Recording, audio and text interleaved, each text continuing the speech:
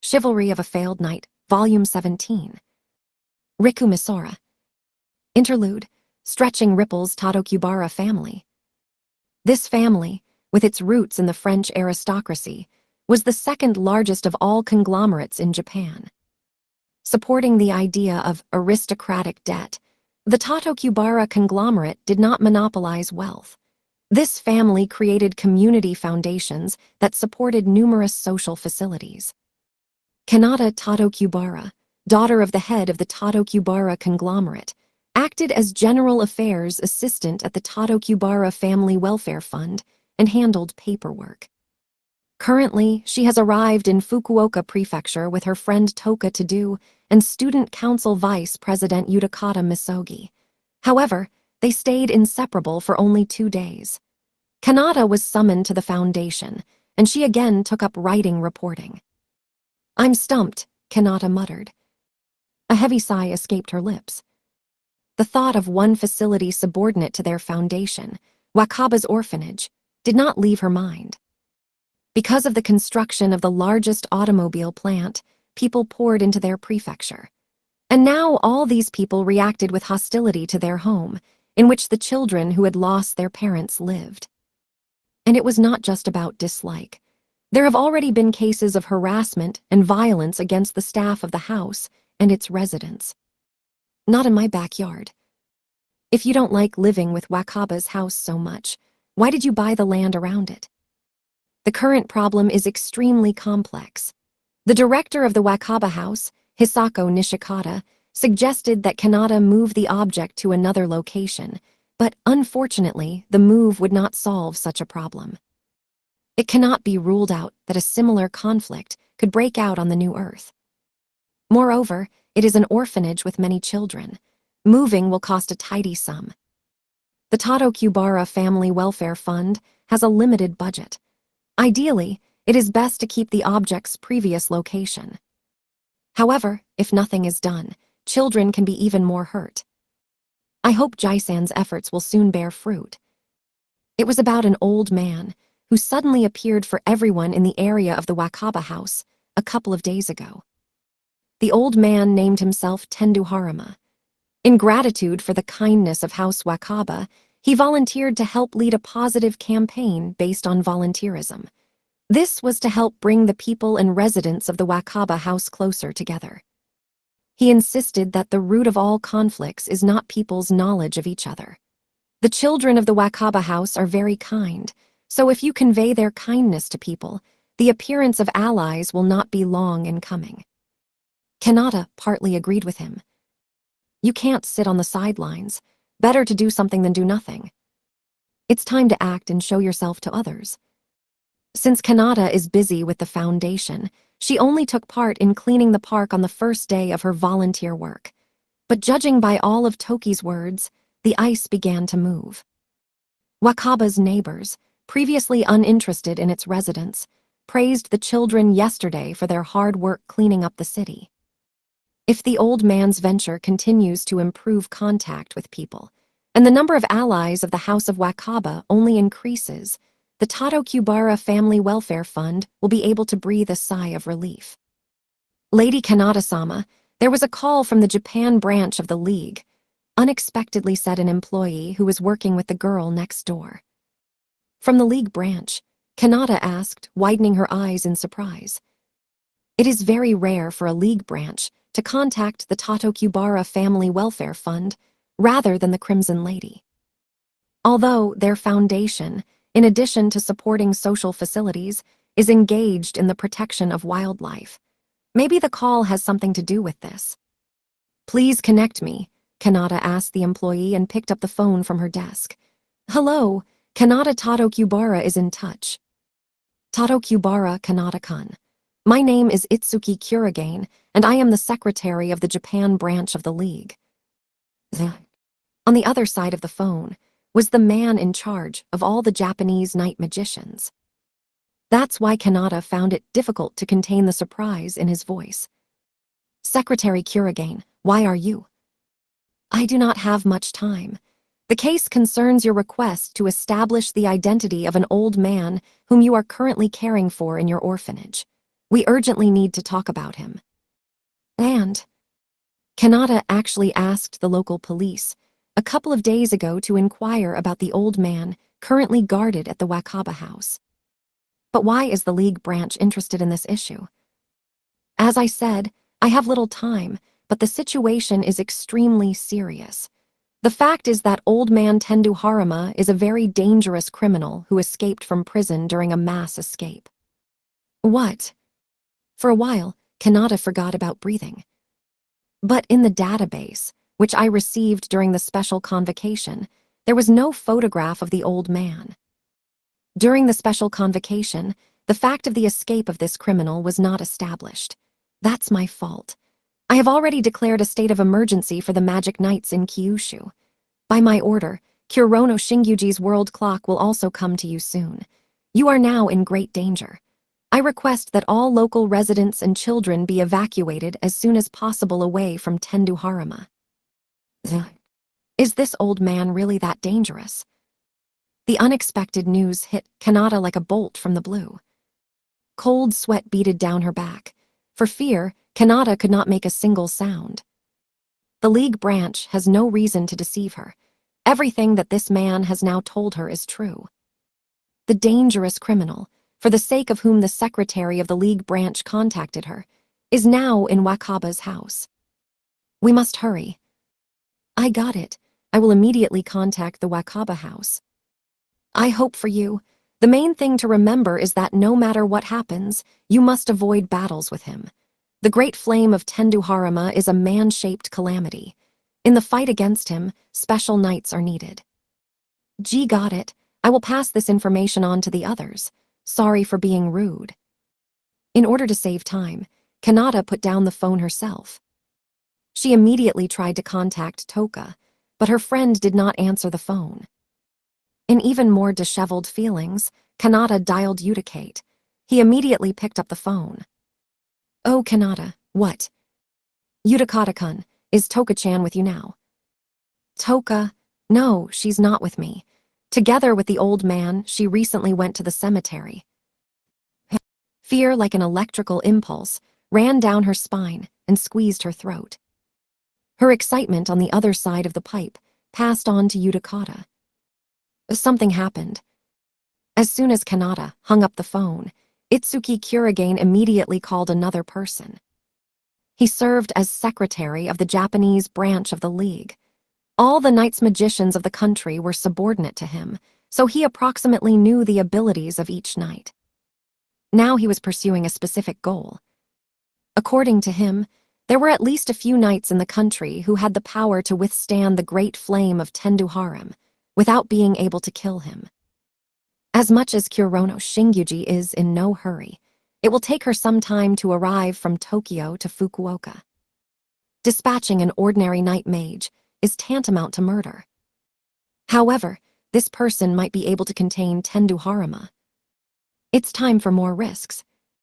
While Itsuki was pondering, the other side answered the phone. Hello, the director of the Bakyoku Academy is listening. This is Kurigane's secretary. Director of the Bakyoku Academy, I need you to pass on something to a few students. Chapter 4. Blessed strength, the sound of blades clashing with each other echoed through the cemetery silence.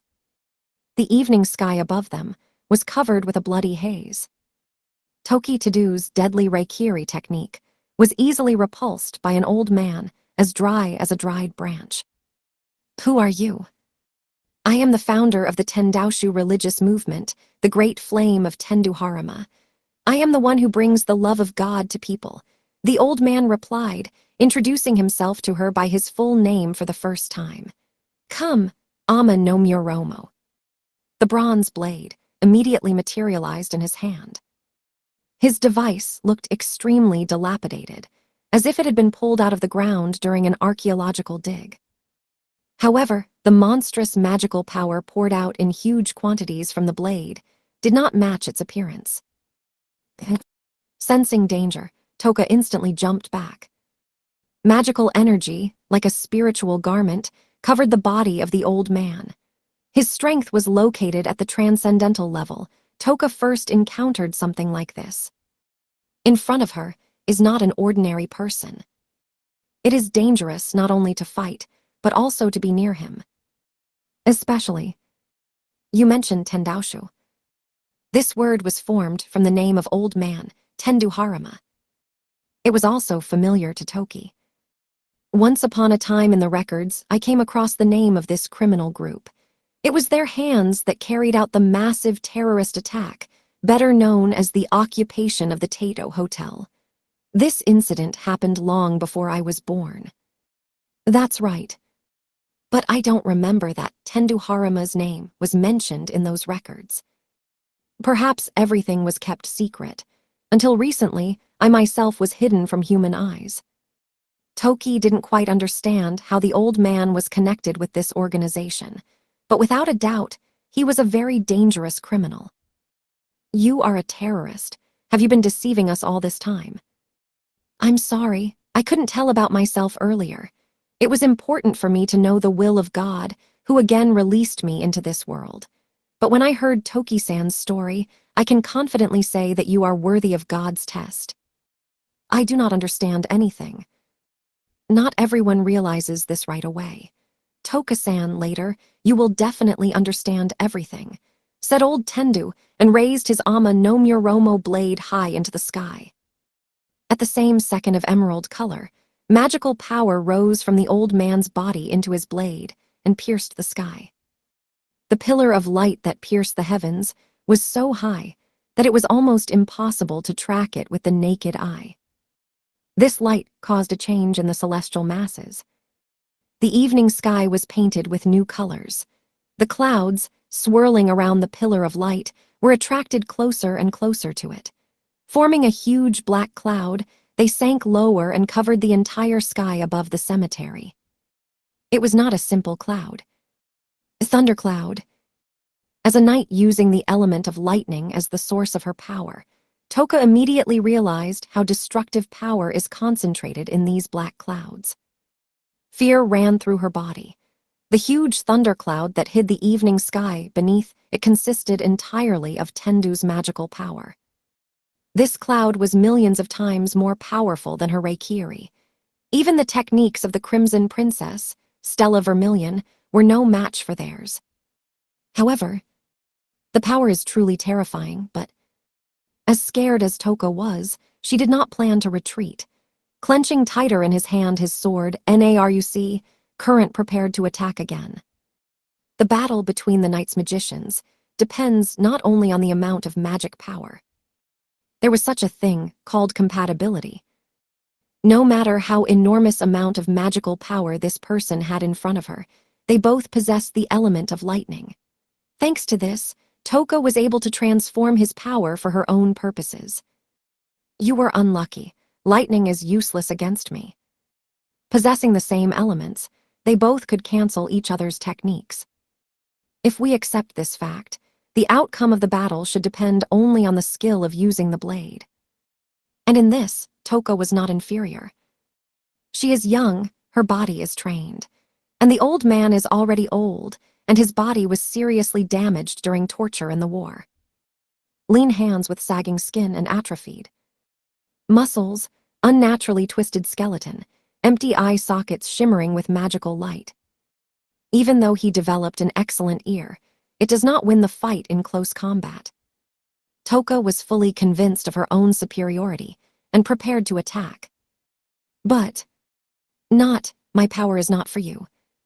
And the old man's words confused Toka. However, Tendu, lowering his blade to chest level, suddenly screamed loudly for her. Oh, my heart, what could be worse than the murder of those kind children who fed me, a hungry, blind old man? But this is the essence of the tests. It is impossible to achieve the blessing of God without sacrifice. Toka froze in horror. The old man's words stabbed into her head like sharp needles. Tests are love given to us by God. This is God's gift that allows people to reach new heights. You grew up such a wonderful person after the death of your parents, so you will definitely get back on your feet after the death of all your relatives and friends. You will definitely get God's blessing. The ominous words, spoken by Tendu a couple of minutes ago. Their true meaning only came to Toki now. "Do you think I'll let you do it?" shouted Toka, activating at the same second one of her most powerful techniques in stock, Sipu di Zinrai, 1. One Chinese letter, Chinese letter, Chinese letter, Chinese letter, whirlwind and lightning. Charging her muscles with electricity, Toka darted from her place to an enemy who was about to harm her dear family. With a cruel expression on her face, Toka rushed to the old man, but he opened his arms wide in response, as if preparing to greet someone dear to him. "Yes, don't let me, but unfortunately, you can't do anything right now." The old man seemed to be making fun of her. However, Toka was not embarrassed by Tendu's unusual action. Blade at the ready, she continued to rush at the old man. Shipu di Zinrai charged the muscles with electricity and gave them additional mobility.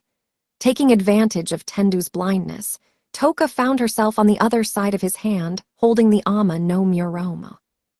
There is no way for an old man to protect himself. With firm determination, Toka pushed her blade forward.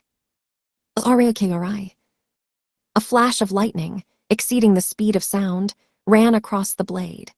The Narukami blade went in through the old man's side, went through the peritoneum and exited on the other side. Yes. Her blade just passed, not pierced. What? Toki felt like she was cutting the air. From her blow, Tendu should be cut into pieces, but not a drop of blood spilled from his torso. The trace in the torso from Toki's, Narukami, was covered with smoke and disappeared before our eyes. Keeping a remnant of composure in the face of the impossible reality, Toka launched 2 more slashing attacks with her blade. But everything happened again. Not a single blow made Tendu shed blood. The Narukami blade just went through his body. Toka didn't feel her blade slicing through flesh and breaking bones. What is it? Maybe the old man is using some ability. I'm sorry, but you can't touch me. You are still a human being, and I am the one who deserves the blessing of God. There is a huge gap between us. Tendu turned to the puzzled Toka, still in a soft tone. What blessing do you constantly talk about? Blessing is the salvation given to man by God. When a knight paints the world with the color of his own ego and overcomes his own fetters, given to him from birth, his soul and body go beyond the human kingdom. The magic power of a knight is often associated with his fate. It is said that the total amount of magical power is determined at the time of his birth, but sometimes it happens that a knight goes beyond his destiny and enters the realm of special beings. Not only the soul, the body of the knight also becomes closer to God. I am one of them, so you, as an ordinary person, cannot touch me in any way. What nonsense! The total amount of magic cannot be increased in any way. All knights know about this. Bluff, immunity to physical attacks is clearly acquired by the old man through some noble art. That was how Toka calmed her mind. But on the other hand, somewhere deep down, the warrior's instincts reminded Toki of something. 7 Stars Sword Art Festival, final match. Ikki Kuragain received a direct hit from the Fire Salamander. From the Crimson Princess. Then everyone thought that the fight was over, but in spite of everything, he was able to get up. The minute interval of his Ito Shura ability is long gone. However, somehow in the arena, he again used Ito Rezetsu. Wasn't this the phenomenon Tendao had just told her about? If you want to stop me, you have no other choice but to go beyond the human kingdom and get God's blessing. The only way. As if confirming his words, Tendu's body glowed even brighter. A huge amount of magical power ascended into the heavens in the form of a pillar of light pouring out from the edge of the sword Ama no Muromo. The magical force that rushed to the heavens beat the sea of dull black clouds, making them circulate more strongly. Finally, the thundercloud, fueled by Tendu's magic, reached its peak. Heavenly punishment, rumbling, rolling thunder. As soon as the old man spoke the name of his technique, a waterfall of light fell to the ground. And, rumbling furiously, the blinding light rushed to destroy the world. At the sight of the falling pillar of light, Toka, cringing, froze in place. However, none of the falling lightning fell into the cemetery. After all, initially the old man was aiming at everything that was located below their slope. Oh my God. There was a beautiful view of the city from the hill, and right now, countless lightning bolts were continuously falling on him. Every time the lightning hit the ground, an explosion occurred.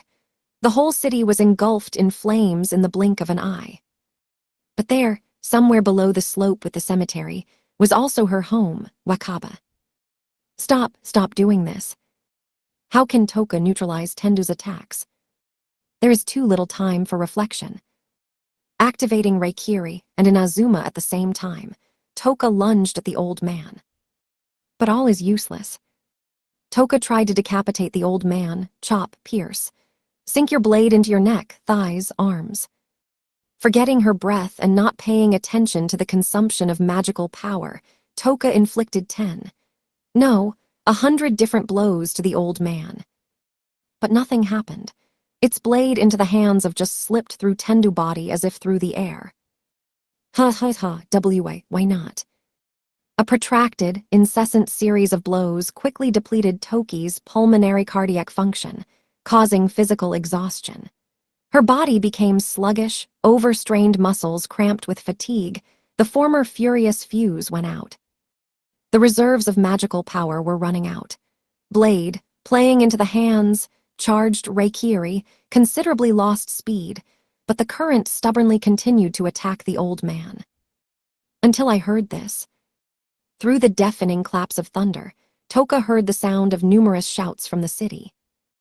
The screams of people fleeing from incessant lightning strikes. Alia. At the same instant, Toki's mind threw a horrifying picture into her head, as Wakaba's house was completely engulfed in flames. Crushed by her own illusion, Toka, as if knocked down, collapsed on her bent knees to the ground. Exhausted spiritually and physically. Stop. I do not know about what kind of test, blessing, and love you are talking about, but if you need me, hit me. Other people have nothing to do with it. Toka, who fell to her knees, held out her hand to Tendu. But her hand did not reach the old man and fell helplessly to the ground. This once again made Toka feel completely helpless. Please. She could not oppose anything like that. It remains only to pray for pity and hope that the old man will show mercy. Oh, poor thing, I understand. All this is hard for you. Bending his knees, Tendu sat down next to Toka and gently hugged her. I, too, could only beg for mercy. I went through the same thing. That captivity in the war turned into hell for me. I prayed to God, please help me. Help. But our merciful God has other methods for confronting difficulties. I received my sight, and now I want to share the love of God with everyone. Toka-san, your life started out with difficulties when your parents left you as a child. But you did not give up, and until now you are trying to convey parental love to other children. You are used to fighting difficulties, so you will definitely succeed. You are much nobler and stronger than I was in my youth. Those children who arrived in Japan from countries on the other side of the ocean could not give up their arrogance in front of their own strength. But you can do it. You will pass this test and save everyone. You will become the new light of this era and disperse, deep night. Your radiance will erase all this impenetrable darkness. A voice with a note of sobbing. Magic sparks that flew from empty eye sockets in the form of tears. Tendu's wrinkled face represented deep tenderness and endless sadness. All this sight made Toki feel dizzy. Conversations are meaningless, and requests too. The old man hugged her tightly, but Toki's gesture and requests did not reach the goal. The thunder cloud behind Tendu, with the energy of 1,000,000 Reikiri, continued to strike the city with a continuous string of lightning. I am not able to protect anyone. The Narukami blade fell helplessly out of Toka's hands to the ground. There is a huge gap in power between her and the old man. Someone please help me. Tears of despair welled up from Toka's eyes. Nothing remained of her noble and powerful appearance. Not, you yourself will help yourself and save everyone after you receive the blessing of God. Tendu whispered in a gentle voice to Toki's supplication. Tiokaa.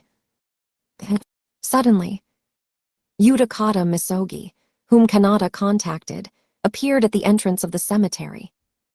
Seeing his girlfriend crumpled helplessly at the old man's feet, Yudakata's face changed and ran to her aid. A reckless act. Please hate me even more. This will help you pass the test. The old man pointed the tip of the ama, no Muromo, at Yudakata. A red light, like a vein of blood, ran to the tip of the sword. The blade of the ama no Muromo took on the appearance of a red-hot iron. There was no doubt a tremendous heat was now burning inside the blade. Do not. Heavenly punishment, all-consuming flame. The pause did not last long. After a couple of seconds, flames began to burst from the tip of the ama no Muromo blade. Yudakun, run away, shouted Toka. But it's too late. The all-consuming flame, similar to a volcanic eruption, burst from the tip of the blade of ama no Muromo and completely engulfed Yudakata, even his shadow. And something is wrong. The entrance to the cemetery, the place where the flames erupted. Gravel, stone tombstones, sidewalk, everything was charred or turned to ash. Apart from Yudakata, he was completely unharmed. Well, I told you. The enemy is extremely dangerous. Don't run too far from me. I never thought you'd rush forward so recklessly. Next to Yudakata stood a young lad with a long spear, the tip of which shone with magical golden light. It was the former king of swords of the 7 stars, Yudai Moriboshi. Moriboshi-san. Okay, this time it looks like everything worked out. Taking a step forward, Moriboshi shielded Yudakata with his back and looked at Tendu. Glad to meet you, Great Flame Tendu Harem. Itsuki Kurigane, head of the Japanese branch of the International League of Mages Knights, which was in charge of all the Knights Mages in Japan, contacted Kanata Tadokubara and informed her of the whereabouts of the dangerous criminal Tendu Harema in their prefecture. As soon as Kanata hung up the phone in a hurry, Itsuki called Academy Director Bakyoku to help him contact the 2 knight apprentices. One of these apprentice knights was the star of Naniwa. The second was his classmate, Byakuya Jugasaki.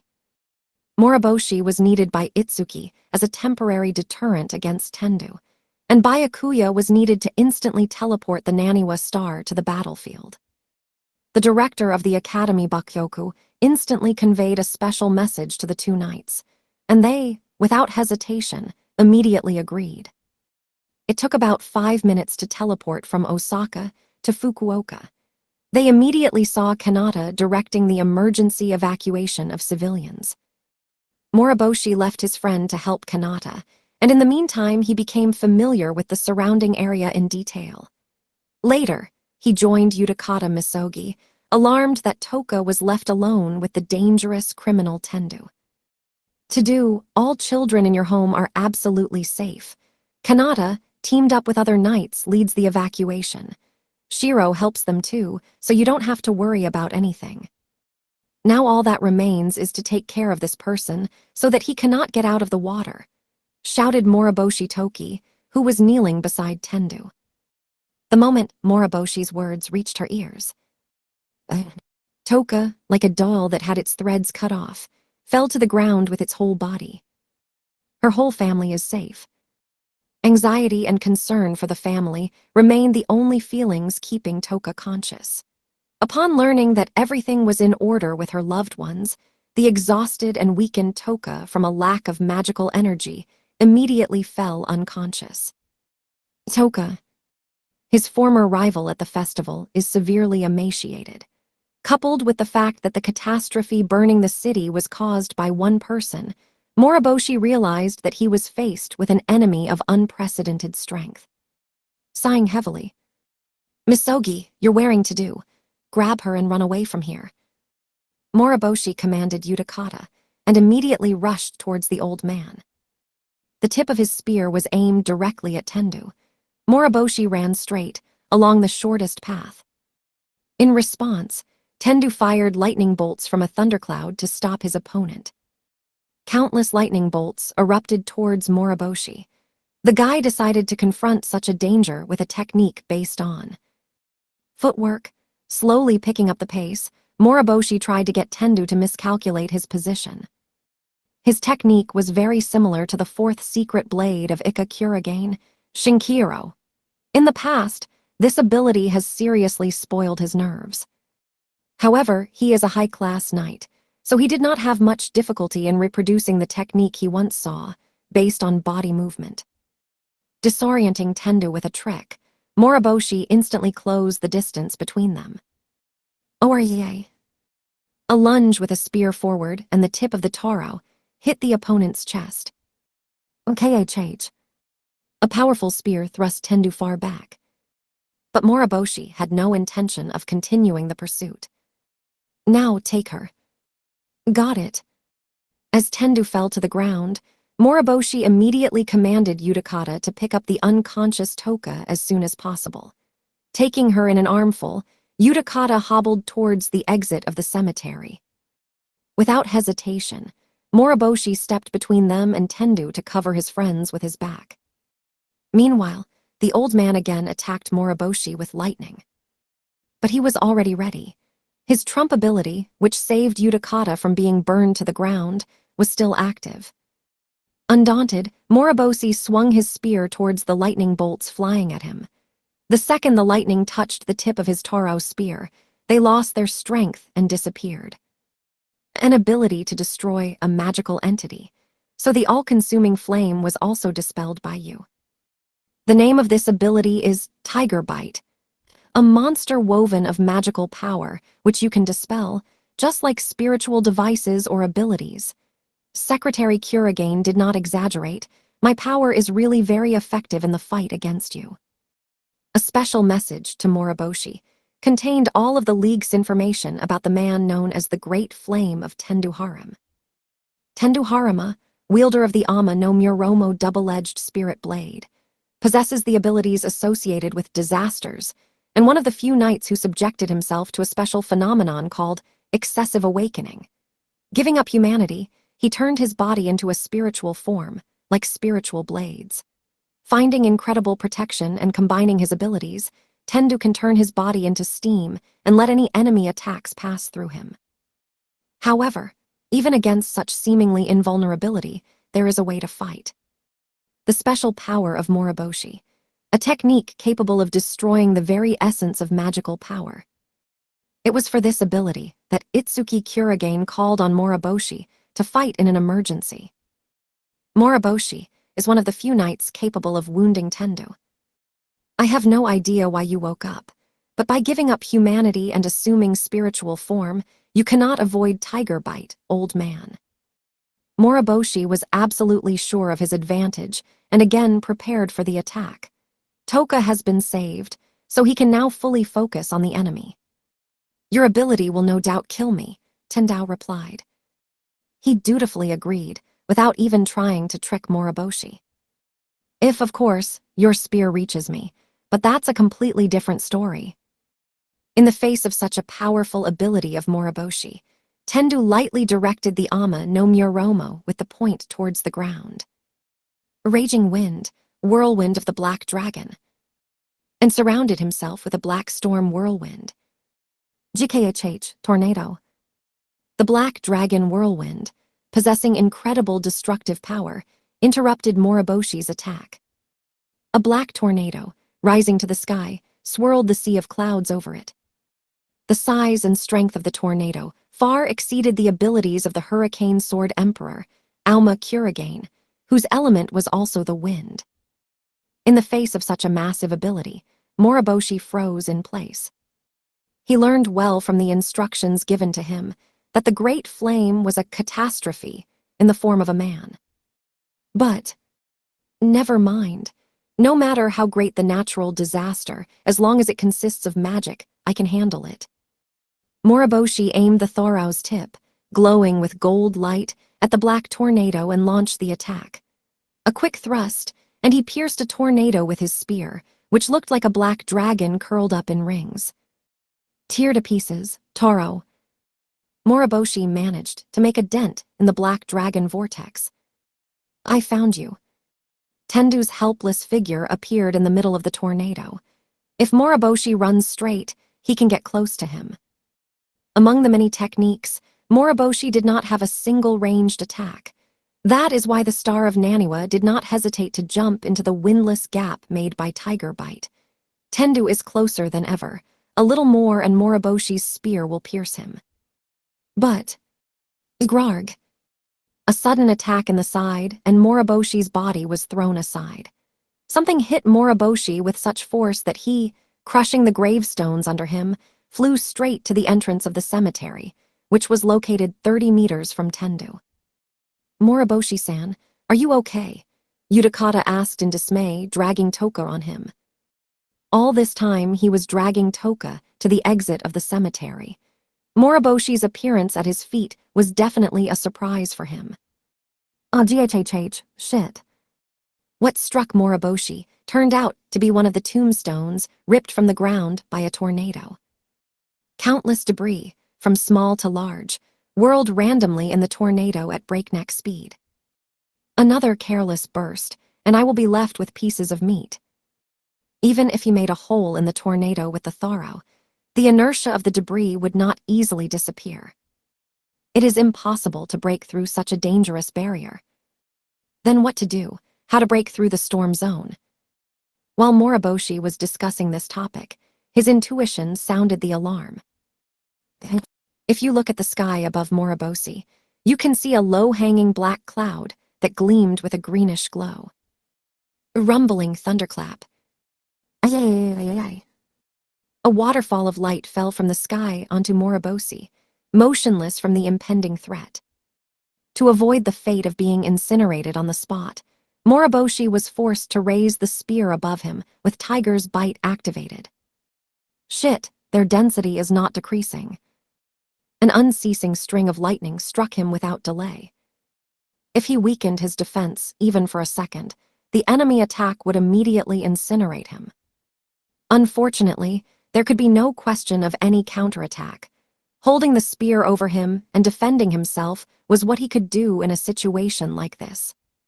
But this is not the worst thing. Moriboshi was pinned down by the pressure of endlessly spewing energy from the heavens, his spine squeaking with tension, his heels digging deep into the ground. On the other hand, Tendu, who constantly used destructive techniques, showed no sign of magical exhaustion. So these are the desperate ones the League had told him about. Creatures who forcibly broke down the natural barriers given to them from birth. Previously, Moriboshi had never heard of such people, but now, meeting Tendu face to face, he realized how powerful the enemy was in front of him. These are no longer human stores of magical power. And the enemy cannot be called a man. Tendu is truly a disaster in human form. Having come to such thoughts, Moriboshi made the only correct decision.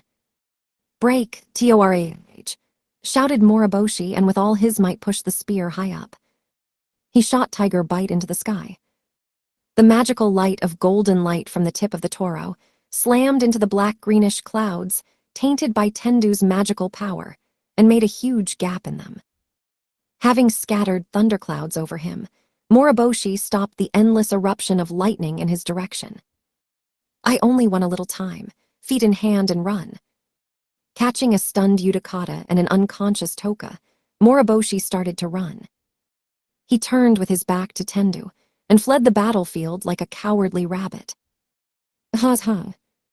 Without making out the road, the three rushed down the mountainside. However, oddly enough, Moriboshi's act delighted Tendu. I correctly assessed the difference in strength and made the right decision. His act was more appropriate than Toka's useless, exhausting waste of energy. This boy seems to have a very different level of warrior instinct than Toki-san, Tendu muttered with a gentle smile on his face. Just think, in the future there are still young warriors who put the protection of others first. Just thinking about it makes me happy. That is why he simply must show them God's love. I must allow them to feel the judgment of God. After all, only for this reason he again set foot on this sinful earth. Earthquake, planetary ringing. To impose an even harsher fate on Toki, Tendu plunged Ama no Muromo into the ground and spoke the words of invocation. The greatest call that awakens the earth. An earthquake is the biggest catastrophe on Earth, and his technique can manipulate them. Tendu's magical power oozing from the Ama no Muromo mixed with the earth, and the mountain shook. At first, the tremors were faintly felt, but gradually, growing, they turned into a strong tremor. Under the influence of her tombstones fell to the ground, and the trees screeched loudly. Finally, at the place where the Ama no Muromo was stuck, a crack ran. Expanding rapidly, it caused the mountain to split with a deafening roar. The shattered mountain turned into a stream of sediment and began to collapse. A huge landslide, crushing and crushing everything under it, destroyed both burning forests and high-rise residential buildings of people who left them during the general evacuation. The underground points were felt not only on the mountain, but also in the city of Fukuoka at the foot of the mountain. Huge cracks appeared here and there. The earth was shaking, destroying and turning all structures into a heap of rubble. The incessant eruption of lightning caused new explosions and fires. In just 1 hour, the city of Fukuoka was completely razed to the ground. Slowly, the veil fell from her eyes, and Toki Tadu's consciousness awakened. The first thing she saw above her was a completely empty, white ceiling. She was lying on the bed. Next to her was a drip, which was injecting something into her through intravenous tubes. This place. "Oh, Toka-chan, did you wake up?" Someone's voice was heard near her. It belonged to her friend Kanata Tadokubara, who looked at her with relief. "Kana-chan." Seeing her friend's face, Toka suddenly remembered what happened to her in the recent past. "Kana-chan, what's with everyone? How is Aka-san doing?" Toka asked Kanata with concern. "All the residents of the Wakaba house are in good order. Thanks to the quick reaction of the League, we were able to organize an evacuation for everyone in the shortest possible time," Kanata replied in a soothing tone. "That's how, thank God." What Moriboshi told her before she passed out turned out to be true. Hearing words of confirmation from her friend, Toka sighed with relief.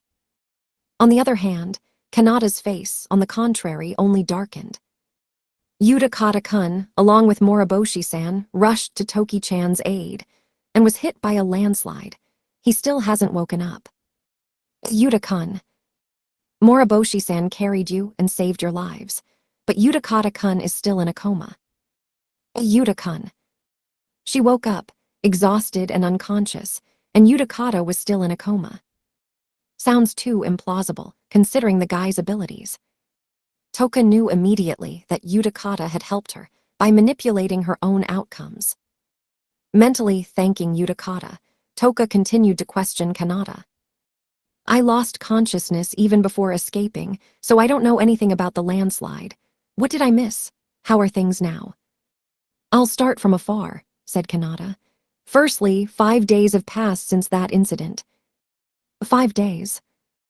A thundercloud that hung over Fukuoka in the evening 5 days ago grew with incredible speed, watering and burning the city with lightning. The situation was aggravated by the fact that, in addition to lightning, the city was buried in torrential rain and was destroyed by an earthquake. In addition to our prefecture, Oita, Nagashiki, and Kumamoto were also destroyed. We tirelessly protected civilians from all disasters, while simultaneously evacuating to the southern part of Kyushu. We are now at Miyazaki Prefecture, University Hospital. "Awful damage in size," Toka muttered, looking out the window. There, outside in a square that most likely also belonged to the university, there were countless tents in which refugees temporarily huddled. So many people, there was no end to them. However, in terms of the scale of the evacuation, it was only a small part. Second, the damage and destruction will only continue to increase. The rate of growth of the thundercloud has slowed down, and the tremors have calmed down. But the source of the threat has not yet been caught. While he is alive, you need to prepare for a new chaos. So he hasn't been caught yet. Yes, Moriboshi-san and Jugasaki-san came to our aid, and a little later Kurono-sensei also appeared, but the damage from thunderclouds and earthquakes was already too great. We had no choice but to give priority to the rescue of civilians. We did not catch the criminal, but we were able to reduce the number of human losses in comparison with material damage. Kanata's voice was clearly disappointed that the main culprit went unpunished. I did not even imagine that the old man is capable of such terrible acts. It seemed to me that I read people well. I don't think he even realizes that he is doing something terrible. And, while doing all these terrible things, Toka remembered how the old man's face was full of compassion and tenderness. Everything he had previously done for the Wakaba house and these disasters, the old man was guided by good intentions. To tell the world about the blessing of God. His thoughts were far from understanding, and his actions were chilling. Toka shuddered, feeling fear in her veins. But suddenly, attention to all magic knights involved in the rescue operation. Today, at 3 o'clock in the afternoon, a meeting will be held at the Emergency Response Headquarters to capture a dangerous criminal. Mage knights from B rank and above are kindly requested to participate in this event. Apprentice knights, too, I repeat. Broadcasting to the magic knights echoed both indoors and out. Hearing the call, Kanata immediately stood up. Now, while there has been a temporary lull, it is time to counterattack in response. I have to go. Toka-chan, please rest and gain strength. However, Toki had his own thoughts about this. Not, I'll go with you, she said resolutely and got out of bed. But I'm fine and not hurt. Moreover, before defeating Tendu, I need to find out more about him. Good, I'll take you to headquarters. The Emergency Response Headquarters is located in the conference room of the University Hospital. It was there that Kanata took Toka. When they arrived, there were already about 24 night magicians gathered there. Their appearance was like a carbon copy. Covered with grime and soot, their faces showed signs of fatigue. During these 5 days, they did their best to protect the helpless civilians from Tendu without stopping. Among all the knights was Moriboshi. He immediately saw Toka. Yo, to do, woke up and immediately decided to join us. He asked Toki amiably. Moriboshi-san, thank you very much for everything you've done for us. I'm scared to imagine what happened to us if you had not come to our aid. If you thank someone, then that guy, if not Utakata's strength, we would all be buried in a landslide, Moriboshi said, waving his hand casually. Sure, but Moriboshi-san came to my aid. Then somehow you will feed me in some tasty establishment. You come from here. Agreed, looking forward to our meeting. Although who knows when local establishments will open, and in general, will they open? Surprisingly, there are few knights in the hall. So-called B-rank knights and above. Many magical knights and apprentice knights from Western Japan came to the rescue. But when it comes to rank B and above, God forbid there are 100 knights in Japan. All right. Now eminent knights have gathered in the hall, among whom was the chairman of the organizing committee of the 7 Stars Sword Art Festival, Yuzu Kita. The source of the entire disaster is one person. It is quite the right decision to gather here only the elite among all the knights. Ordinary knights magicians will not be able to oppose anything to him. Better they will continue to provide assistance to refugees. All these people have lost their homes, they are naked and hungry. It will be very difficult for them without support. In the fight against such a monster, only the strongest knights are needed. Something is wrong. And no, nothing like that, I just thought. The scale of Tendu's attacks, the thought of the monstrous power made Toka shiver. I apologize for waiting. The doors of the conference room opened again, and the rank knight of the world clock, Kurono Shingyuji, appeared on the threshold. It was she who was responsible for the current operation. She quickly walked to the screen and carefully looked at everyone present. Naturally, Toki's presence did not escape her.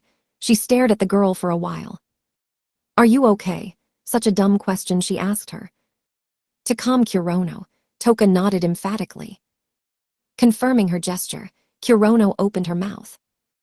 Okay, then let's start our strategic meeting to conquer the Great Flame. Before starting, I would like to once again voice the current situation.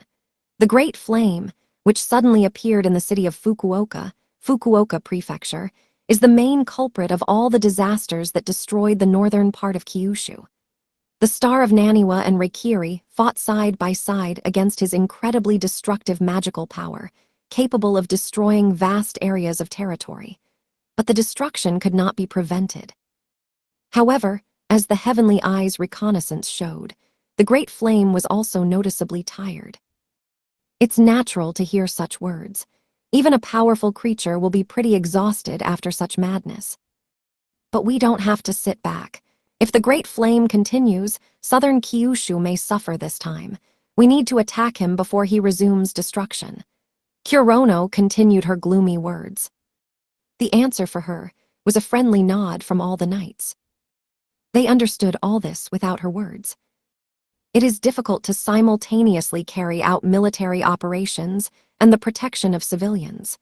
But if nothing is done, there will only be more victims. Apart from all these thoughts, all the assembled knights had another important question. Yuzukita decided to voice him, as the oldest among the knights.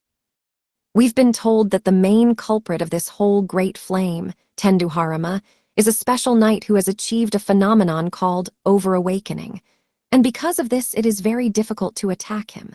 Over-awakening? I've been a knight for a long time, but even I don't know the term. Could you explain to us what it is? Confirming that his question was heard, Kurono nodded. Previously, this information could only be disclosed to knights who stood on the thresholds, or had already reached awakening. But now the League has officially given its permission to release classified information. You can't risk your life when you don't know the enemy's capabilities well. That is why Kurono began her explanation not only for Kita, but for all the knights. As you know, the magical power of Blazers is determined at the moment of birth. I think everyone has heard about this, but in fact it is not entirely true. In very rare cases, some knights manage to increase the maximum amount of magical power, overcoming their limits. This is called awakening. During the awakening, the knight's soul is transformed into something different from the ordinary human soul. In fact, awakening allows the wearer to get rid of the shackles of fate. We call such creatures desperate. Moreover, every desperate, in addition to increased magical power, has a thing called gravitational attraction. This power directly allows them to influence the causal relationship of this world, making them practically invulnerable to abilities based on causation. Sounds like something incredible, so this is some kind of amplification. You can call it amplification, but awakening deprives only the soul of humanity, and it is with this that the following phenomenon is connected. Sometimes a soul that is no longer human attracts a knight's human body. We call this over-awakening.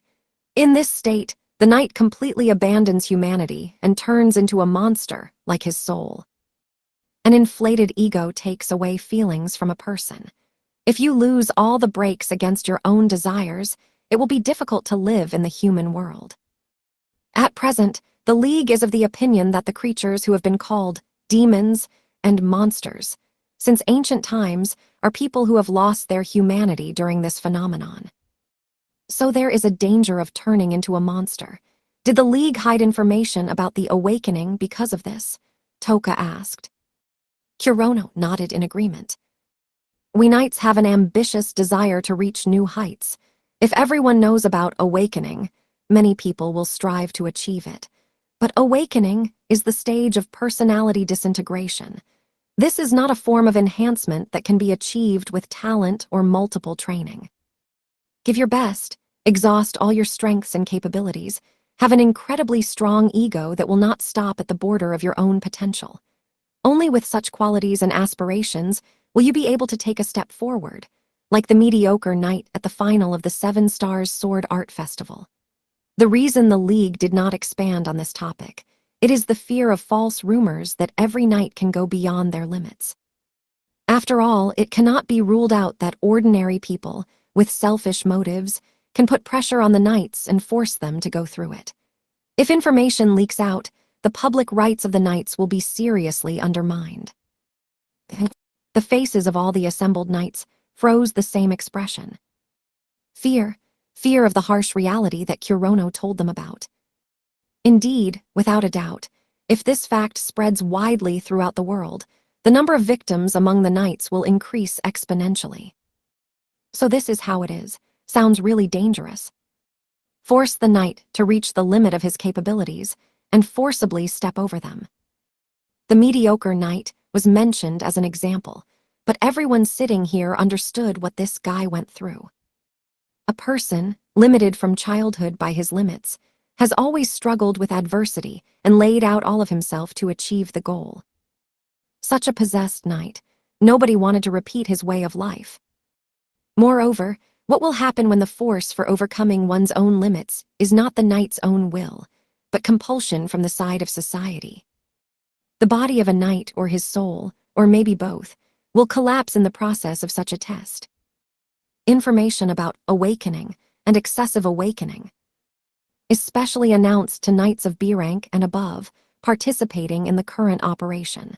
The permission for this was issued by the head of the Japanese branch of the League himself. Disclosure of information to outsiders is strictly prohibited. Confirming Kurono's words, everyone in the audience nodded gravely. Each of those present acknowledged the fact that such information should not be divulged lightly. After looking carefully at everyone, Kurono continued speaking. Okay, we've discussed this with you, and now it's time to talk about the Great Flame. The Great Flame is a knight who has achieved excessive awakening. In a state of excessive awakening, he can transform his body into a mass of magical energy. Thanks to this, his body becomes strong, like our spiritual devices.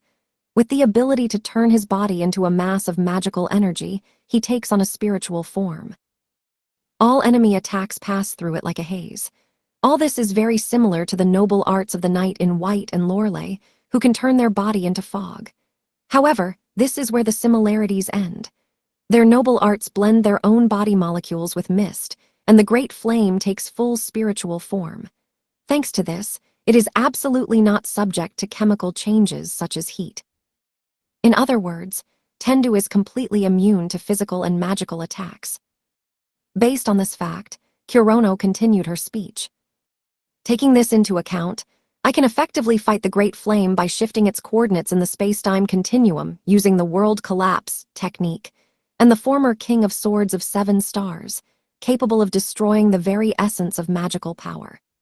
Therefore, my plan is this.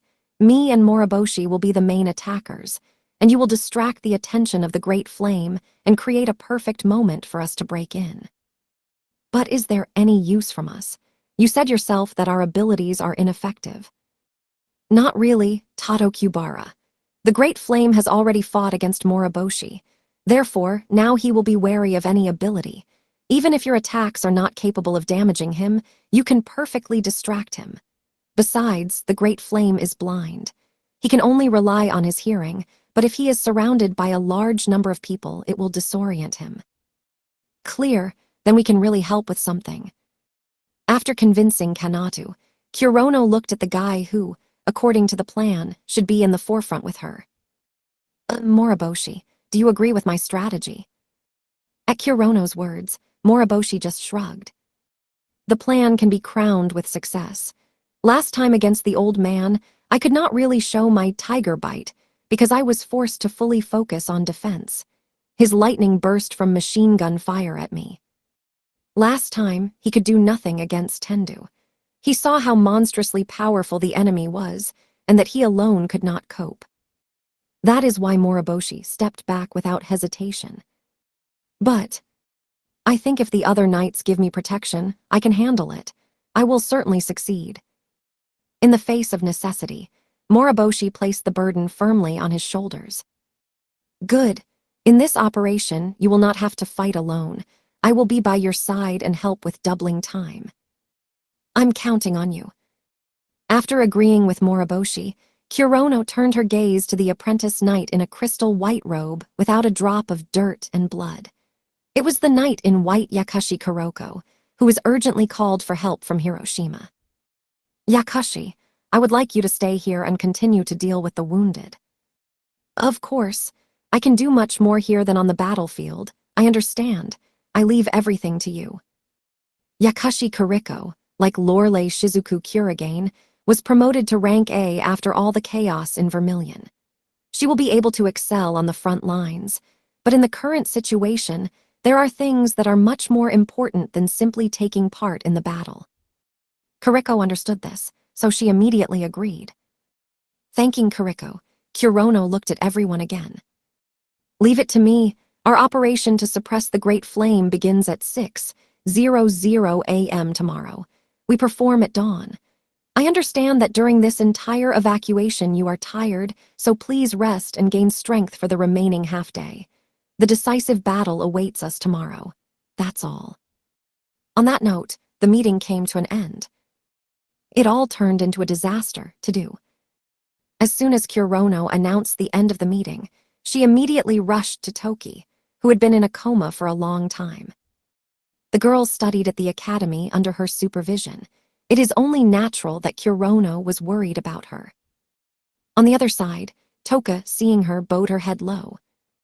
I'm sorry. It all happened because we gave shelter to the old man. Nothing like this. It was only thanks to your application for the identification of the old man that the League was able to track him down. Plus, helping a person in need is not something to apologize for. You are not to blame for this situation. Yes. Good, then I have a question for you. Tendu, what kind of man is he? Kurono asked. Toki's face instantly darkened. Tendu-san said that everything he does is called a test of God. He said that there is a blessing of God, but in order to receive it, a knight must first go through a test. He told me that I must definitely get it. At first, I did not understand his words, but after today's meeting, I am sure that Tendu-san means awakening and excessive awakening by the so-called blessing of God. So Tendu is trying to force you to wake up with all this violence. Probably yes. So the tragedy, Teido hotel occupation by Tendu. Not so long ago, from the head of the Japanese branch of the League, Kurono heard details about this incident, which was the largest terrorist attack since the end of the war. Tendu organizing religious protest movement Tendausyu occupied the hotel with foreign children who arrived on an exchange and forced them to fight each other. At first, Kurono did not quite understand Tendu's action, but after Toki's story, the last puzzle fell into place. What an unpleasant person, Kurono spat, frowning in displeasure. Of course, in history there have been examples of how a person in a crisis situation, experiencing a strong sense of hopelessness, stepped over the boundaries of his own capabilities and woke up. However, without a truly strong will, without a strong enough determination, you can only do huge damage to your own soul. This is exactly what happened to the Black Knight, who awakened as a child. Until the last moment, she was forced to live under the influence of her own distortions. Perhaps the Puppet King was exactly the same. An abnormal increase in one's own strength leads only to the strongest psychological damage, and this is very, very dangerous.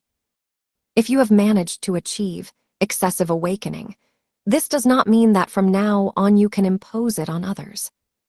It's not that power, we must stop him. By subjugation, I correctly understand that you are not going to arrest him. Alas, last time the Great Flame was captured only thanks to the power of Ryoma Kurigane, the strongest knight with water. Techniques, and also one of the desperate ones who achieved awakening. Unfortunately, there is not a single desperate in Japan right now. Nango-sensei is still looking for Tsukikage-sensei, and Nene is in Vermilion. If we tried to arrest him, we suffered huge losses. Therefore, our task is to conquer the Great Flame.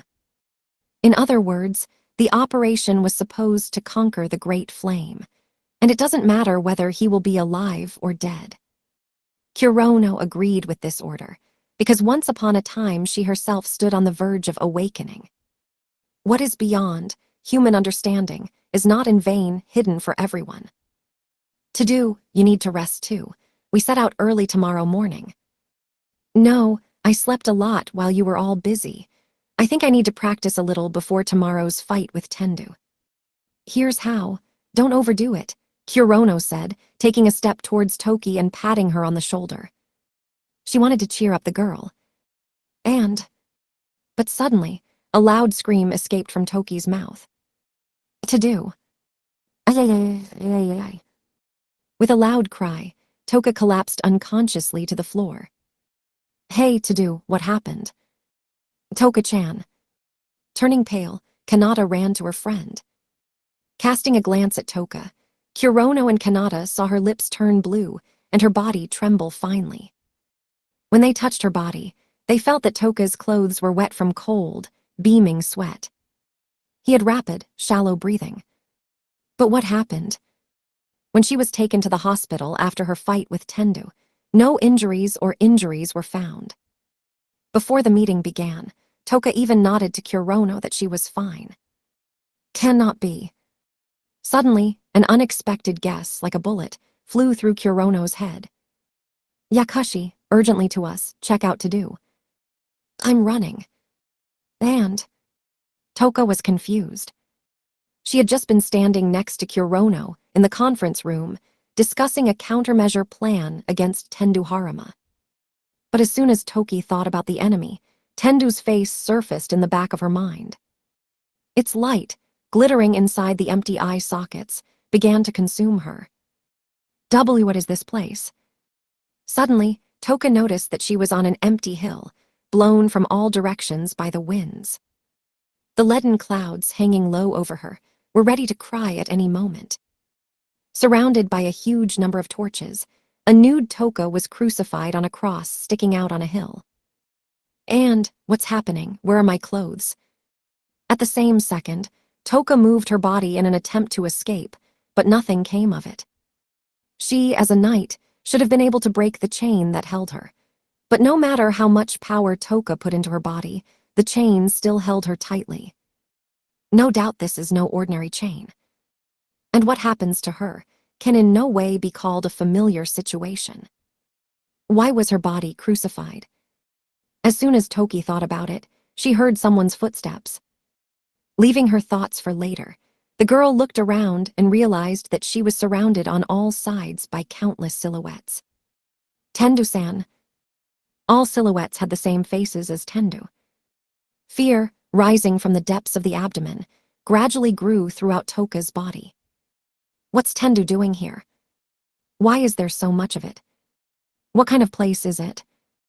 Have I been kidnapped? One question after another arose in her head.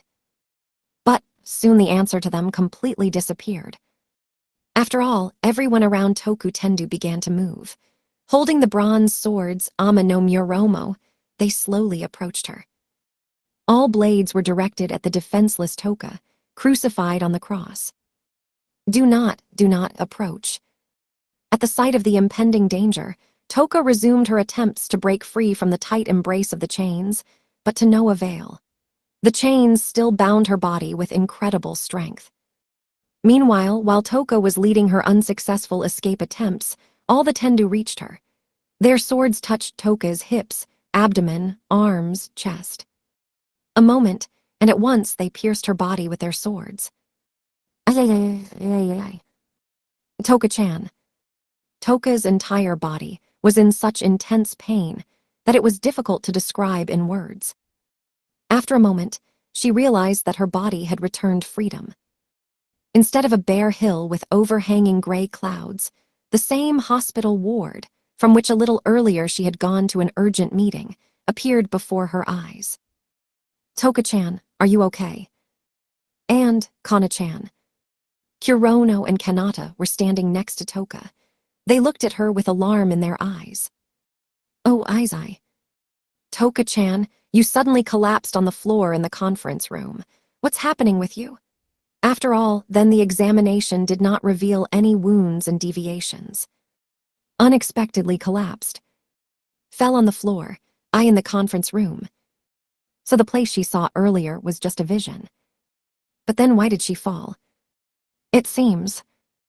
I was just thinking about fighting Tendu again. As soon as Toki tried to remember what had happened, the girl groaned from a sharp pain in the abdomen. Even though it was a vision, pain from numerous spiking, Ama but Muram felt in her body. Did she really dream it all? Can the sensation of pain be so vivid from simple visions? Enough! Kurono Toka stopped when he saw a grimace of pain run across her face again. Kurono-sensei, you don't need to remember it. After all, what you saw was your own death. By my death. At Toki's perplexed question, Kurono nodded. Desperate, having passed through the awakening, turns into a creature that does not depend on the cause and effect relationships of this world. The moment the desperate soul gains the power of gravitational attraction, fate no longer has power over him. You felt it yourself. You began to be pulled into the abyss of inevitable death. Tendu showed you what will happen to you the next time you meet. Kurono's explanation was quite logical. No matter how much Toka put into her body in that vision, the chain did not loosen a drop. This was her destiny. This chain was the limit of her potential, and that horrifying execution scene was the fear of Tendu. Even though it was just a vision, fate told her what would happen to her when they met teat-a-teat with Tendu. Only death, from which one cannot be protected, and from which one cannot escape. In an effort to cope with this feeling, Toka thought about fighting Tendu again. The result was not long in coming. A new attack of pain covered Toka, as before. Feeling vivid sensations of illusory pain, Toka's entire body began to tremble. To somehow help her friend to cope with the strong trembling, Kanata gently put her arms around her shoulders. I won't let this happen.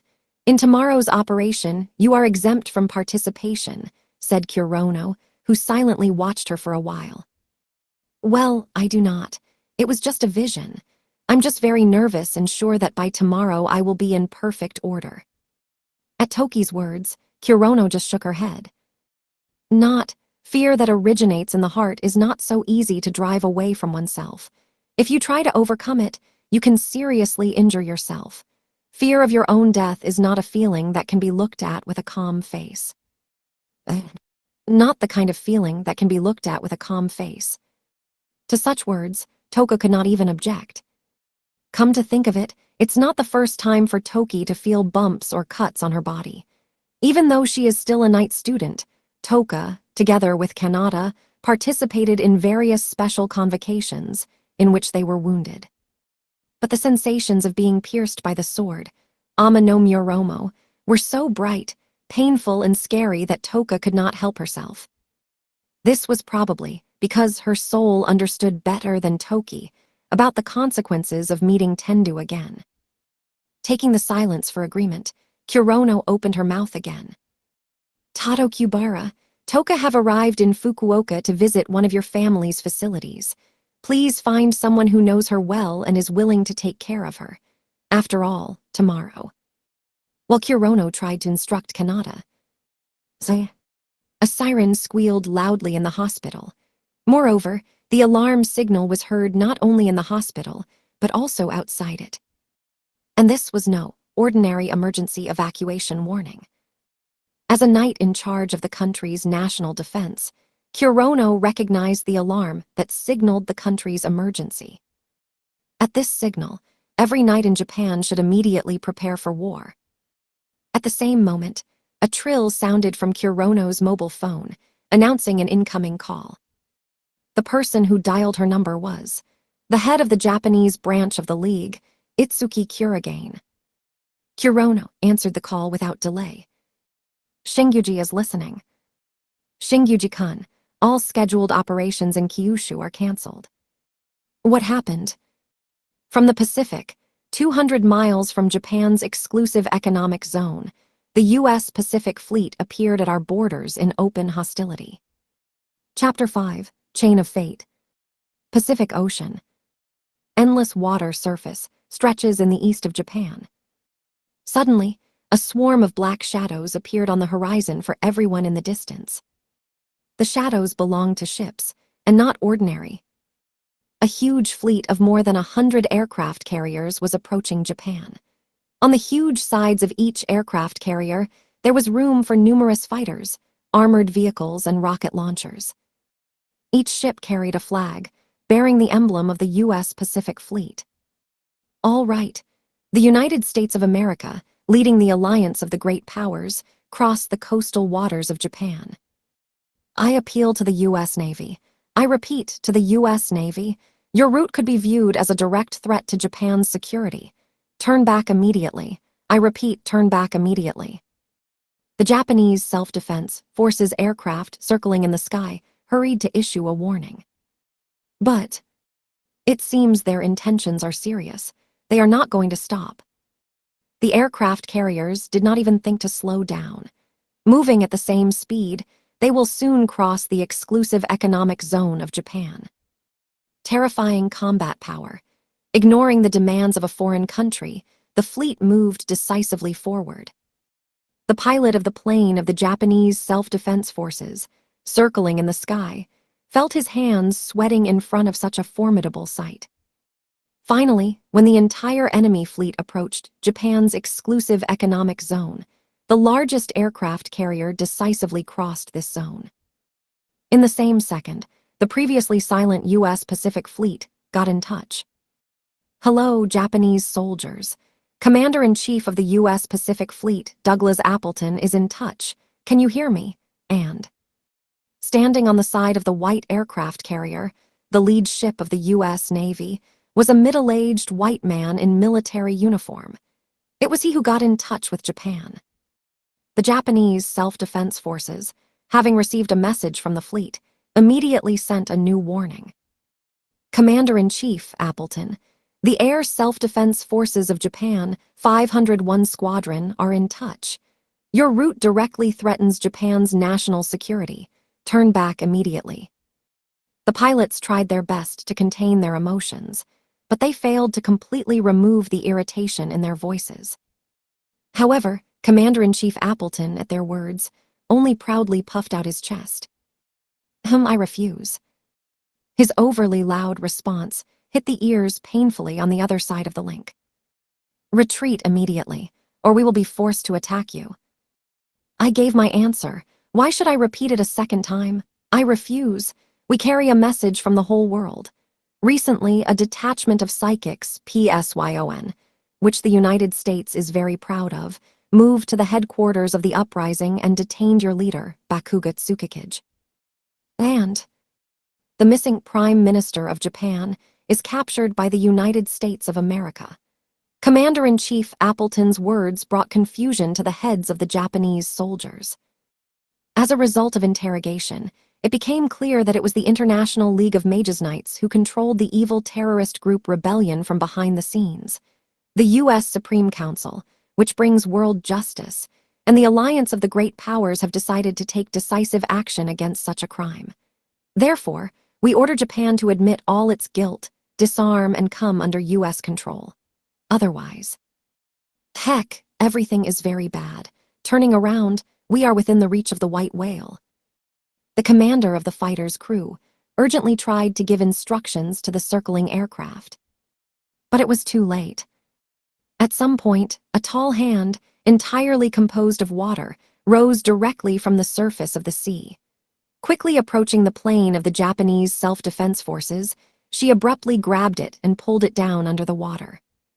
Together with all the crew members. A well-planned attack.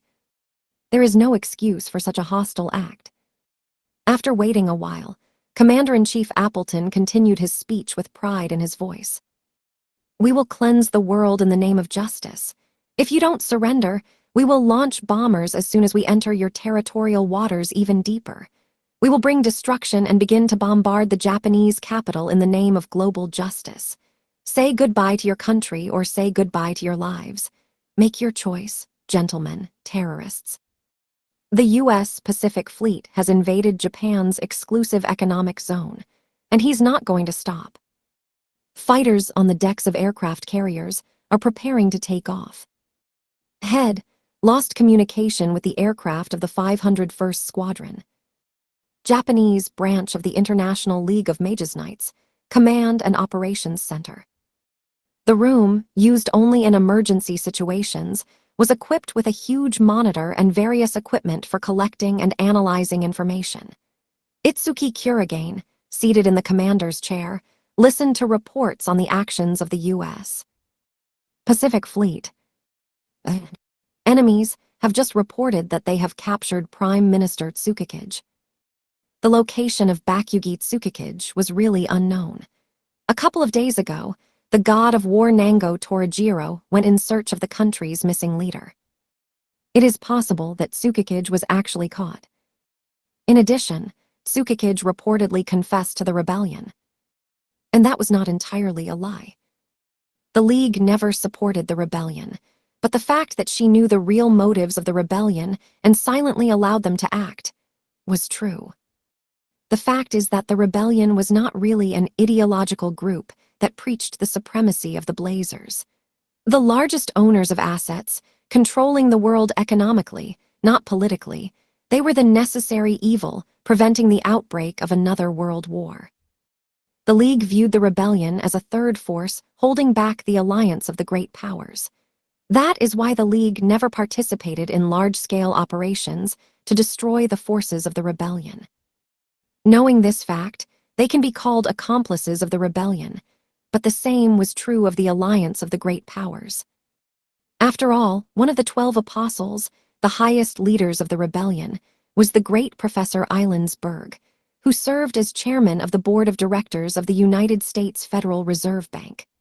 The League and the alliance together allowed the existence of a third party in the form of the rebellion after the last war, based on their own interests.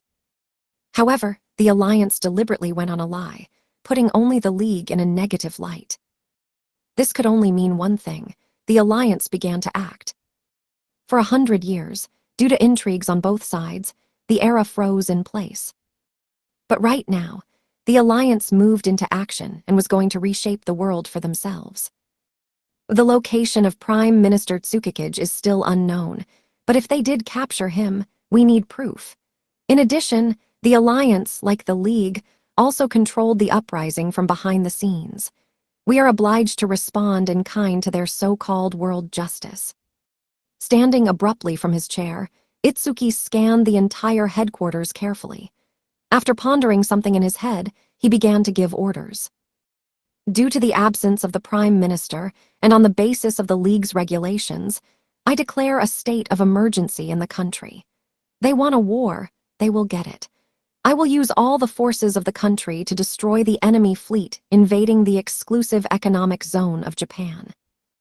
And, from this moment on, our Command Operational Center for Emergency Situations is renamed into the Joint Operational Headquarters. Contact and pass all information to the Japan's self-defense forces. So exactly. Hearing the harsh orders, the staff in a hurry began to carry them out. Trigger a country emergency alarm. Activate air defense systems in Tokyo.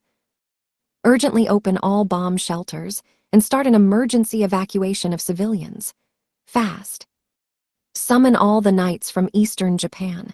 Immediately start deploying the night mages residing in Tokyo. Mobilize all apprentice knights. They will be responsible for evacuating and protecting civilians. Itsuki didn't stop issuing orders. In the hustle and bustle, but without delay, the employees carried out all his orders. Despite the emergency, their accuracy was not affected. Surely all this is due to daily rigorous training. After observing the bustling backs of the staff for a while, Itsuki sank back into the commander's chair. Head, Commander-in-Chief of the U.S. Pacific Fleet, Douglas Appleton, better known by the nickname White Whale. If you translate his strength to League standard, he would be an A-rank knight.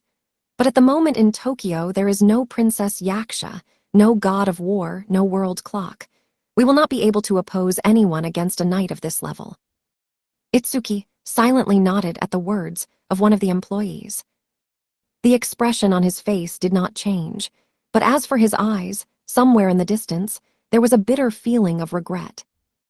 Good, I will immediately contact her. So the alliance. Not only Kurono, but Toka and Kanata, who were in the same room, were thrilled by the news over the phone. Not surprising. For the first time, their generation heard the news of the outbreak of hostilities. Was there really a connection between Tsukikage Sense and the uprising? The reason for the war was the capture of Tsukikage. It was not difficult for Kurono and Toki to put all the facts together in their heads. Prior to the Seven Stars Sword Art Festival, it was Tsukikage who was the person who created and led the Akatsuki Academy. Aligning with the rebellion and concentrating all power in his hands, Tsukikage planned Japan's withdrawal from the League. Even a narrow-minded person understands that there was some kind of connection between him and the uprising. However, to Kurono's question, this topic has nothing to do with our conversation.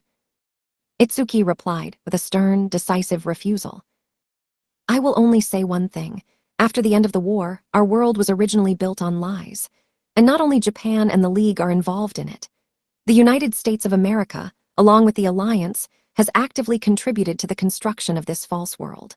But now, using lies to its advantage, the United States wants to lead the world out of the era of stagnation. I do not know what motives are driving them, but we must respond with decisive measures. We are knights, and protecting civilians is our primary concern. Protecting people is the foundation of chivalry. After clearing up the situation with Tsukikage a little, Itsuki returned to the original topic of conversation. As I said earlier, the operation to suppress the Great Flame in Kyushu is cancelled. Shingyuji-kun, you immediately return to Tokyo and take part in the destruction of the U.S. Pacific Fleet. Hurry up. Itsuki announced once again that the Great Flame suppression was cancelled. But what will happen to the people of Kyushu? The evacuation of refugees to Honshu and Shikoku will continue on private ships. The knights still in Kyushu immediately begin this work. The self-defense forces and the police are also alerted and will provide assistance. In other words, it was decided to abandon Kyushu. Give up the land and give up the lives of the people living on it. Just imagining this in her head, Kurono hesitated in the correctness of the action of the leadership. I can return to Tokyo after I deal with the Great Flame. I'm sure it won't take long with my strength. Denied. And again, in response to her words, Kurono received a categorical refusal. Still harsh, Itsuki continued. Shingyuji-kun, your power may really be able to end him, but now there are more important things to do. Please remember that our main task is to protect the Japanese people. And what we need to do now is not to scatter our forces in pursuit of illusory luck, but to concentrate them in the right place and at the right time. I don't think you'll lose to the great tribe, but even with your strength, you won't be able to win without a scratch. If the U.S. is seriously going to crush the world for itself, it will not hesitate to use thermonuclear weapons. To defend the capital, we need all your strength. That is why we are temporarily leaving Kyushu. This is a government decision and it is not discussed. Japan's current military power does not allow for two war fronts to be waged simultaneously. We have sent an official request for help in suppressing the Great Flame to League headquarters. Fight reality and not pursue ghostly luck. Do not act unwisely in an emergency. Concentrate all your forces in the right place at the right time. This form of government might seem harsh and even cruel, but only such methods can achieve the desired results. Kurono herself could not guarantee that she would get off with little blood in the fight against the enemy who caused a catastrophe in this region. Moreover, her fight can prevent the evacuation of residents. Any trauma received in combat will weaken her effectiveness in defending the capital. Even when she emerges unscathed, her fight can take too long. And she'll be late. Besides, the siren that signaled the state of emergency in the country was still on. And Kurono still remembered that scene.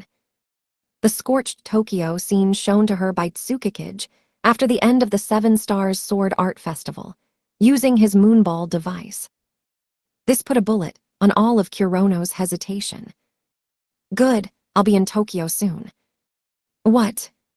Kurono confirmed the cancellation of the Kyushu operation and hung up. Toka was unable to calmly react to this. Jumping out of the bed, the girl tried to stop Kurono. Wait, please. Evacuating Kyushu residents on private ships sounds absurd. How many weeks will it take for a complete evacuation? The protection of the capital is the primary task for us, Knights Magicians. There is nothing you can do about it. But you want to sacrifice the lives of all the people here. Nobody said that. I am the only one who leaves Kyushu. The rest of the knights will remain here in the care of Kita-san.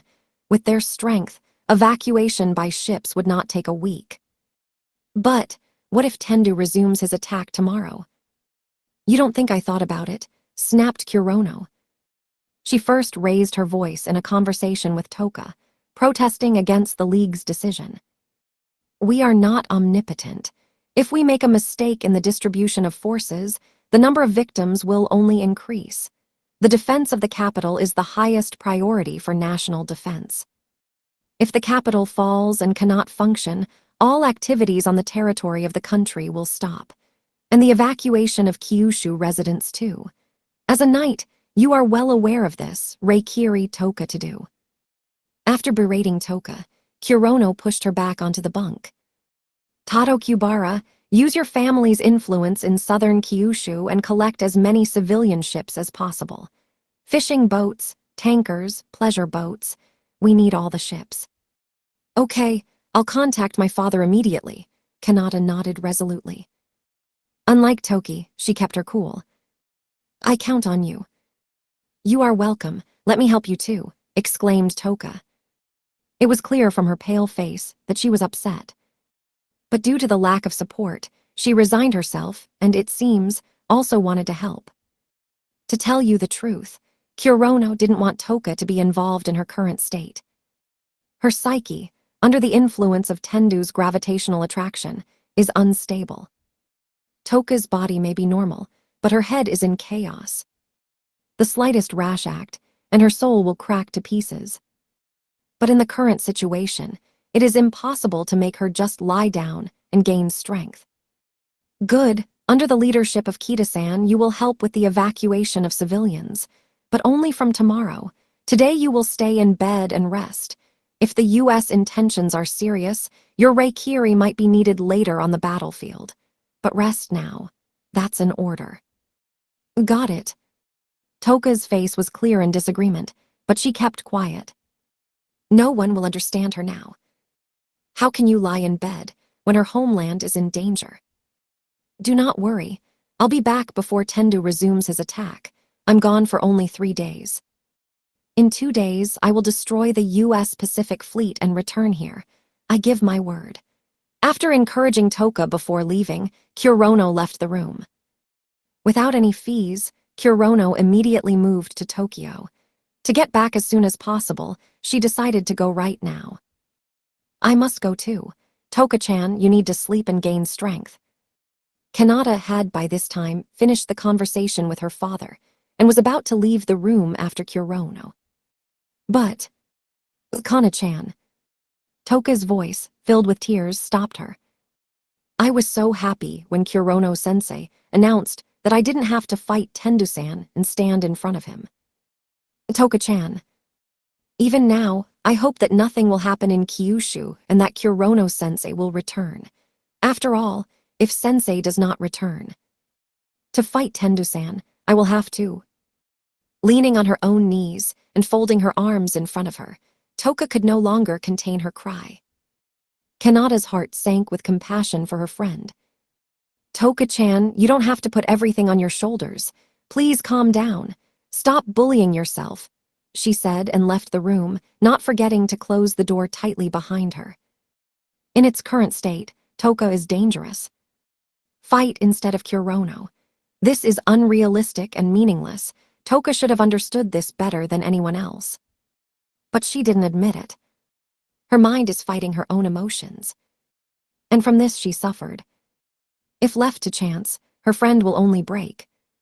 Kurono asked Kanata to find someone who could look after Toka and support her. Only one person came to mind. Have you heard? An air battle between fighters began over Tokyo. But why does America need all this? She is said to have uncovered the connection between the League and the rebellion. What nonsense. Japan against the USA. There is no league against the alliance. Has the war really begun? What if we are attacked and taken prisoner? And what about the culprit who caused the disaster? Is he still alive? One way or another, there is nothing we can do. All that remains for us is to leave Kyushu by boat. Wasa, Mom, where are you? The news of the surprise attack by the US Navy instantly spread among the Kyushu refugees via radio and internet. Japan, in response to the enemy attack, decided to respond with decisive countermeasures. Immediately after the opening of the military front, an order was received to evacuate all residents of Kyushu. This information spread like lightning among the refugees and gave birth to one single feeling in them: feeling abandoned. To protect Tokyo, the government decided to abandon Kyushu. And although it was a compulsory measure for the sake of national defense, on the university site, where all the refugees temporarily lived, screams of anger and despair did not subside. Fights and squabbles between refugees began here and there. Watching this chaos from the sidelines, Kanata, who wanted to find the right person, felt very dizzy. How many people? They have no end to the edge, Kanata moaned mentally, watching the crowd from above. Using her abilities, she created a glass bridge from which a beautiful view of all people was opened. Is it possible to safely evacuate them, all? After all, now it was not only the residents of Miyazaki who were refugees. The entire population of Kyushu was to be evacuated. The current job of the knights is to put all the people in the nearest port on ships and safely deliver them to the place of evacuation. All this must be done before Tendu's next attack. Impossible. No matter how the knights work, a complete evacuation will take more than 2 weeks. It is too naive to assume that Tendu will be inactive for so long. But, despite all the fears, no matter how impossible it seemed, the only thing Kanata and the other knights could do was to protect the civilians until Kurono returned and wait for help from the League. Only this way and nothing else. And such thoughts were shared not only by Kanata. The Japanese self-defense forces, the police, the magic knights. In charge of the evacuation, they thought exactly the same thing. One of them immediately caught the eye of Kanata. This was a veteran knight who assumed command after Kurono's departure. Thunderous Justice Yuzukita. Dear refugees, move forward slowly in accordance with the instructions received from the League, the police, and the Japanese self-defense forces. Please do not push as it is very dangerous. We promise to protect you from any threat and deliver all of you safe and sound to the point of evacuation. So please calm down and stop panicking. Tall and large in stature, his voice was awe-inspiring. When he started screaming, it seemed like thunder was heard. Kanata heard him several times during the last urgent meeting to suppress the great flame. However, even this rumbling voice was now drowned out by the endless sounds of the crowd. Besides, Toko was attracted not only by Kita's voice. Hey, what does this all mean? Why do we need to evacuate from Kyushu? A middle-aged woman with a hysterical, screeching voice that cut her ears even in the midst of the crowd, grabbed onto the collar of Kita's jacket. This woman was very well known to Kanata. Ms. Ito, one of the main participants in the recent incident with the Wakaba house. Hey, calm down. Shut up, Mrs. Ito snapped at the man standing next to him, who was apparently her husband. As soon as her husband fell silent, she again settled on Kita. Why should we flee not only from Fukuoka, but also from Kyushu? You are the night magicians who came to our region to deal with the criminal who caused all these disasters. Hurry up and kill him. I cannot divulge information about the current situation. Ma'am, please stay calm. Keep calm. Are all night mages so cowardly? And why do we pay high taxes? This place is rich in oil, you must fight for it. As soon as the right moment comes, we will fight. But first you need to evacuate. I'm telling you to go fight right now, Lady Ito shouted, punching Kita in the chest.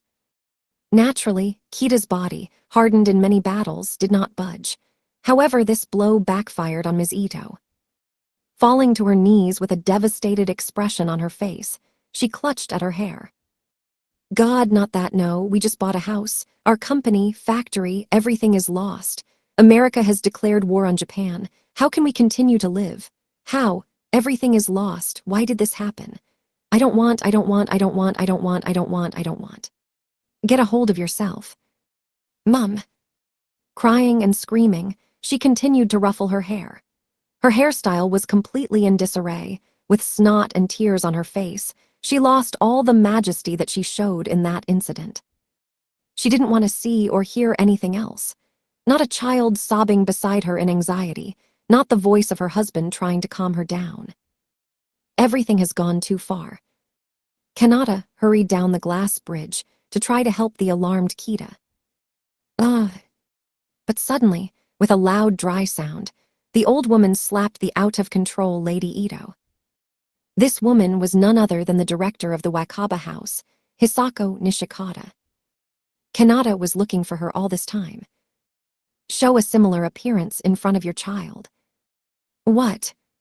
Ito-san, you have slandered our children with peace of mind. But there are no ideal parents. Someone will make a mistake in the process of raising their child. But no matter how hard it is, you should never cry in front of your own child. Usually soft, Hisako was angry and earnest.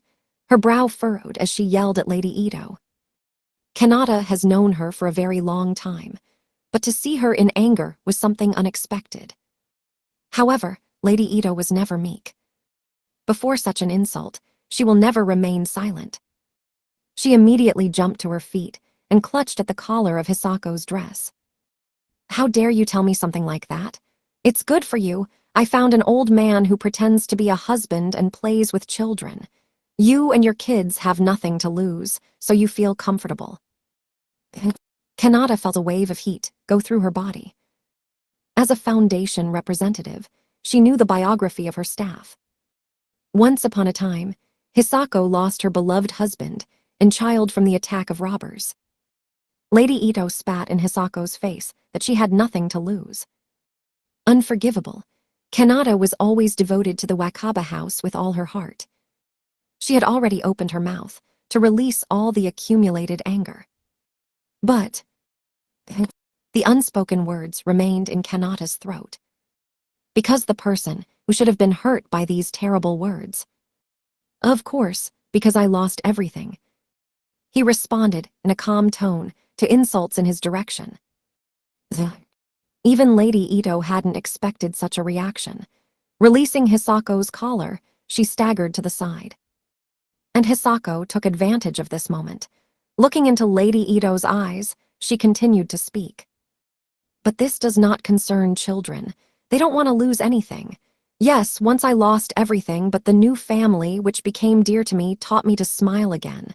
For their sake, I will not regret my own life. Ito-san, and you too. As Hisako spoke, she shifted her gaze to Lady Ito's legs. After all this time, Makoto looked anxiously at the distraught mother. Mom, please do not be discouraged. Makoto-chan, I will. Looking at her own child, who was worried about her all this time, Lady Ito could not hold back her tears. The moment she looked at the face of her own son, the veil of madness left her eyes. Hugging her son tightly, she continued to cry. She cried again in the presence of the child, but this time, the light of life returned to her eyes. Everything will be fine. After a while, Lady Ito took Makoto's hand and walked back into the evacuation line. Her husband, who had continually bowed and apologized to his wife's inappropriate behavior, finally turned to Hisako and bowed deeply. I beg your pardon for the inconvenience caused, but how do you know my wife? My name is Hisako Nishikato. I am the director of the local orphanage. Nice to meet you. Orphanage? Wait, this is the very same Wakaba house, said Lady Ito's husband, eyes wide. Are you surprised? Oh, I'm sorry. You see, I heard from my wife that all the people in this house are rude and callous. I didn't expect the staff to actually be so kind. He probably heard this lie at home. Eh ha, Hisako laughed, as if she was being told a funny joke. The children of our house are good guys. Please come and visit us again. At her words, Lady Ito's husband smiled bitterly. I would like to return to this city again, but the question is different. Will this place remain our home? Mandatory. And, as long as we are alive, everything will be all right. Do not worry. I am unable. Observing the whole situation from the sidelines, only this thought flew through Kanata's head. Pride, lies, hostility. In more than 60 years, Hisako had not experienced such feelings. She was not angry at Lady Ito's lies or hostile. Toka and I are far from her. We are still children in comparison with her. And now Toki needs her help more than ever. Hisako-sensei. Oh, Kanata-chan, thank you very much for helping with the evacuation, Hisako said when she saw the girl. Hard times are coming. Where are Toka and Utakata? Are they all right? There was a note of concern in her voice. The last time she saw them was before the disaster. Toka went with Tendu to the cemetery, and Utakata ran to her aid. It was only natural that Hisako was worried about them. Utakata-kun was injured and is now asleep. They weren't seriously injured, but Toka-chan has gone through a lot in the past days. It might even be dangerous to leave her alone now, but I cannot sit with her. I have a job. I have responsibilities as a member of the Tadokubara family. Therefore, Hisako-sensei, could you please be with Toka-chan? Of course. Toka took it upon herself for too long, Hisako muttered, not at all surprised by Kanata's words. This is the first time Kanata has seen Toka being shattered, but Hisaka has known her for much longer. Perhaps she knows a lot more about her than Kanata. Well, where is Toka now? Hisako accepted the girl's request and began to climb the Kanata glass bridge, which led directly to the university hospital. Look after the woman. Kanata breathed a sigh of relief. Well, at least here I can be calm. Oh, I finally found you, Tadokubara. Shouting loudly, a guy ran to her. A student knight of the Bakkyoku Academy, star of Naniwa, Yudai Moriboshi. How many people here? Although the entire northern part of Kyushu is located here, which makes me wonder. Moriboshi-san, were you looking for me? Is there anything I can help you with? Moriboshi shook his head vigorously in response. You're not with to-do now. Although it doesn't matter, you are also the student council representative. You see, when I came to the Tokyo branch of the league, there was a girl who did not leave Kurado Kurashiki, tall, with long dark hair. Ayatsuji-san. I don't know her name, but maybe it is her. Do you happen to have her contact? I always have a school database with me, but why do you need this girl? Why would Moriboshi suddenly need Ayasa Ayatsuji in such an emergency? You see, Tadokubara, I'll be honest, but this evacuation is too absurd, said Moriboshi with a serious expression on his face. Look around, there are too many people here. It cannot be said for sure that Tendu will not attack tomorrow. Shingyuji-san is no longer with us. The number of victims will increase significantly. I think the same. From the very beginning, Kanata could not get rid of this thought. But how does this all relate to Ayatsuji? In an emergency like this, I want to multiply our chances of winning. But how? Kanata asked, bowing her head inquiringly. Alone, I will not be able to reach the old man's life, but I have one guy in mind who can help me, but now he is not in Kyushu. Stop letting the old man do what he likes. It's time to show the real strength of youth. During all this conversation, a defiant smile never left his lips. Escape from Kyushu. Anger, resentment, fear of harsh reality. Temporarily located in a hospital room on the 4th floor, Toka heard every sound made by the crowd of refugees. In a semi-sitting position, Toka froze motionlessly on her bed. Immersed in gloomy reflections, She did not take her eyes off the endlessly scurrying crowd of people, similar to a black, muddy stream. It will be difficult to save all people with the current evacuation method. Perhaps if Kurono had stayed with them, there would have been no need to evacuate. As soon as such a thought passed through Toki's head, the girl shook her head violently. This judgment is absolutely wrong. When Toka was unconscious, she was told that Tendu had caused a massive earthquake. In addition, there was a devilish flame in his sleeve, which miraculously did not incinerate Utakata. No building would provide protection from Tendu. As long as their adversary can cause any natural disaster, there is not a single safe place in the area. Therefore, taking this fact into account, all people must be withdrawn from the impending threats as soon as possible. The decision of the Japanese branch of the League was absolutely correct. It is not known what will happen to the people who are still on this land, but those who manage to go to sea on ships at least will be able to escape. All that remained in the current situation was to increase the number of people safely evacuated from Kyushu as quickly as possible. Putting her arms around her trembling shoulders, Toka prayed that Kurono would be back before Tendu could take another step. Before Tendu takes another step, right? Can her prayers come true? After all, now everything depends only on Tendu. Her own life, the lives of other people, everything is in the hands of the old man. All the worst nightmares came true. I'm so weak. You're wrong. And at the same instant, Toka felt the most intense shock in her entire life. All her clothes were instantly wet from the cold, sweat thrown out by every pore of her body. Shiver, even the bones began to tremble, transmitting the tremor further through the body. Impossible. Toka tried desperately to convince herself that her voice was fancying. But unfortunately for her, the owner of this gentle and gentle voice was in the ward. There, at the door of her room, he stood. He looked exactly the same as always. A dry, distorted body, dressed in a kimono the color of dried needles, a homemade cross around his neck. No doubt it was the great flame of Tendu Harem. No, WW can't be here. As soon as he saw the figure of the old man, Toka's body shook even more with fear. She couldn't stop chattering her teeth. Internal organs began to constrict with spasms, which made it difficult for Toki to breathe. Almost breathless with a bloodless face, the girl stared at the old man. You look at me with all your eyes. How can I pretend to be? Your words break my heart. Please don't say such awful words to the poor old man, Tendao said.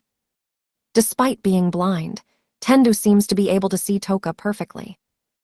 Clear, so my catastrophes have overwhelmed you, and now however much you want, you cannot get rid of fear. Fear, yes. Now your fear of me is much stronger than the fear of death that can be experienced on the battlefield. At a slow pace, he walked right up to Toki. What a pity. And gently stroked her cheek. Ugh. Toka shuddered violently at the touch of her icy hand. With fear, tears rolled down her cheeks like a hail. Her mouth silently opened and closed, but her throat was already numb and could not squeeze out a single sound. All the light of life has gone out in her eyes. She had neither the strength nor the will to somehow resist the old man. Sensing her pitiful look, Tendu's face took on a sad expression. Your dazzling radiance is darkened. You must have seen her. You saw your own chain, which fetters and does not allow you to bring me death. A chain that represents the limits of your potential. I was scared too. I also wanted to give up, rely on the other person, and run away. Yes, exactly, but I didn't. After all, God gives blessings only to those who were able to break this chain. You know, I didn't just come to you. I want you to face your destiny again. Tendu stepped aside and looked down at Toka, frozen in horror. Today, I will continue what I started earlier. The streak's words sounded like a sentence. Ice catastrophe, crimson hell. A huge snowstorm will cover the whole of Kyushu. Of course, people will think that they can escape from her, but nothing will come of it. The storm will freeze the sea to the bottom and ban everyone into an ice cage. The blizzard will cool the hearts of people and tear their flesh. 3 days. Within 3 days, all people will die. Of course, the children of your house too. Not, I beg, stop and wait. The terrible words made Toka's heart reignite, and for a while forget about despair. Tearing her vocal cords, Toka jumped out of bed and reached out to Tendu, who was standing next to her. But her hands, as before, just passed through him. Touching an old man is the same as scooping up air with your hands. In opposition to her, the old man reached out his hands to Toki and grabbed her head tightly. To save everyone, you have no choice but to defeat me. Only you are able to end all this chaos. Ugh. In Tendu's empty eye sockets, magical power sparkled and glimmered like a flame, emerald. In the immediate vicinity of the old man, Toka's fear rose again in her heart. Most of all, she wanted to run away from fear of herself and shut her eyes. But the old man would not allow it. With his bony fingers, she forcibly pulled her eyelids and screamed. Don't take your eyes off me. Don't close your eyes. Fight. Hate me. Curse. Dream to kill. I am the one who is going to take the life of the good children of your wonderful home. There is no other way. I am the one who will bring everyone death. I'm not going to show mercy. The nightmare that happened in the cemetery returned to her again. The enemy was so close to her, but at the same time and so far away. She could not reach either his soul or his body. Everything will be fine. Our God is merciful. He will definitely give Toku-san a blessing. Even a man like me was honored by his generosity. You just need to be brave. Tendu's words, his facial expressions, his manner of speaking, they clearly felt love. Why is this man overflowing with love, doing such terrible things? Why are you doing all this? Toka asked in a weak voice. What is the reason for all this madness? There are things that can only be seen by being blind. There is little time left. Deep night will soon fall from the eastern sky. This endless darkness consumes all the radiance of human lives, Tendu said in a sad tone. And endless darkness. Toka had already heard these words from Tendu during the incident at the cemetery. At that time, all the words of the old man seemed to her the delirium of a madman. But now, as the U.S. Pacific Fleet attacked the capital of Tokyo from the east, the old man's words made sense. What is happening now in eastern Japan is just the beginning. Toka-san, your radiance is still small. It is unable to withstand the deep night. But I will lead you to God. I will guide you. This is the only way to save you all. I believe in this, for it is for this reason alone that I am still alive. After finishing the last words, Tendu removed his hands from the girl's face and stepped aside. Reaching up to his neck, he removed the makeshift cross from the branches and placed it on the nightstand next to Toki's bunk. Toka-san, I believe in your strength. Please break the chain that binds you and receive the blessing of God. I will wait for the moment when you come to kill me. Only the love of God is able to save all these people. Immediately after his words, Tendu's silhouette quivered. Spilling into the air, the old man disappeared as if he had never existed. At the same moment, the enormous pressure from Tendu's gravitational pull stopped gripping Toka's heart. Ha garg, kaka. Only now, Toka was able to breathe deeply. Opening and closing her mouth, she greedily gulped air. Now that Tendu is gone, you can try to think it over. What is the theme that only he is able to see? Where is she now? Without realizing it, Toka reached out to the window. But no sooner had her fingers touched the glass than... The windows clanged loudly. At the same instant, a chill ran down her spine. And no, the culprit of the cold was not another psychological attack from the enemy. Her skin just reacted to the sudden drop in temperature outside the window. No, just not that. Headquarters for Emergency Situations is in touch. A message has just been received from the Japan Meteorological Agency that local changes in air masses have occurred over the city of Fukuoka. This incident requires urgent discussion. Request to all knights magicians of B rank and above to gather at the front doors of the main building of the university. I repeat. The worst predictions were confirmed by the urgent convocation of the Knights of the League. Today, I will continue what I started earlier. Tendao was not joking. A new tragedy is in a hurry to hit everyone. Tragedy will strike much earlier than Kurono has time to return. Despite the fact that the world clock is an A-rank knight, even her strength is not enough to quickly suppress the huge army. She promised to return in 3 days, but this is simply not possible. There is no more time to wait. It was necessary to defeat Tendo with the strength that she had. There is no other choice. By the way, the homemade twig cross was still on her nightstand.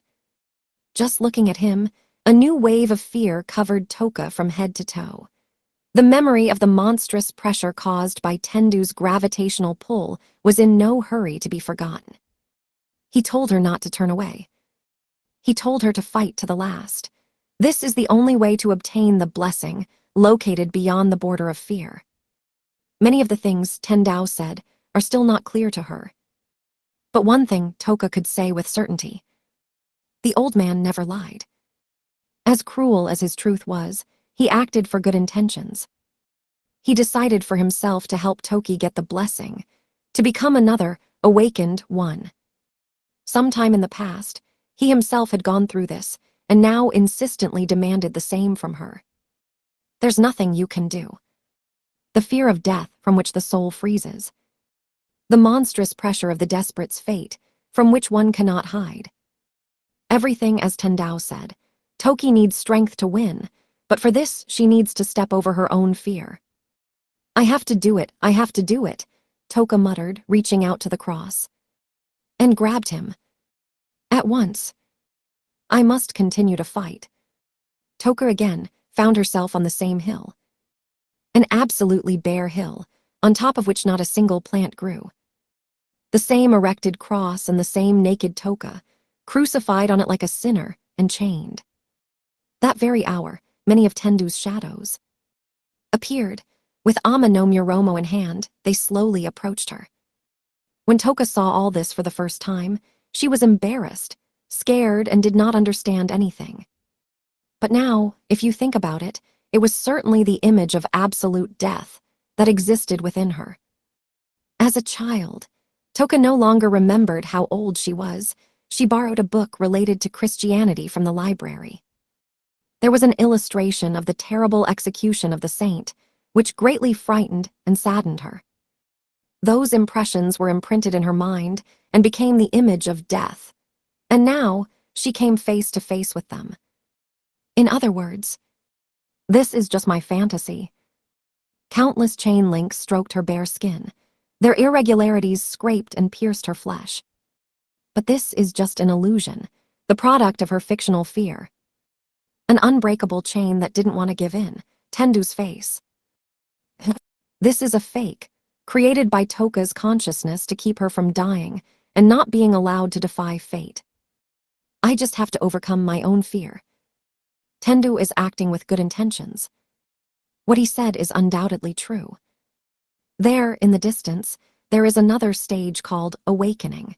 You just need to crush all illusions on your way. Therefore, I won't run away anymore. I'll break this damn chain. Now only she can do something. She has no choice but to transcend her own destiny. This is the only way to protect all dear people. Gather up your spirit, don't let your resolve weaken. The blades of multiple blades touched her skin, scraping her. A little more, and they will pierce Toka through and through. Oh, it doesn't hurt me. It doesn't hurt at all. Grarg. Grit your teeth. This is just an illusion. Not the real world. You can't die here. This scene can be repeated as many times as I want. And until the chain breaks, I will replay it over and over in my head.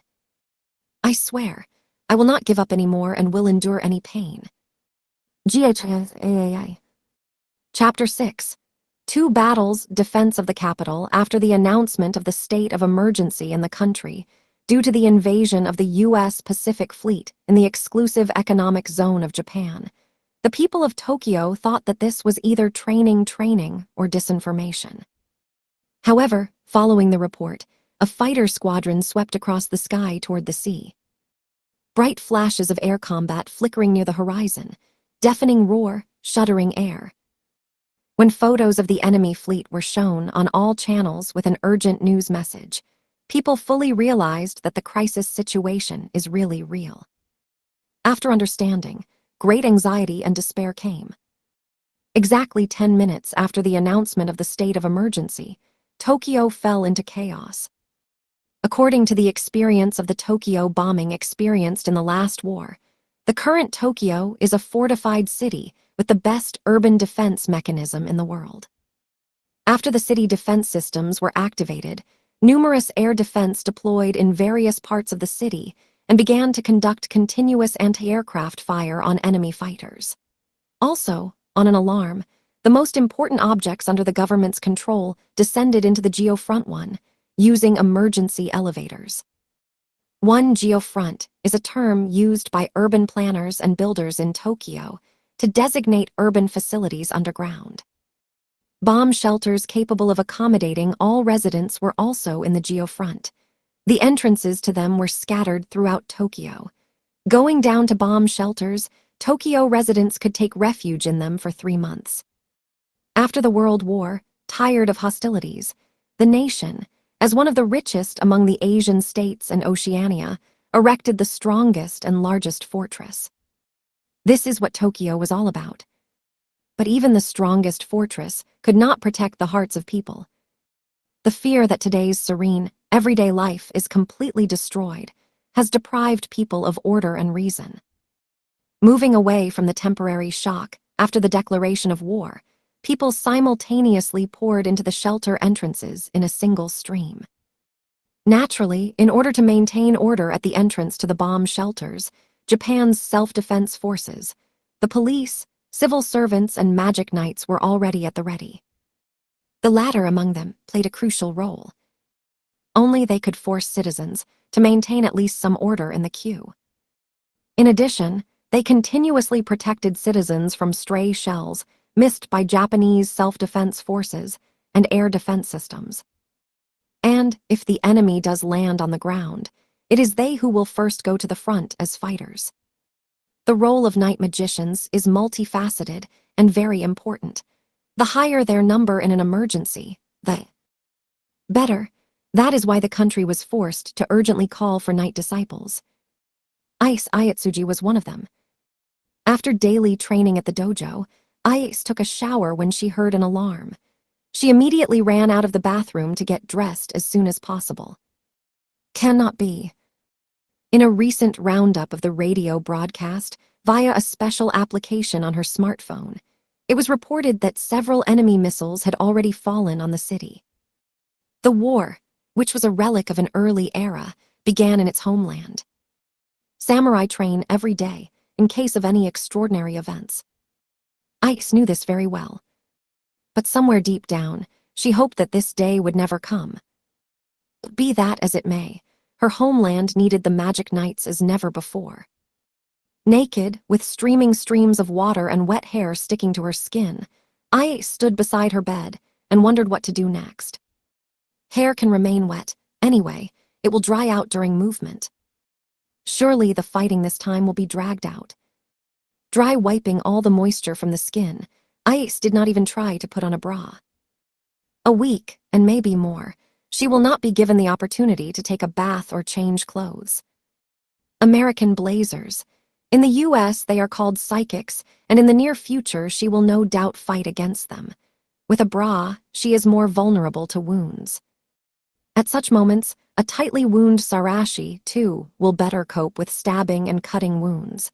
In addition, having a high hemostatic effect, Ise will be able to continue the fight even with serious wounds. 2 white fabric tightly wound around the chest, or around the abdomen. When it comes to the defense of the capital, the front line should last as long as possible. In the current situation, the provision of medical care may be difficult, therefore, to increase survival and combat power, Special attention should be paid to equipment. As the daughter of a martial artist, Ice knew this firsthand. Pushing her bra to one side, Ice reached for a box of underwear and took out a sarasi to tie it around her chest, without prejudice to breathing. Wrapping the sarasi tightly around her chest, Ice was going to cheer herself up a bit, but at the same moment the radio broadcast on the phone was interrupted by the call. The caller's number was completely unknown to her. I wonder who it is. Hello, Ayatsuji is listening. Yo. And? Who is it? The unfamiliar Kansai dialect embarrassed her. Who is it? This is Moriboshi. We met recently in the Japanese branch of the league. Oh, Moriboshi-kun. Now, when the interlocutor introduced himself, the voice and truth seemed a little familiar to Ice. But why is he calling her? Moriboshi-kun, why did you call me? Aren't you the Curado woman who has been spinning around him all the time? Hi, Layla. The trivial question of why he called her was met with a piercing scream. Hey, what's wrong with you? Why did you get the idea that I am his woman? What the heck? What does this person carry about her? Well, so you did not leave him. There must be a limit to all nonsense.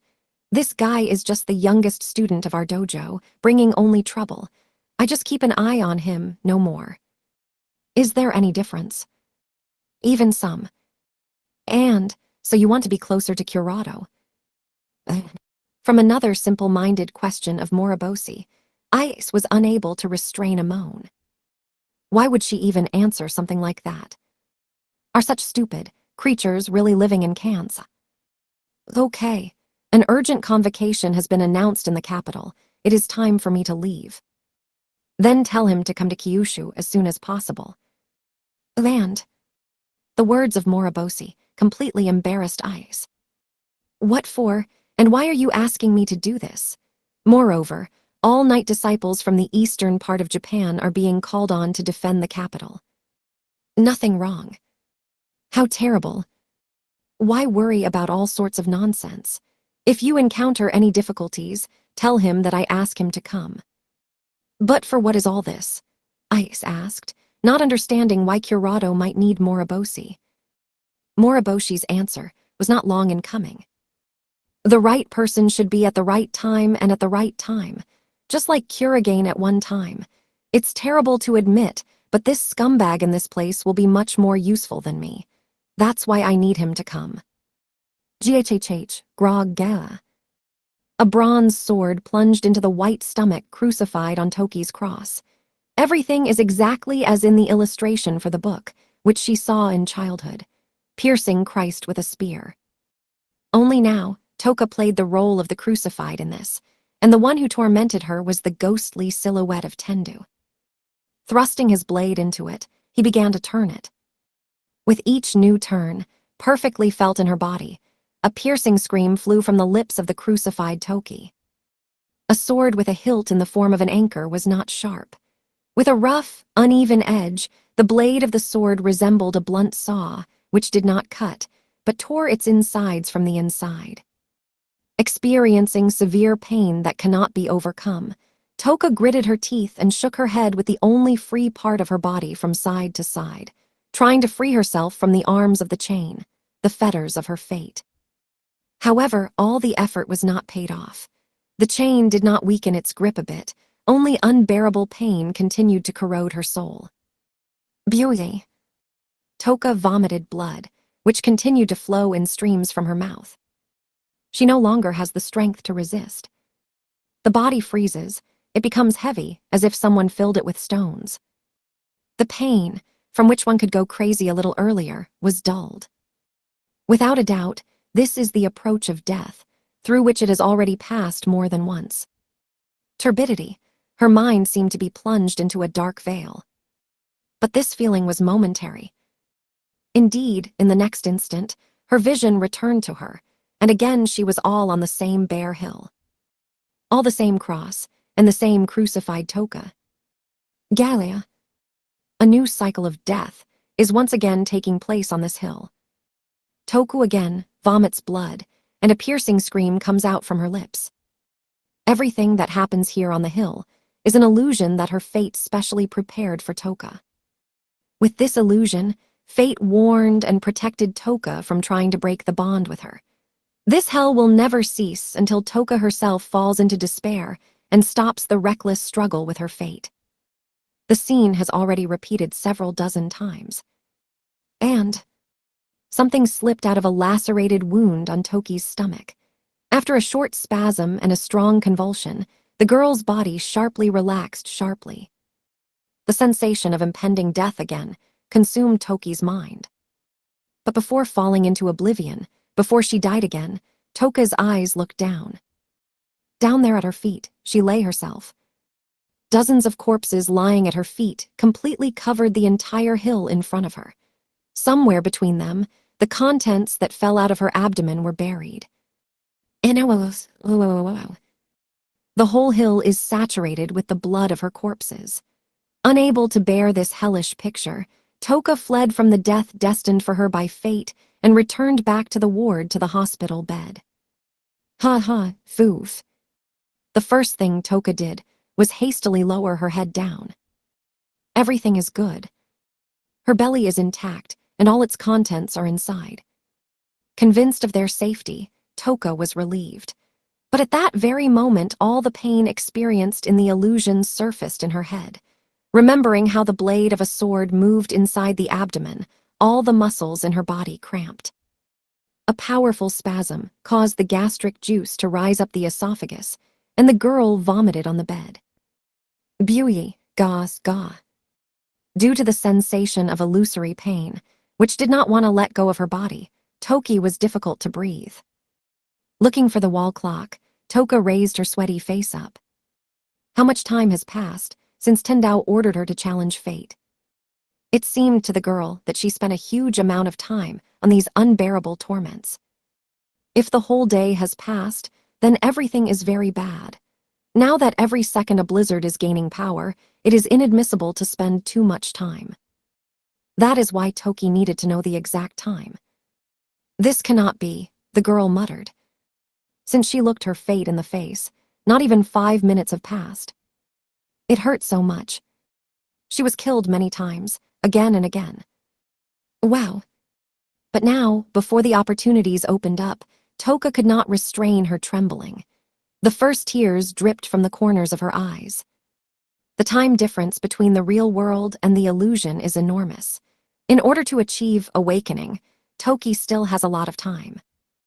But now, after realizing all the pain she experienced, such prospects did not particularly please her. She still has time. She can challenge her fate again. But at the same time, it means that she will die hundreds, thousands, tens of thousands of times. Impossible, I cannot do this, moaned Toka, shaking her sweat-soaked hair. The fear of being killed again far exceeded all her determination to plunge into an illusion and challenge fate. Her heart is broken and unable to look forward. She no longer has the strength to resist fate. At first, she tried to cope with fate with the help of strong will to defeat Tendu. But after the 10th death, her courage turned into fear. When the number of deaths exceeded 36, all that Toka could do was scream and cry from illusory pain. Tendao told her that fate could be transcended. He told her that beyond her destiny, a treasured blessing awaited her. But how? What should she do? No matter how desperate she fought, the feeling of a strong chain holding her back did not stop telling her that she was absolutely powerless. Squashed by fear and pain, Toka curled up and cried. Now she was not the formidable knight of Rikiri. From the back, the sobbing and crying Toka was like a small child. But such a reaction to everything that happened is quite normal. Fate is not so easy to overcome. People are connected with their fate, and it protects them. If you try to forcefully shrug off this defense and challenge your fate, be sure that you will face a threat that far exceeds your own potential. In other words, it was no different from committing suicide. People who transcend their destiny are those who look into the abyss of death and are not afraid to take a step forward. Only a strong egoist who does not doubt his own strength for a second, manages to overpower his own destiny. Pride, courage, arrogance.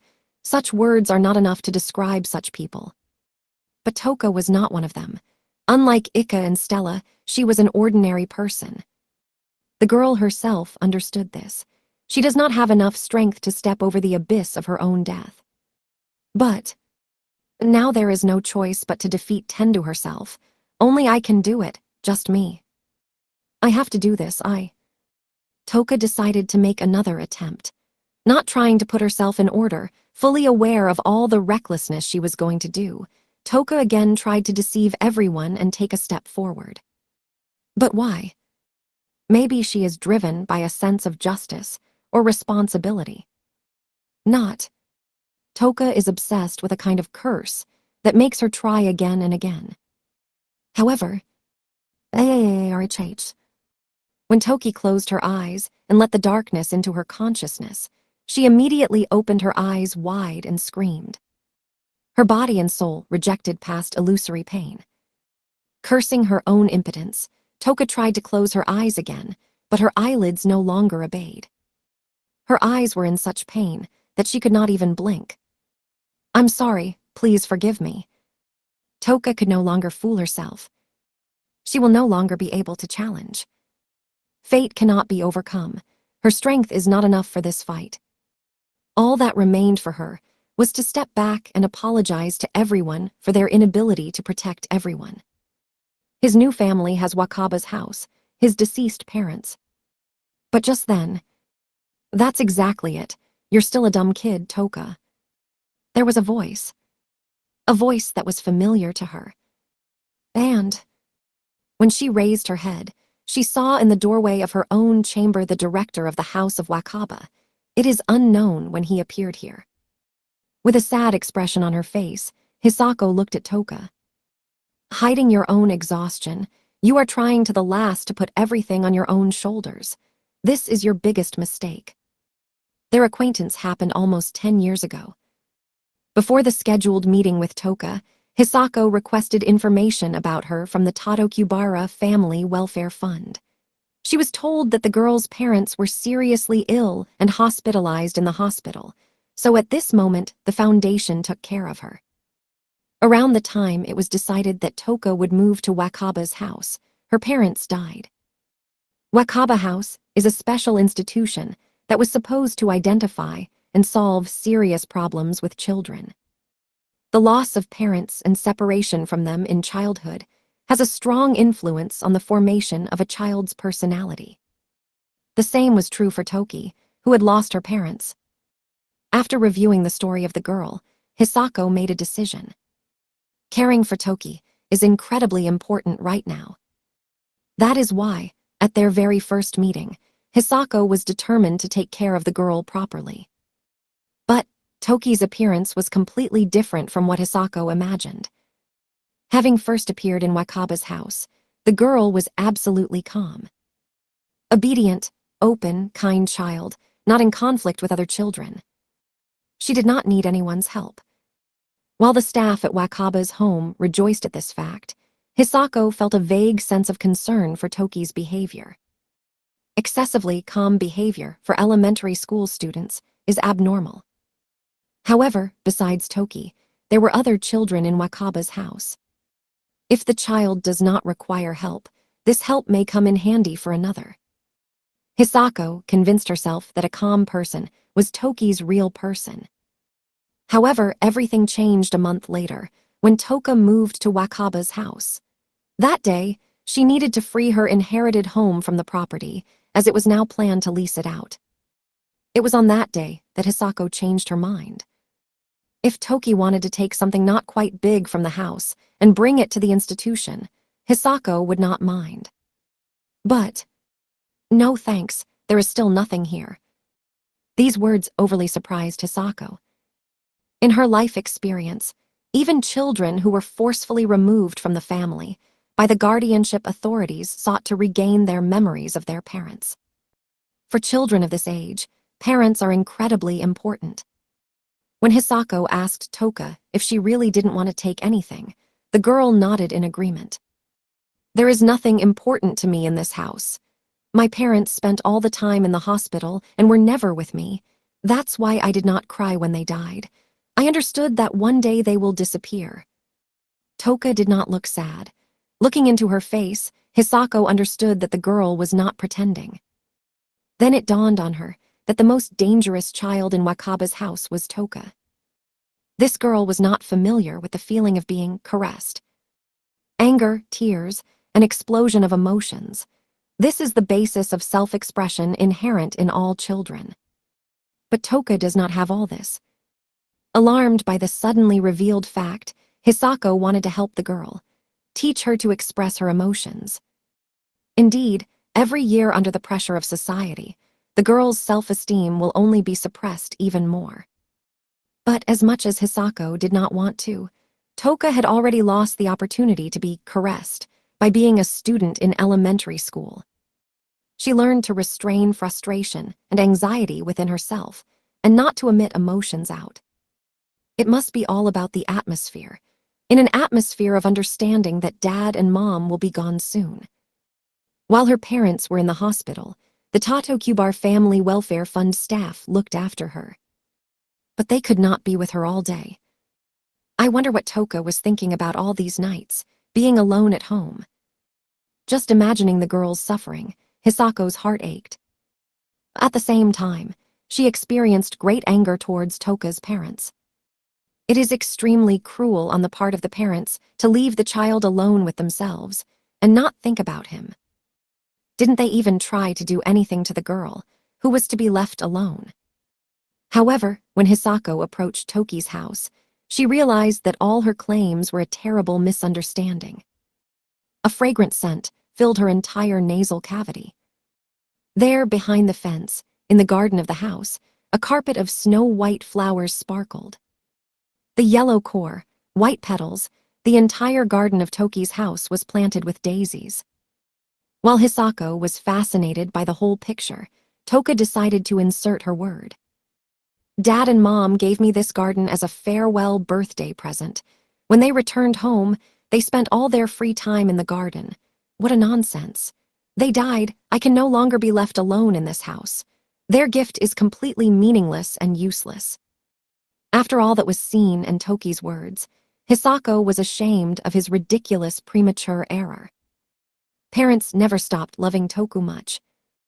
That is why, before leaving, they decided to leave the flowers as a parting gift. But, Toka-chan, do you know what kind of flowers these are? It's daisies, right? Parents called these flowers. Good, then maybe you know what daisies mean in the language of flowers. Not, I haven't heard anything like this. When Hisako asked Toka about the meaning of daisies in the language of flowers, the girl, without a shadow of embarrassment, replied that she knew nothing about it. Parents must have told her nothing. Although, when she learned better about a girl named Toka, the reason is clear. Parents, like Hisako, understood that Toka was in danger. Without a doubt, they realized that the child needed affection, but there was nothing they could do about it. Their desire could become a curse for a strong daughter beyond her years. That is why they could not tell what feelings they put into these flowers. Probably, this action can even be called correct. Trying hard does not always lead to good. In some cases, you can only destroy yourself by force. But daisies are flowers that can take root regardless of the terrain. Even if you step on them, this will not prevent them from blooming in full splendor. In the language of flowers, chamomile means strength in adversity. I suppose your parents wanted you to live on no matter what, just like this flower. That's why, Toka-chan, they left you this garden. Hisako decided to tell the real truth. Children need parents. Let even the memory, it will continue to live forever in them. Love for parents is a stimulus to life in a child, which helps him grow further. What a pity that Toka still could not feel this love. Thus, Hisako told Toki about the true meaning of flowers, and then immediately swore to herself. Toki's parents wanted their daughter to grow up a strong man. Therefore, for the two of them, Hisako decided to always be with Toka. After all, those two people, albeit from heaven, continue to look at Toka. The time has come to fulfill that oath. When she entered the ward, Toki's tormented and tearful face immediately appeared. You must have always blamed yourself, because she did not mourn the death of her parents, because I couldn't understand how much your parents loved you. Therefore, you worked hard to become the person whom your parents so desired to see in you. So you wanted to answer their love. Even now you do not stop trying. But maybe the moment has come when it is time to forgive yourself. But, if I do not, no one can do, cried Toka, disheveled, crying, refusing to give up. Hisako understood. Toka was deprived of the attention and affection of her parents. That's why she always tried to take everything upon herself, even if she could not do it. She did not care that she might break. People call it power. Only a legendary hero can possess such power. And, no kidding, with emotions like anger, Hisako hugged Toku tightly. Okay, San. You always worked hard. Regardless of the circumstances, you always took care of the children and became a hero to them. You have become the pride of Wakaba's home. I'm sure your parents in heaven are happy watching you, but neither I nor your parents really want you to continue to work for wear with such a bitter face. After all, not a single flower one can blossom with such a gloomy face. One Toka, Japanese letter, Japanese letter, Japanese letter, can be translated as a peach blossom. I want you to be strong and as dazzling as that flower. The desire of parents for their children is always the same. We do not need anything except a smile on the face of the child. And more, to run away from difficulties and not be able to do something completely normal. If this world perishes, your home is still here. Your whole family is here. Even if this world tries to blame you, I and the entire Wakaba house will surely protect you. Therefore, Toka, the moment has come when you need to forgive yourself. With these words, Hisako hugged Toka even more tightly, not embarrassed that her strength could hurt the girl. Everything is so. She was not going to joke. She cherished her precious daughter, who became her family.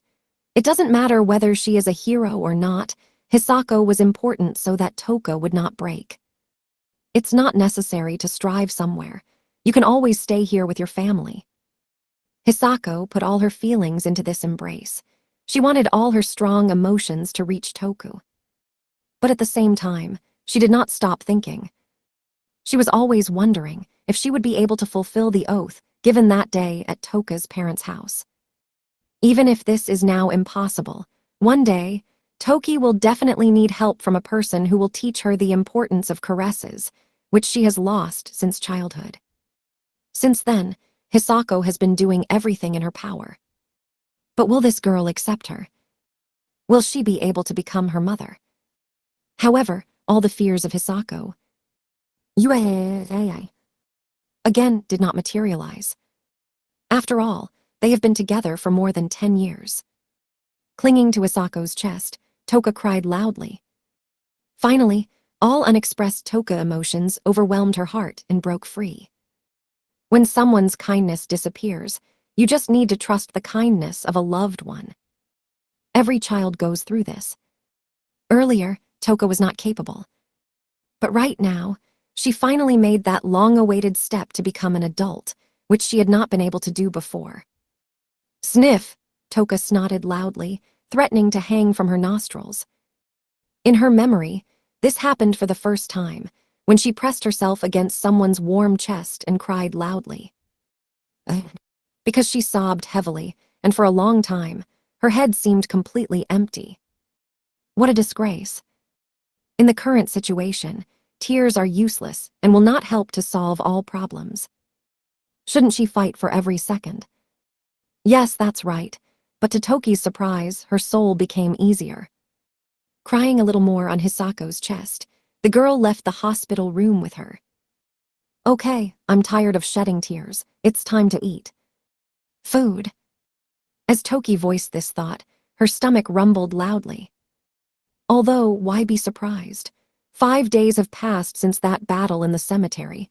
She has not eaten anything since then. Realizing this, hunger attacked Toki's empty stomach with renewed vigor. Taking Hisako's arm, Toka headed to the university gym. It was in the gym that soup was distributed to all refugees. The cold air, caused by the noble art of tendu, has already reached this place. This is probably why everyone was given hot soup. He should have helped people warm up a little. For the past 5 days, Toka slept and did nothing. She was a little ashamed, but still the hunger took its toll, and the girl stood in the general line to get her portion of chicken soup. Be careful not to spill it. Thank you very much, huh? When Toka held out her hand for a bowl of chicken soup, her eyes crossed with the woman who was responsible for the distribution. Oh, you. Behind the food dispenser stood a woman in a kitchen apron who did not fit well with her appearance. This was Ms. Ito, the main participant in the recent conflict over Wakaba's home. After all that happened, to meet so closely with her, Toki became extremely uncomfortable.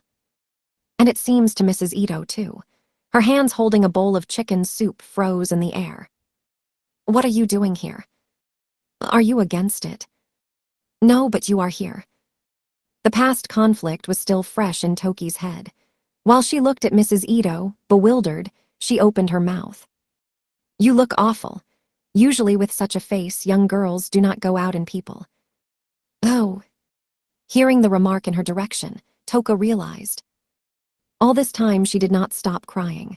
Her disheveled hair shone with sweat, and her eyelids swelled with bitter tears. Toka was so hungry that she completely forgot to put herself in order. While the girl mentally scolded herself. These supplements are prohibited, but... Mrs. Ito muttered something under her breath and returned the bowl of soup to her. Adding another ladle of chicken soup, she again held out a plate of Toki. When a night looks like this, I think it will make others worry. You now need to have a good meal and gain energy. Oh, that. Is it right at this moment to give someone special privileges? Thinking of this, Toka already wanted to give up her portion of food, but Mrs. Ito forcibly put a bowl of soup in her hands. Things are good. Consider that I share with you a portion of my portion. Well, step aside. There are other people behind you. Oh, I'm sorry. When Toka looked back, she saw a middle-aged man who was looking at her with a slightly frowned face. Shyly lowering her head down, Toka turned to the side from where she came. And then I heard Madame Ito's voice behind me. I don't know what you are thinking now, but in the current situation you and I must do everything possible. And no matter you are a knight or an ordinary person. Do your best. Is this the right thing to do? All these people will soon have a hard time. Tendao said he would not stop the blizzard until everyone died. And then he was absolutely serious. As evidence, the blizzard howl outside only grew louder, and the temperature continued to fall. If nothing is done, the first deaths will begin tomorrow. Even if Kurono returns the day after tomorrow, as promised, a nightmare will begin in this place far from the port. Is it normal to be so miserable in this situation? While Toka mentally asked herself about it. Ah, this is Tokanishin. To hear. She heard the voices of the children calling her. When Toki raised her head, she immediately noticed a sports mat lying in one corner of the gym. All her precious family sat right on it and waved her hand joyfully. Hisako and Kanata were next to the children, all this time helping to lead the evacuation of people. Tokaneshin. Are you okay? Nothing hurts. As Toka walked toward her family, the children ran up to her and clung to her from all sides. Yes, I'm fine. I am glad that everything is fine with you too. Is everything all right? Toka-chan, your eyelids are swollen and blushed. Have you been crying? Yes, but now everything is really fine with me. Meanwhile, Kanata beckoned Toku to her. There was a handkerchief in her hand.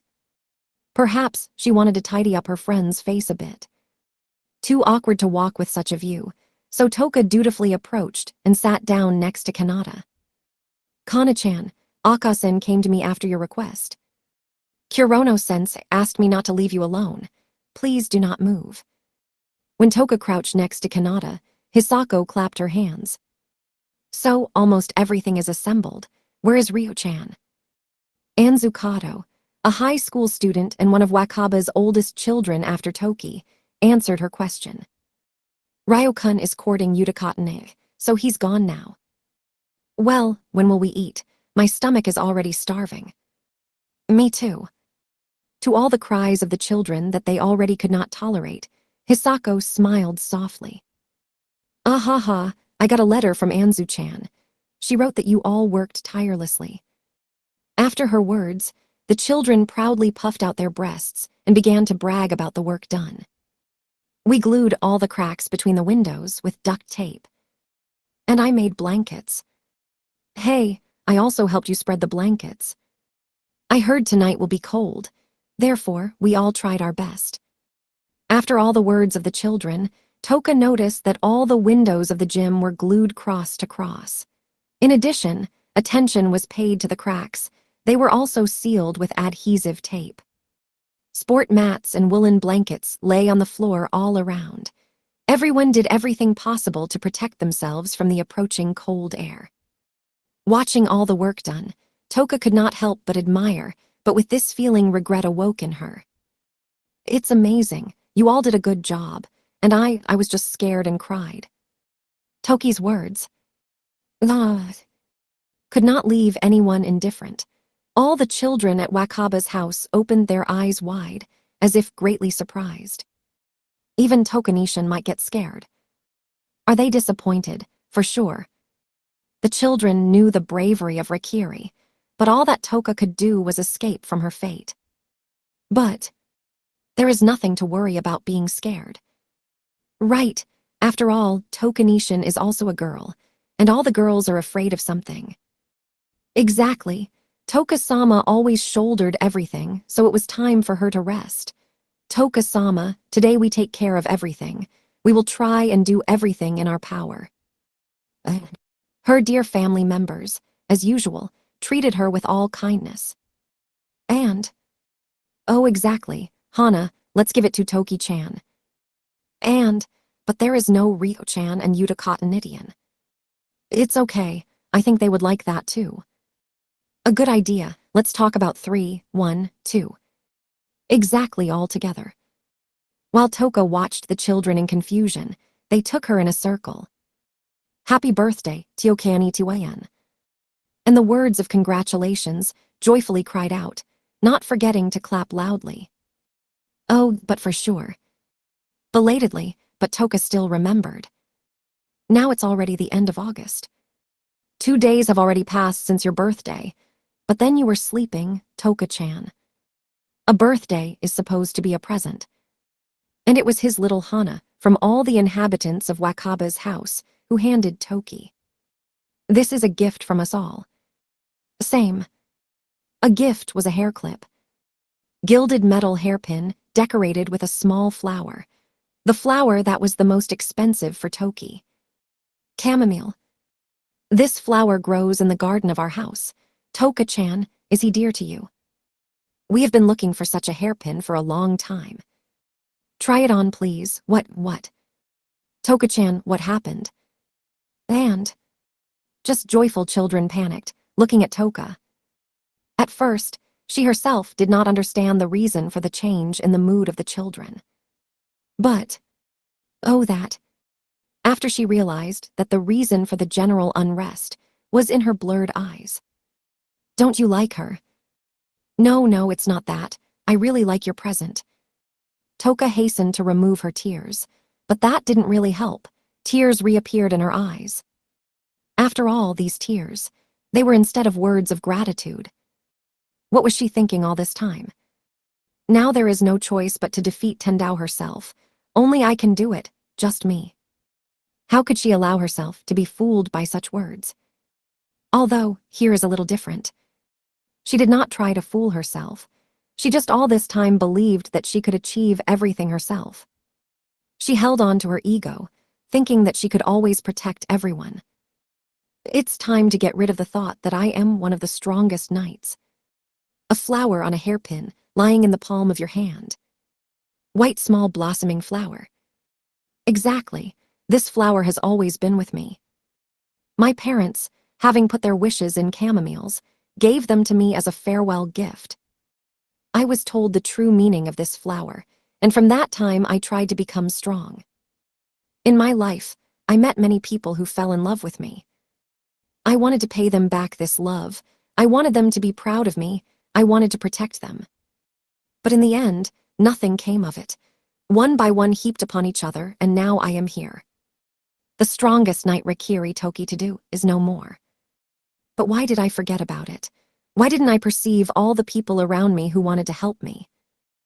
I don't know what you are thinking now, but in the current situation, both you and I must do everything possible.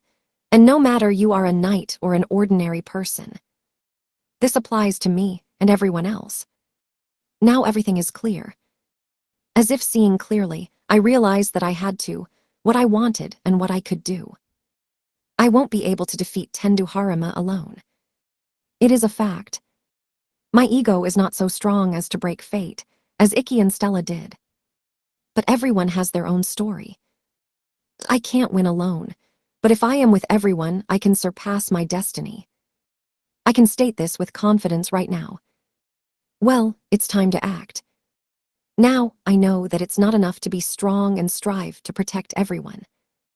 It is necessary to fight together with all the people who love and are proud of me. Here is my true desire. Toka again removed her tears and used the newly presented hairpin to secure the naughty bangs. From now on I will take care of her. With a smile thanking the children, Toka got to her feet, looked around her. And she spoke. Listen, I have a request to all of you.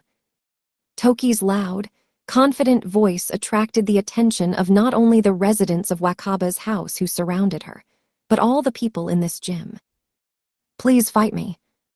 It was evening. The sun was slowly dropping over the horizon.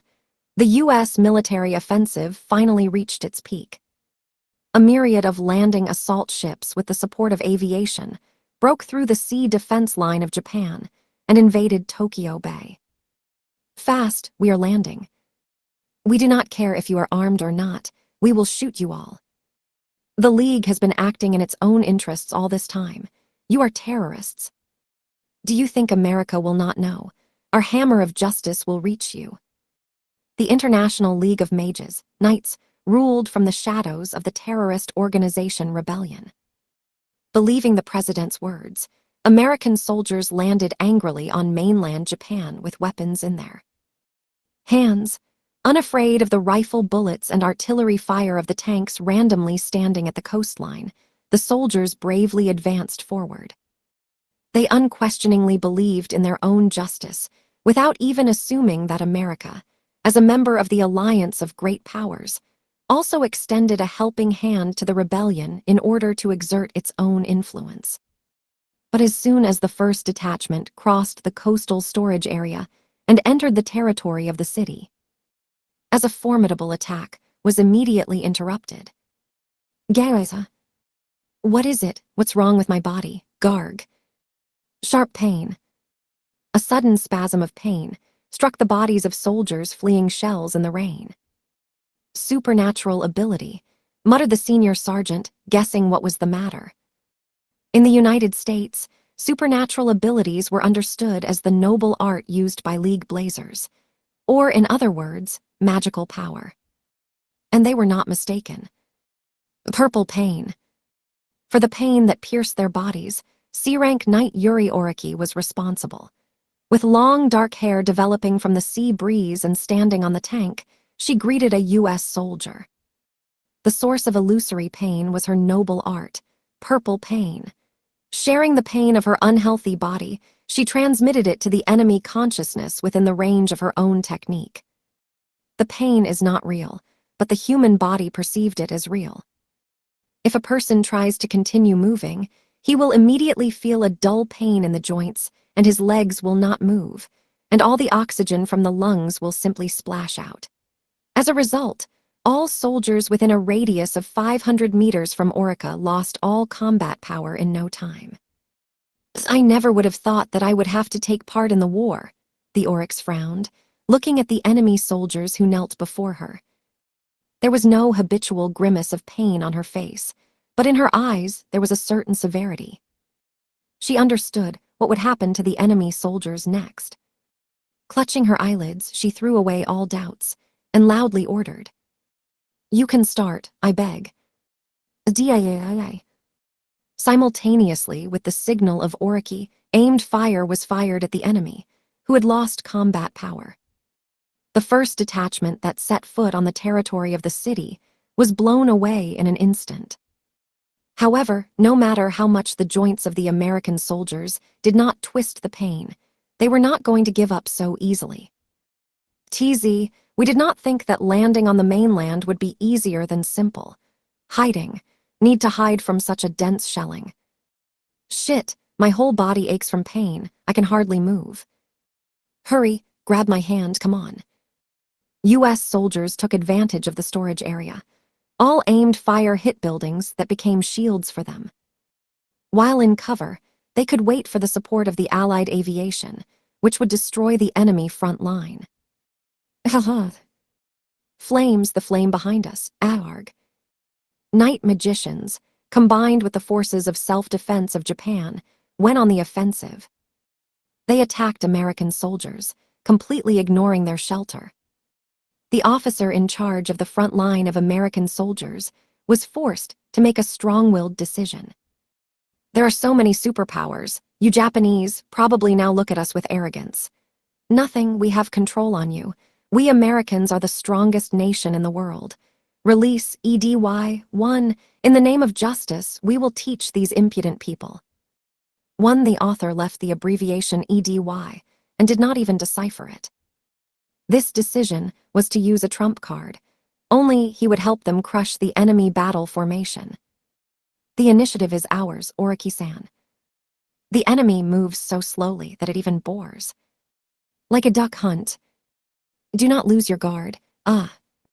Entering the rage, the members of the self-defense detachment and the knights enthusiastically destroyed the advanced enemy forces hiding behind the shelter. But the delight did not last long. Oriki was the first to notice something strange. Between the artillery fire, she caught a rapidly approaching sound, similar to the sound of a jet engine. If you look closely, then in the pillar of fire at the coastline, 100 meters above sea level soared a myriad of humanoids. Continuing to soar in the air, one of the humanoids flew up to the tank of the self-defense forces of Japan and kicked it. What is it? The Japanese soldiers stunned at the place where the tank used to be. Humanoid, but not human. An all-metal body, with its head in the form of a panoramic camera with a 360-degree coverage, which looked like a patrol lamp.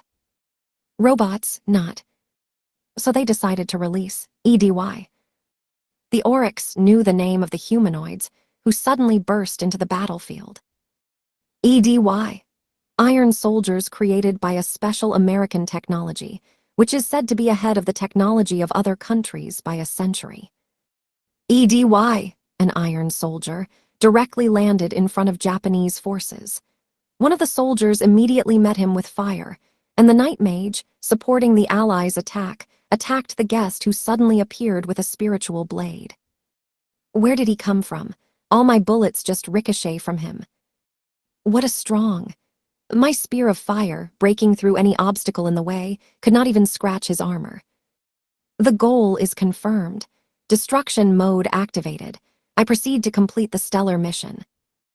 GRARDH. A soldier and a night mage, who had previously attacked the EDY, simultaneously soared into the air, as if a truck had crashed into them with all the force. Throwing kicks surrounding soldiers, EDY turned to the tanks that threatened American soldiers and sent them to the right-hand side. From the open palm appeared a gun barrel, which began to radiate light. Not good, all in loose. A scream flew from Orika's lips. She was still standing on the tank. Immediately after the outbreak of the thermal warning, flew from the gun in the right hand, eddy in the number of tanks and blow them up. Impossible, destroy 5 tanks at the same time. Watching the tanks, engulfed in flames, the The Japanese soldiers were horrified. Blowing up tanks with strong armor, Orica's face instantly went dark at the sight of demonstrated strength. Hadron Collider. The greatest invention of this century that has turned America into the most powerful military power in the world. Each EDY owned this formidable weapon. The Hadron Collider, although extremely small, is capable of releasing high-energy directional force particles, which, with incredible power, can dissolve any armor that exists in this world. Even the magical protection of blazers will not be able to withstand them. In other words, America has the technology of mass production of military power, which is equivalent in strength to the night magicians. There are not many blazers in the world, but America has found a way out and began mass production of soldiers. In terms of military power, they took a huge advantage over other countries. That's what the sergeant was talking about when he announced that they had control of the supernatural powers of the knights. Everything is very bad. My abilities are completely useless. Confirming the words of the enemy sergeant, Oriki acknowledged her own impotence. EDY is the worst opponent you could think of for her. Her noble art shared the pain of her own body with the consciousness of an enemy soldier, making them feel illusory pain. But the current enemy is the iron machine. Its ability has lost all meaning. You can't make a car feel pain. How would her Reek did not want to? It will not be able to stop, EDY. However, wow, that's how they look. It would be foolish to assume that Japan did not expect something like this. Hearing a confident voice behind her, Oriki turned around. Behind her stood two knight apprentices with already materialized devices. A miniature girl in bloomers, jumping on the spot like a rabbit, Euphoria runner Tamaru Renren. And a tall, mighty-looking guy with a huge sword behind him, the destroyer of Ikazuri Seizu. Two C-rank knights that Japan's self-defense forces boasted. Can you go now? They asked Oriki at the same time. I'm fine. The enemy attack did not hurt me. They said they grabbed Prime Minister Tsukakage, but we cannot allow the invaders to invade Japan. Seijo and I will deal with these iron boobs. I am counting on you. You two have established themselves as strong knights in past battles, but please be careful. Don't act recklessly, okay? We will consider. Well, let's go. The path of Renren is speed and Seiju is power, having driven their own noble art to the maximum. They both rushed to EDY and a blackbird. The crescendo axe.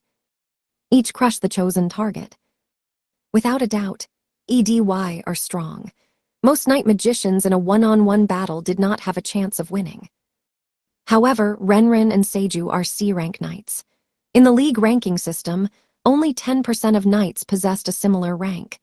If a knight was awarded this rank, it meant that his fighting power could fully control the course of the battle. They cannot be called ordinary magicians. This is why the low-ranking student knights stepped back in anticipation, while their S-rank comrades took care of a powerful enemy. Together attacking EDY, Renren and Seijo started a fierce battle. American soldiers, taking advantage of the turmoil on the battlefield, came out of the shelters. The battle between the two armies was heating up every second. In the meantime, all real-time combat operations were reported to the United Operational Headquarters. The coastline has collided with American troops. The fight is in full swing. A squad of night magicians manages to restrain EDY, but the air defense does not cope. A gap in the air defense. The enemy seizes the initiative and now dominates the air. Air raid on the coastline. 3rd Panzer Division destroyed.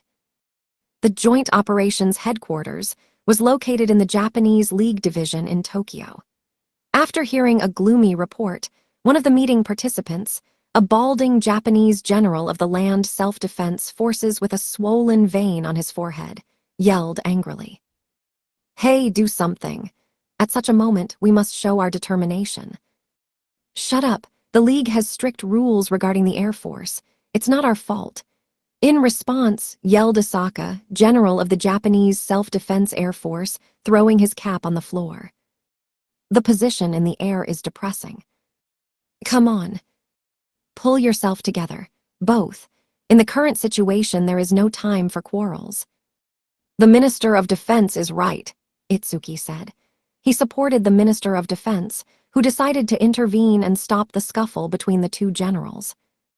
It is true that the League prevented an excessive increase in armaments, but criticizing her for it right now is completely pointless, especially.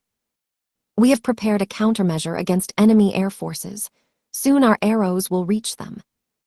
At that time, while the meeting was held at the United Operational Headquarters on the deck of the American aircraft carrier Illinois, which was attacking in the Tokyo Bay, there was a huge explosion. All fighters preparing for takeoff on the deck exploded at once. For the Admiral, the unexpected incident was completely sudden. For this operation, they have allocated a sufficient amount of force. Enemy air defense is powerless. They seized dominance in the sky. Then why? In order to clarify the circumstances, the Admiral of the Illinois aircraft carrier has established contact with the Allied air defense cruiser, which helps the aircraft carrier strengthen in the bay. Attack of the enemy. No way, we did not see anything. Do not hold me for an idiot. Fighters can't just explode on their own. But we have full control of the airspace. The enemy isn't. In the middle of the conversation, communication with the Allied air defense cruiser was interrupted. The air defense cruiser defending the Illinois aircraft carrier exploded with a deafening roar after the toga, as its hull turned into a sieve like cheese mostum. Without a doubt, this is the work of the Japanese. So judged the officers from the aircraft carrier, Illinois of the Pacific Fleet, after all the explosions on the deck. There could be no other explanation. However, there was no sound, no flash, no flight path of an enemy shell. Fear of the unknown excited the minds of the commanders of the Pacific Fleet, causing panic. However, the Japanese side found the current situation comical. Because the Japanese forces that destroyed the fighters on the Illinois deck were 10 meters above the aircraft carrier, and to be more precise, in a super-fast small helicopter. Kusakabe Kagami, a D-rank knight flying on this helicopter, spoke with surprise about the American forces. Wow, they really don't see us. Good job, Kirihara-senpai. And she raised her eyes. She was not alone. A guy stood at the open door of the helicopter and looked down. The guy had the right features, but his eyes sparkled with ferocity, like an animal. This was another S-rank knight, Hunter Kirihara Shizuya. It would be, after all, this is my ability. The guy snorted contemptuously at the praise. That's right, his noble art, based on a conceptual system of intervention, made them transparent. Absolute camouflage. His ability not only made the appearance of the subject transparent and undetectable, but also hid all the information coming from the subject, such as smell and sound. The reason that the U.S. military could not find them was the fact that the conceptual system of intervention, transparency S, completely concealed their existence. But this is really very surprising. I always thought that you can make the zone of invisibility transparent only to yourself. I have only recently made such progress. During training, my abilities became only stronger. You can't stand in one place forever. Moreover, you are also deceiving cameras with radars. Did you reflect in the cameras during the qualifiers for the festival? I could hide from them at any moment. Seriously, why didn't you do it? If the audience does not see anything, they will become bored. This is a fan service. It would be cruel to hide one's own greatness from the audience. Wow, Kagami smiled tightly at Kirihara's words. Nevertheless, being under the influence of such a powerful technique, she could not help but admire his strength. This guy had every reason to call himself a genius.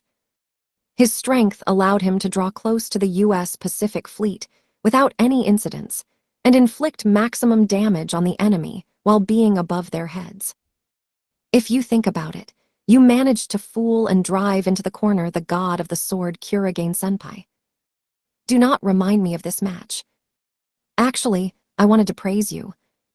PFF, the god of the sword, it's just funny. Although he was nicknamed the King of Swords of the Seven Stars and the God of the Sword, luck just smiles at him. I don't like it. Everyone just overestimates it. To be strong is only a minute. I am much stronger than him. You see, the next time it is he who will fall from my abilities. Wow, how menacing. Kagami expressed true praise, but it seems Kirihara did not like her.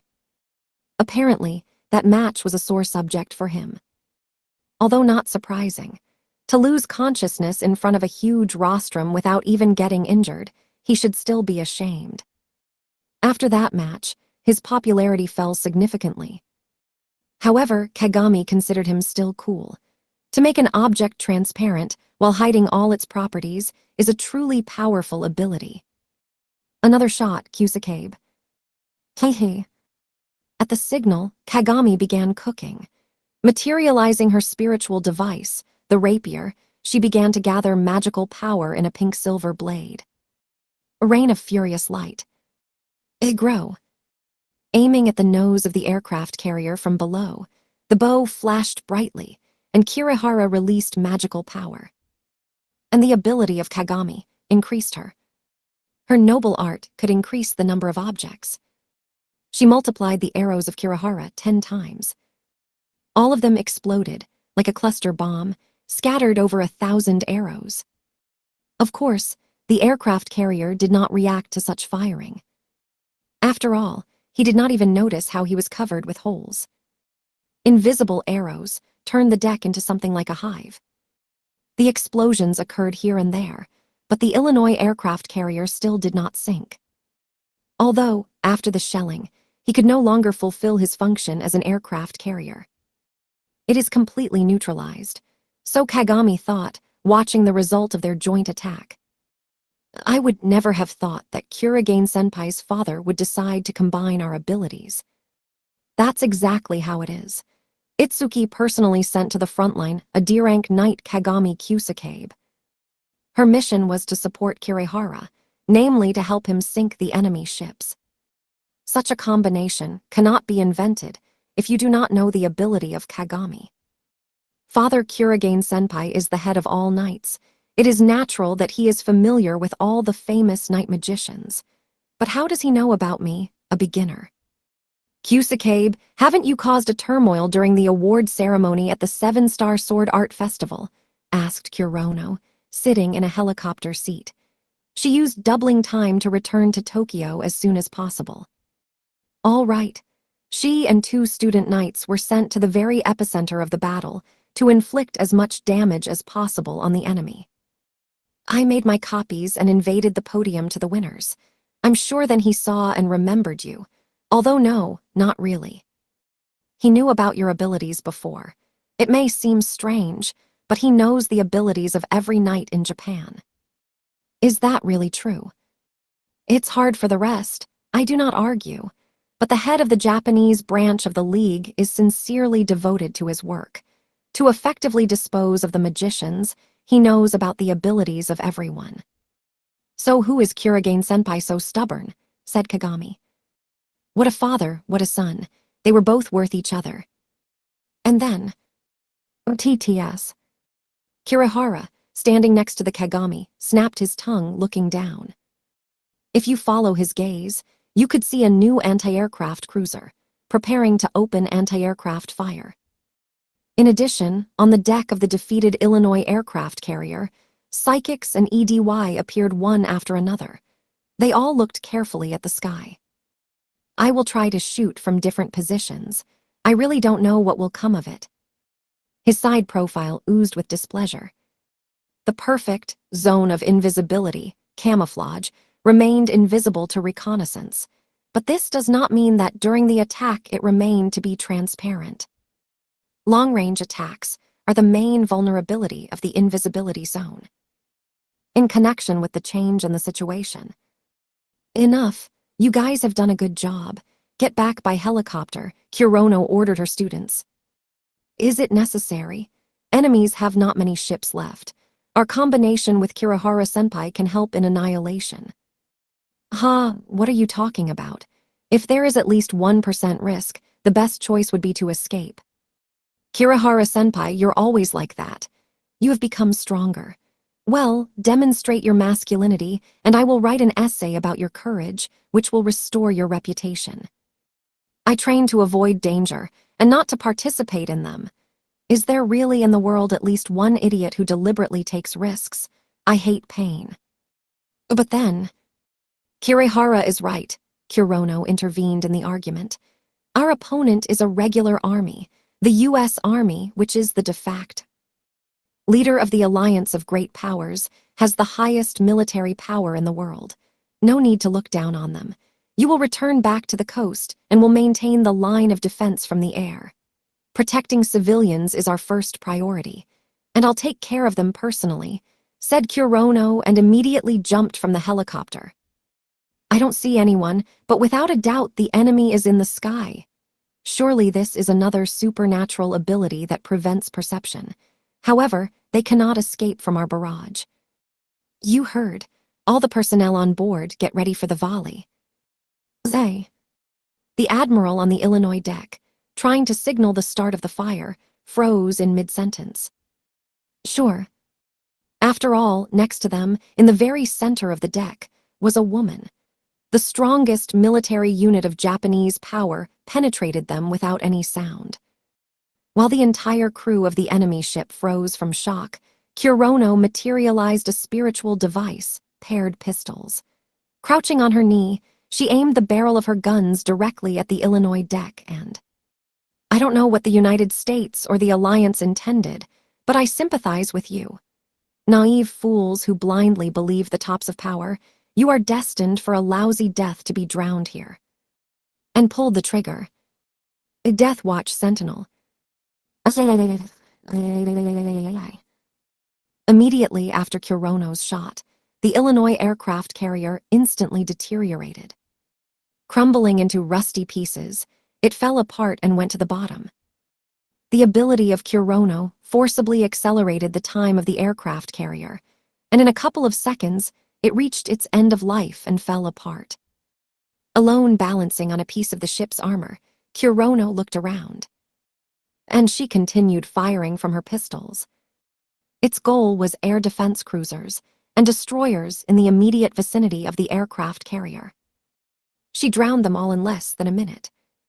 Then she tried to aim at another fleet in the distance, which suspended its current course and tried at all times to get away from it. But, sumptuously, a hoarse voice came over her, and at the same moment a shadow fell over her. Very, very huge shadow. When Kurono lifted her head, she saw a huge snow-white inverted battleship floating above her. And to be more precise, it was a huge air battleship with a 500-meter deck of an aircraft carrier on top and in the form of a battleship below. One shot, one bullet of a man and an aircraft carrier with 8 destroyers was gone. Moreover, you worried about the fate of the crew. From your strength, they could die of old age, but you focused on the object and saved them from this fate. Excellent. Fine. As a hero, I really like to defeat charming villains. A loud voice came from the loudspeaker of the air battleship. He was not familiar to Kurono, but she knew that in the United States, only one person owned this air battleship. More than 500 meters in length, and with a displacement of 12,000 tons. One weight or volume of water displaced by a floating vessel equal to the weight of the vessel. 2 main guns, about 30 auxiliary and with 500 EDY on board. The most gigantic device, unparalleled in the world. Desperate, until the rise of Superman Abraham Carter, he was the strongest in the Alliance. White Whale Douglas Appleton. Do you know my common nickname? You know, I don't really like it. Instead, I like it more when they call me Flying Admiral. Along with his words, Douglas activated his 2 88-inch hadron guns, which, as the main guns, were attached to the battleship, the lower part of the ship, freely floating in the sky due to the floating ability. His goal was a little man on the water. Take a look at me. Admire my magnificent view. My device is the fruit of the world's greatest military technology, which the United States is so proud of. Super Air Battleship Enterprise, my justice will crush you, world clock. Together with his words, he fired in one gulp. His firepower was excessive to deal with one person. The world clock and the white whale clashed in battle. Stealth attack was a success. Thanks to the success of the S-rank Knight Mages, the first line of defense pushed the enemy back. It feels like we experienced the first wave. If the Enterprise landed, the capital's defense system could not cope with it. The battle between Kurono and Douglas was broadcast on a huge monitor at the Joint Operations Headquarters.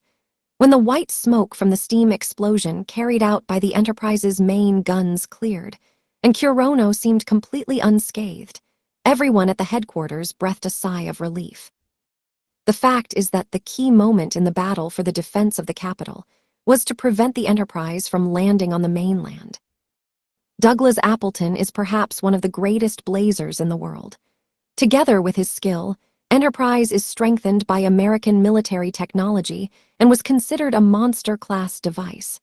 With a huge mass and incredible size, his device was unrivaled. Firepower could also be classified as a monster. With two 88-inch Hadron guns on board, he could even destroy the 12-layer geofront armor. One of his attacks is enough to hit the deepest part of the city and kill a huge number of people. If the Enterprise somehow landed on the mainland, Japan would have no choice but to surrender unconditionally. That is why Itsuki urgently interrupted the Kyushu operation and urged Kurono back to Tokyo. At the moment, until the god of war and Princess Yaksha return to Japan, only Kurono can oppose something to Douglas. And according to preliminary results, their plan was a success. Then maybe the time has come in the current situation to take the next step. To this end, the general of the Japanese Land Self-Defense Forces, Asami, got up from his chair and opened his mouth. Hey, maybe it's time to order the front lines to open the pursuit of the enemy. These aliens have invaded our sovereign territory. We must pay them back for that. It is not necessary. But his offer was rejected at the same second. But why head? We had a great opportunity. Because if we start moving the line of defense of this magnitude forward, our entire formation will collapse. Do not forget, our first priority is to protect the capital. The life of 5 million people in Tokyo depends on our decisions. The layout of the battle will always change over time, but one thing will never change. In current realities, victory or defeat in a war depends entirely on the strength of the blazer. With just one power, the world clock and the white whale can turn the tide of war. Now our main task is to silently observe their battle and continue the evacuation of civilians. Kurono can win the battle and return to us with victory, but what is the use of this if the capital is defeated by this time? I think you're right. The life of 5 million people in Tokyo depends on their decisions. Asami reluctantly agreed with this statement and sat back in his chair. So far, as planned, the defense line has successfully performed its function. As Itsuki besieged Asami, he closed his eyes and began to ponder the current situation. The defense line is not so easy to destroy. The evacuation of Tokyo residents in bomb shelters took place without any problems. However, just thinking about Kyushu, the anxiety immediately began to remind of itself. The Great Flame of Haramotendu.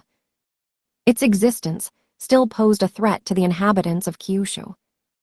Earlier, the Japan Meteorological Agency notified that a large snowstorm began for the first time in the country's history over the northern part of Kyushu.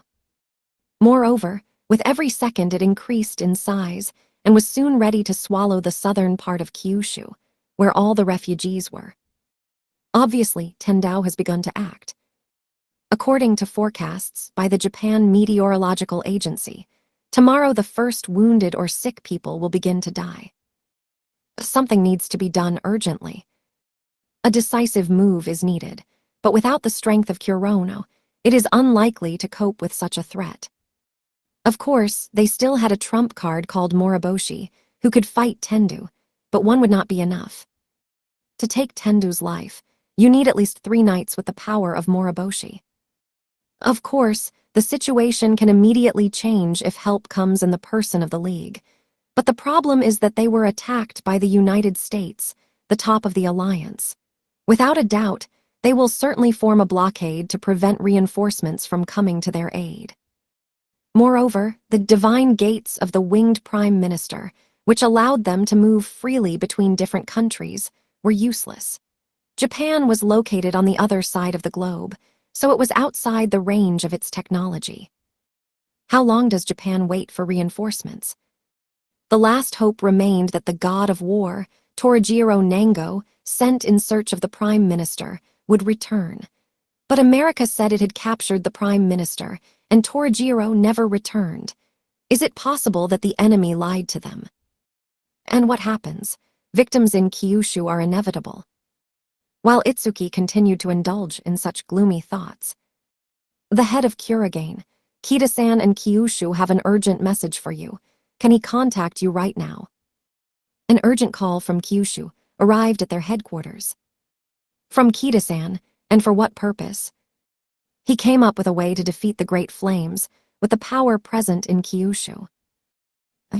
On the monitor, next to the commander's seat, the face of his personal secretary was displayed. Kida is an outstanding knight veteran of Japan. His words were certainly worth the faith.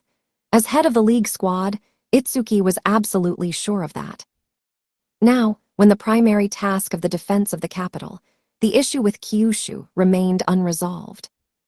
Maybe this knight really came up with something. Then, all right, connect me with him. Itsuki decided to approve the challenge. Having received permission, the personal secretary connected Itsuki with the interlocutor. The silhouette of Kida was instantly displayed on the monitor, and "Thank you for taking the time to listen to me at the height of the war with America, chapter. I apologize again that I am wasting your time, so I'll get down to business immediately. The plan was not invented by me, but by this girl, so I pass my word to her." Thank. Silhouette of a young girl. This silhouette was a sign of Itsuki, a Nango-sensei student who fought against Ikki at the preliminaries. Without a doubt, this is B-rank Knight Rikiri Toka to do. If Kida is an honored mage knight, then she is still a student knight. It surprised Iruki a bit. Good, I'm ready to listen to the strategy. But he convinced himself to listen to this girl's plan. That's all. After Itsuki listened to Toki's suggestion, he leaned back in his chair and closed his eyes. The strategy that Toka proposed.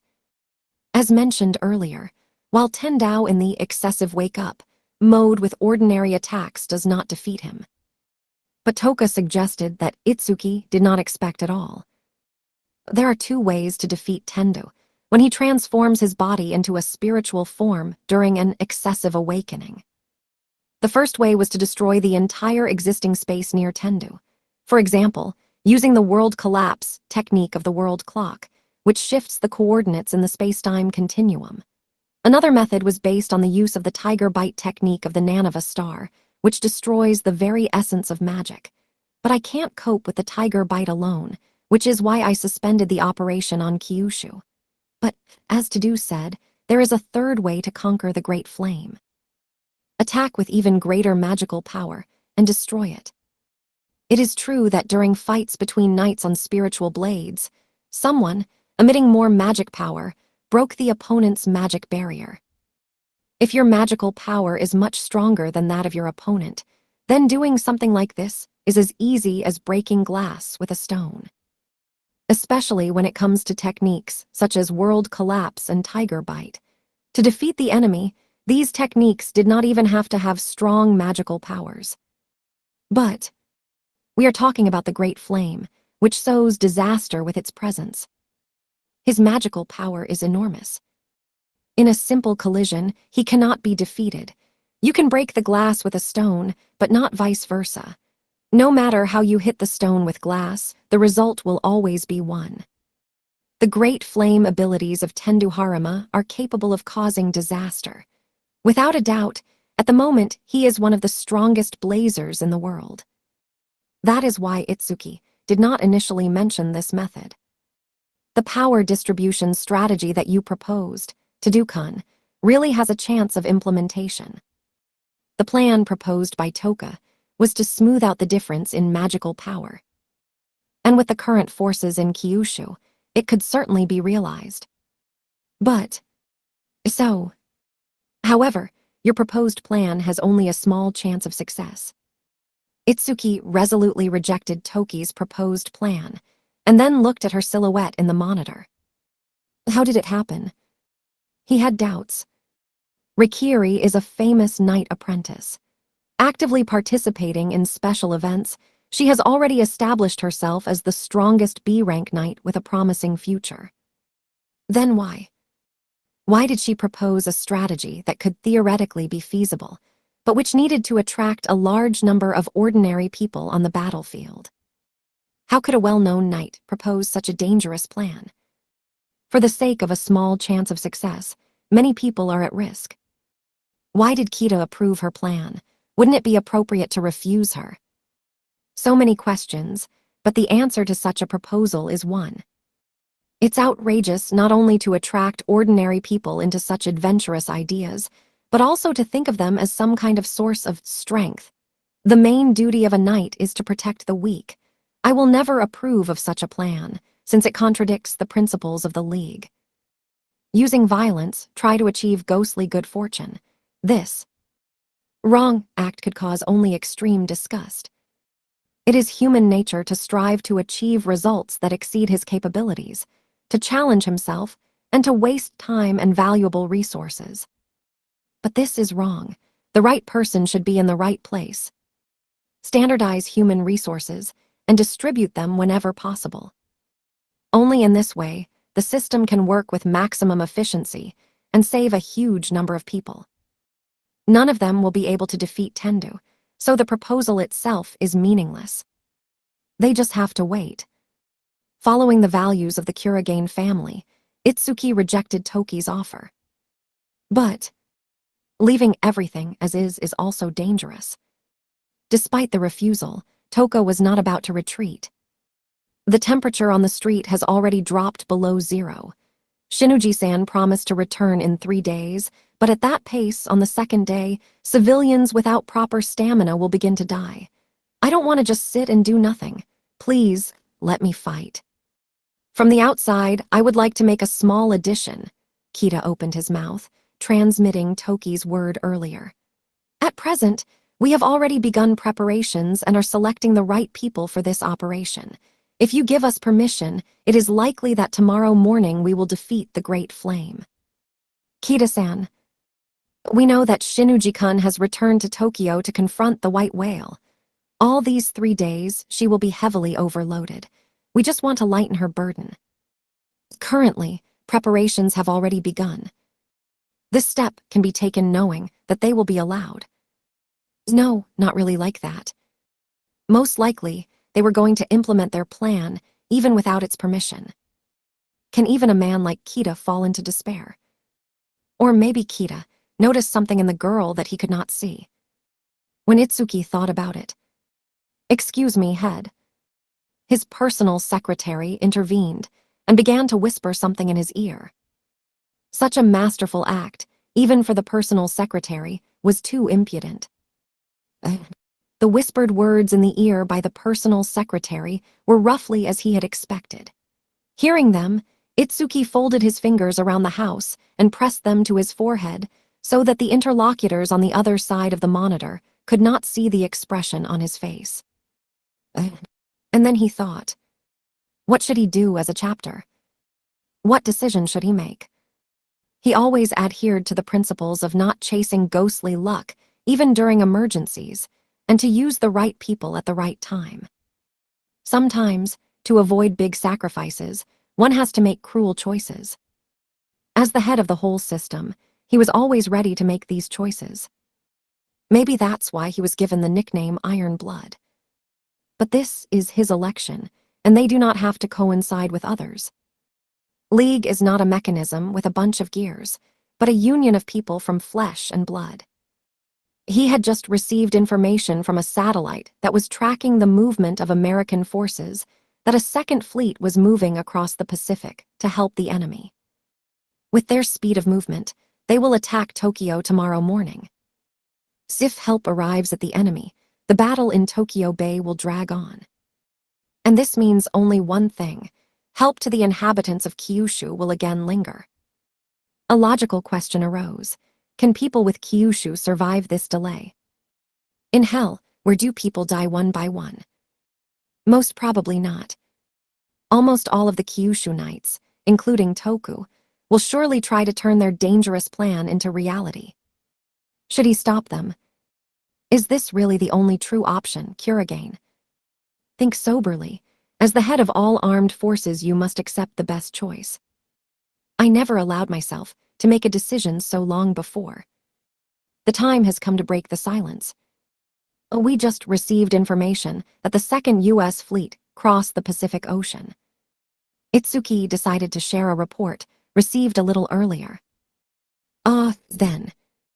I don't want to say that, but Kyushu's help is delayed again.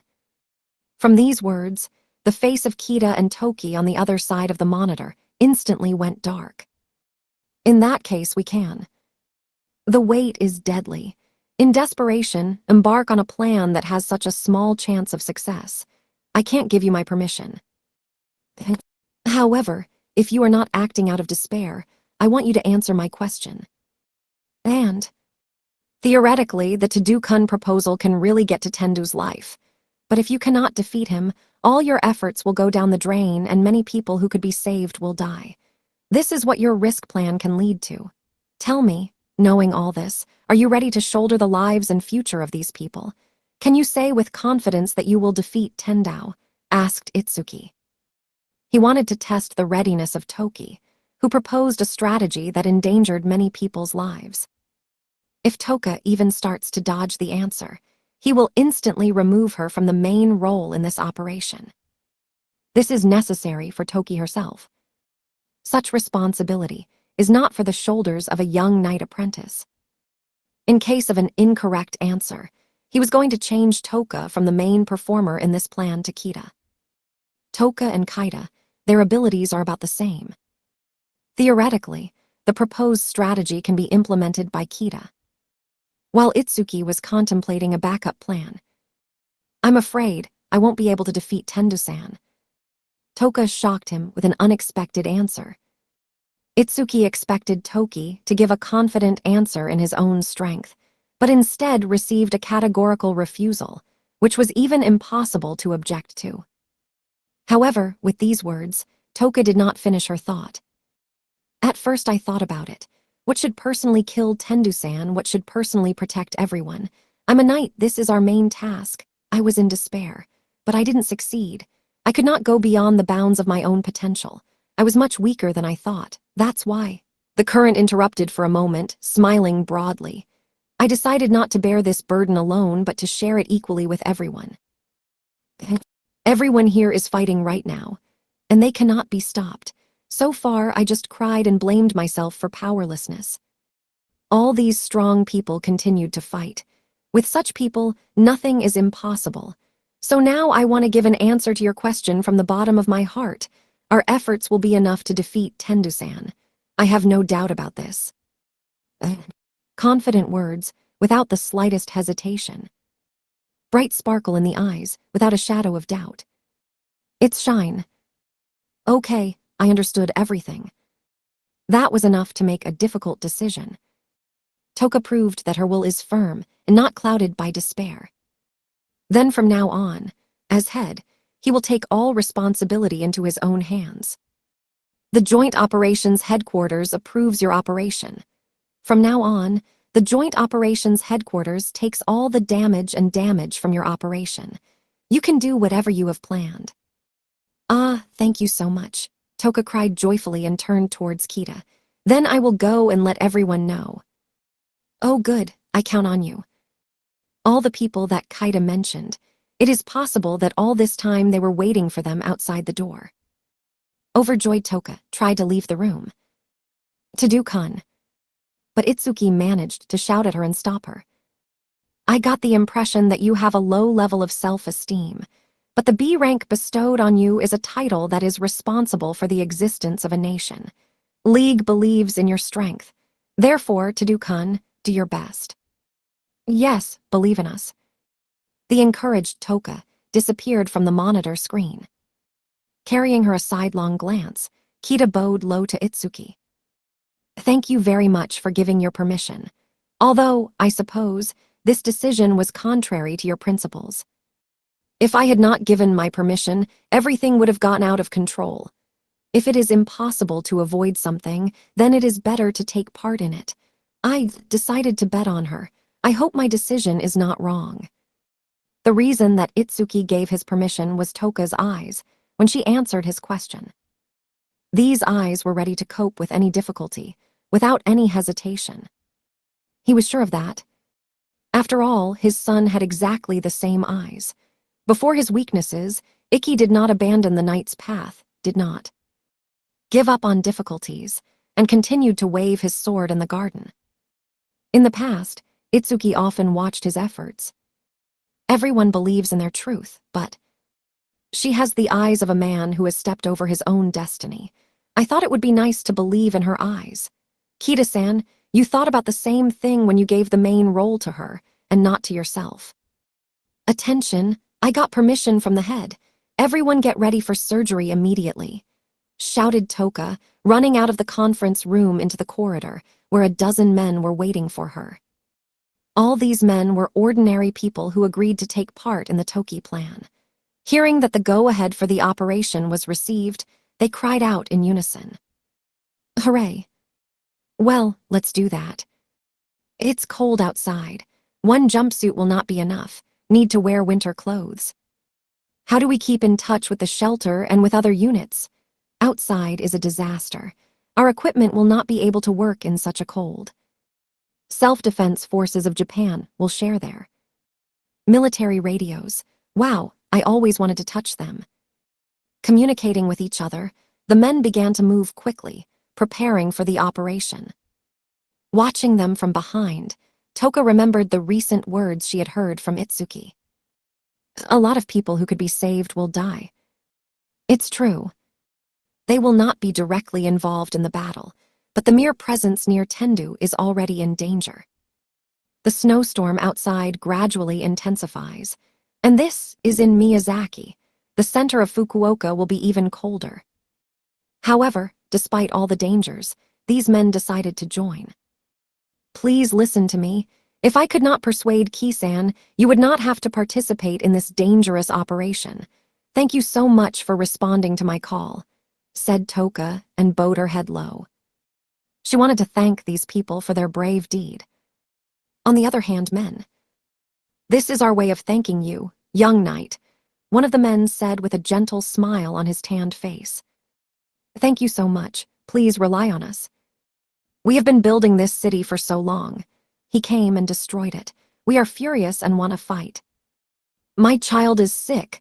His condition may worsen if the current situation drags on. If there is at least something that I can come in handy for, I will do it. You gave us the opportunity to fight. I am very grateful to you for this. Your feelings, girl, have reached our hearts. We want to help you. Exactly. Extra hands will not hurt. Toka shook hands with each and watched them. Their broad backs looked strong and reliable. They will surely do their job. For my own sake, for my family, for my pride. Each of them was ready to challenge the threat for their own reason. Then she, too, must take care of her duties. While Toka was overwhelmed with enthusiasm. Yo, to do, what an interesting thought you just said. A cheerful voice hit her from behind on the ears. When Toka turned in a familiar voice. Moriboshi-san, ah. She was very surprised. And no, it was not in Moriboshi.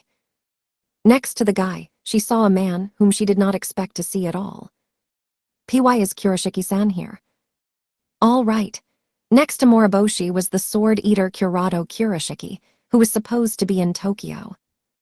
Well, so I called him here. Call, Is it not in Tokyo that all the knights have been convened? Calm down, calm down. I changed my mind about him and attracted him to us. Shut up. I should fight in Tokyo and not hang around here in Kyushu, Kurado viciously said and hit Moriboshi's lower leg. However, he did not react at all and continued his thought. Well, actually, there are no problems. The decision was made in accordance with the permission of the head of Kurigane. If he had met Tendu personally, he would have made the same decision as me. There was not a drop of doubt in his words. Is it so? Is everything all right? Is it possible in such an emergency to act so selfishly? Although, if she had not been given permission, further actions could also be called selfish. Let's talk about this later. After all, this is the least of all problems. Ahead of us is a lot of work. Toka could only nod at such words. Yes, you are probably right. Of course I'm right. If we cannot leave this place, we must do only one thing. Help will have to wait a long time, and without us all these people will simply die. Therefore, let it all go. We are knights and our duty of honor is to save everyone. We will fight the old man ourselves. We with this scoundrel will be the first and second blade. We will keep all the old man's attention to ourselves. You are the hedgehog to do our third blade. You will wait for the right moment. Although there is a chance that we ourselves will overcome it, said Moriboshi and pulled his fist forward to Toki. Toka did not understand what Moriboshi was up to. The only thing she could say was that this guy is an excellent warrior whom she could not defeat. At first glance, he seemed like a wild guy, but in fact he always remained calm. He never overdid it, but he did not cower at a crucial moment. He left when he should, and returned when it was needed. Moriboshi is the only knight who was able to adequately intersect with Tendu. Perhaps in that fight, he received some valuable information. Then now, there is no more reliable assistant. I am counting on you, Toka said, and punched Moriboshi with her fist. Thus, an alliance of young knights began their activities to suppress the Great Flame. Chapter 7. 2 Battles Suppression of the Great Flame. I have a dream. Beautiful cold landscape in front of me. Of course, I could not see him because I lost my eyes. Rocks, wind, snow, a pile of ruins, and corpses. Before my eyes came the memory of the day when I received the blessing. After the withdrawal of Japanese troops, the army from the continent caught us and tortured us. Every day I moaned in pain and prayed to God in the hope that he would help me. Please help. Please help me. But that day, at the end of the prayer, neither the enemy nor a friend survived in that snowy clearing of death. I was choking with tears. God's blessing saved me. Everyday torture came to an end. A blizzard of absolute zero temperature exploded around me, freezing and shattering all my tormentors. But when this happened, all the people who were captured with me were gone. Many remained at home, parents, wives, families. Someone was waiting for each of them at home. But God decided to save me, completely lonely. What for? Why did God save only me? Why did God give me a blessing just now? If this happened a day, or at least a few hours earlier, perhaps someone else would have survived. Why me? Why only me? This realization was so unbearable that in a dream I personally gouged out both eyes. And after he asked, God, what should I do for you as a weak human being? And then in absolute darkness, which crushed from all sides and in which it was easy to get lost, I felt the light. Distant myriad of lights, like the countless radiance of little stars. Awareness came intuitively. These are the people. These stars are the lights of human life. There was so much warmth and love in them. Earlier in my life, I had not seen anything like it. However, at the same time, the fact that there was not a single spark around me made me think about responsibility. My weakness is to blame for everything that happened. I prayed only for my salvation. It was because of my weakness that I got a blessing when it was too late. I saved only myself. I have no forgiveness. Then I realized that I should try to make amends. It is impossible to return what is lost. But I can try to save those little lights sparkling in the distance from me, from deep night, from a nightmare that absorbs the light of life. And I know how to do it. The existence of the power of blessing that came to me at the end of prayer. The path to it is already known to me, so I must share it with other people who have the qualities of a hero and are able to go beyond their own destiny in order to save loved ones. I will not allow the future generation to be late as it happened to me. If you want to protect someone, you definitely need strength. I will be the bridge leading to the blessing of God. That's exactly it. For this reason alone, I am still alive. Fukuoka City, Fukuoka Prefecture. In the center of a snowstorm that circled like a typhoon, there was a windless space, the eye of a typhoon, about 100 meters in radius. It was there that Tendu was. As a result of a powerful earthquake, almost the entire mountain turned into a pile of debris. He slept on the edge of the surviving part of the mountain. Waking up, he shook his head to shake off the remaining drowsiness. He fell asleep right, feeling like half a day has passed. I had a nostalgic dream. If you think about how much time has passed since he reached excessive awakening, now that his body was no longer human, he did not need a dream. For this reason, while in an ice prison, his mind continued to stay awake. Being trapped, he did not stop peering into the radiance of lights. This lesson was more entertaining and interesting than just indulging in dreams. But today it was different. He had a dream, the first dream of all time. Why now? Oh.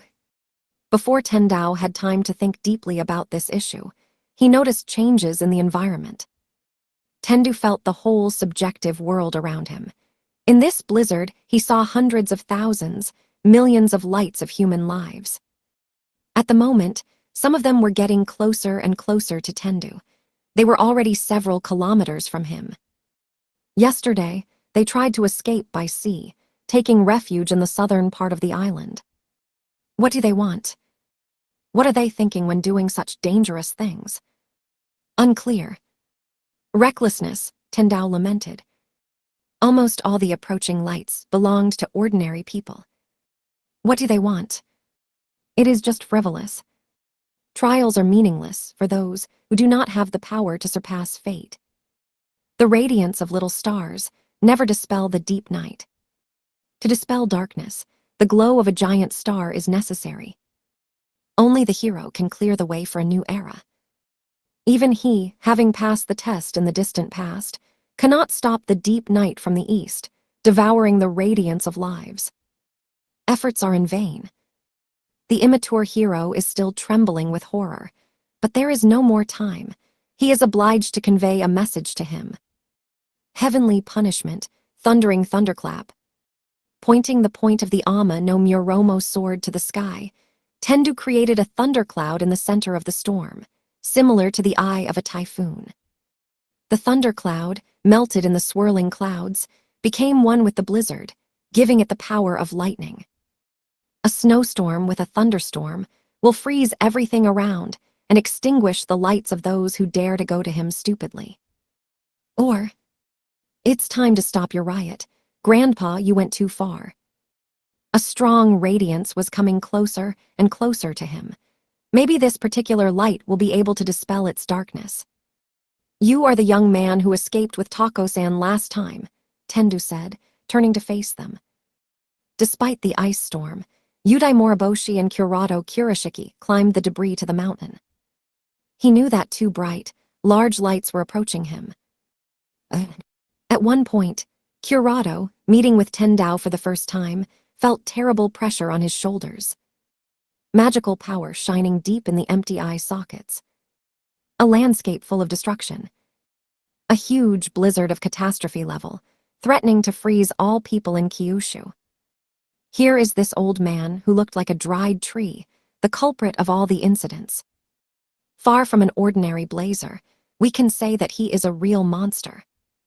Before that, Moriboshi told him in detail what kind of person this old man was, but only now Kurado realized that this was not a joke. At the same time, he became interested. "We met not so long ago. I am Moriboshi. I advise you to remember this name, Grandpa. After all, it is a person with this name who will expel you from this world." "What about him?" "I feel a strong hostility emanating from this young man." "Yes, he is my henchman. Don't worry about him." Kurado decided not to wait for the two to talk. Pushing Moriboshi aside for a stupid joke, Kurado rushed forward sharply at Tendu. And he made 4 quick lunges, with snow-white bone blades that wriggled like snakes. A snake bite. However, neither his whitish blades, which threatened to tear apart the flesh, nor his body, which rushed forward with the intention of crashing into the enemy, reached Tendao's life. Kurado went right through the enemy. Passed through the body. He was not countered by techniques such as Tenji Muho. As the owner of this ability, Kurado understood this perfectly. He just could not touch. "Idiot, I told you not to touch Grandpa. Start thinking with your own head," shouted Moriboshi, indignant at the action of Kurado. It seems that something like this Moriboshi really said. Kurado thought for a moment. He did not listen carefully, because from the very beginning he hated Moriboshi with every cell of his body. "Ah ha ha, what an energetic young man. Great," Tendu praised Kurado's bold act. "I am very glad that at such times there were still brave young men who were ready to challenge danger. I want you to go through the test of God too and get a blessing at the end." Kurado's intuition instantly blew the danger. Listening to his intuition at the superhuman rate of reaction called the divine reflex, he jumped away from Tendu. Immediately after that, a huge surge of black magical power exploded around the old man. A whirlwind of the black dragon. It was a black storm whirlwind rushing into heaven. At that moment, the black tornado, attracting debris and stones, made them spin at a frantic speed around Tendu, thereby protecting him. "Everything is exactly the same as last time, standing in front of me again. Come on, show me, old man, how you are going to deal with me this time," said Tendu, recalling the battle in the cemetery.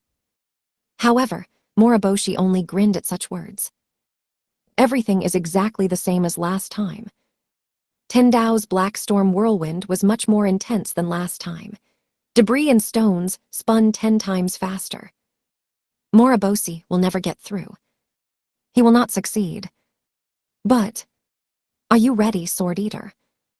The reason he called Kurado here. "Do not worry about me. I am full of spirit and am ready to continue." Kurado grinned, confirming his readiness. He raised high his bone blades. In response to Moriboshi, a tiger bite activated a powerful technique that allowed to destroy the very essence of magical power. Enchant yourself. And enveloped with a golden glow, the spiritual bone blades of Kurado or Timaru. Moving on a motorcycle along the ruined path leading from Miyazaki to Fukuoka, Moriboshi, sitting behind Kurado, shared information. "I don't know how, but Tendu's body can take on a spiritual form. In other words, even if you face him, you cannot touch him. Is this a problem for you? You have that technique." "It's like that, but Tendu's attacks are too intense. I miss the reaction to break through them." "Shit. And you are not lying. I'm completely serious." Behind himself, Kurado felt Moriboshi shake his fist at the air. "Hee, then it's true," Kurado grinned viciously. Moriboshi personally admitted his weakness. "I can't reach him. No matter how I try to get, his attack will hit me. I can do nothing about it. But besides me, no one can reach his life. Then I thought, what should I do? How to be?" "And what are you proposing to do?" "I'll cover the tiger bite with your Orochimaru." Huh. To such sudden words of Moriboshi, Kurado barely restrained himself so as not to curse. The idea of Moriboshi is so ridiculous that its meaning did not even fit into his head. "Hey, wait. Isn't your ability destroying someone else's magical power? Do you want to gobble up my Orochimaru? Or can you somehow transfer your ability to possess others? No, I cannot. Your Orochimaru will also be devoured. I'll kill you. But you can handle it. Remember our last fight. If you stretch your Orochimaru, you can stand the tiger bite. If you endure, then your Orochimaru will gain the ability to destroy other people's magic. In this state, your attacks will not pass through Tendu. Until your Orochimaru is completely devoured, you will attack Tendu. Everything is simple. It's not that simple, Moriboshi, enraged Kurado. I didn't assume that you would invent something like this. The Orochimaru's bone blades boasted enormous dimensions. When fighting, Kurado was free to resize them. It is true that Kurado will be able to fight further, even if a piece is cut off from his Orochimaru. However, this does not mean that Kurado does not feel anything. Only thanks to his incredibly strong will is he able to continue to fight. What? You do not believe in your strength? What? Oh, sorry. I did not know that Kurado Kurashiki-san, the Sword Eater, was as insecure as all the girls. Do you also go to the toilet while sitting? Well, it seems I was wrong in choosing a candidate. What did you say? Succumbing to the provocation, Kurado buried the protest within himself. I agree, let's do it. But if you get in the way under my feet, I will kill you. Without even thinking, the enraged Kurado immediately agreed with the plan of Moriboshi. Good, I just hope you understand. If your Orochimaru is completely consumed, you will die. If you are so afraid to use your ability, go hide in the toilet and whine there, snapped Kurado, provoking Moriboshi in response. However, Moriboshi did not even try to laugh it off as before. In a low voice, he answered the words of Kurado. I just want you to realize the whole risk. If something goes wrong, I do not want to return home as the only survivor. Both guys were ready to demonstrate their determination. The tiger bite, destroying the very essence of magical power, naturally began to devour the spiritual matter of which the device consisted. The Orochimaru blades wrapped in this force began to collapse at great speed. However, thanks to his incredibly strong will and abilities, Kurado increased his blades faster than they collapsed, thereby preserving their shape. A snake devouring not only the flesh of its enemies, but also its own body. Let's call our joint technique Ouroboros 1. Cool sounds, yes. Don't give such strange names. One Ouroboros, a serpent or dragon curled into a ring, biting its tail. Kurado understood that the current battle is a battle for a while. Cursing to himself, he pushed himself off the ground with all his strength and ran towards the swirling tornado. Jumping into it, he began to break through the murky stream of countless stones and debris, which threatened to deliver powerful blows to the back and sides. Ha.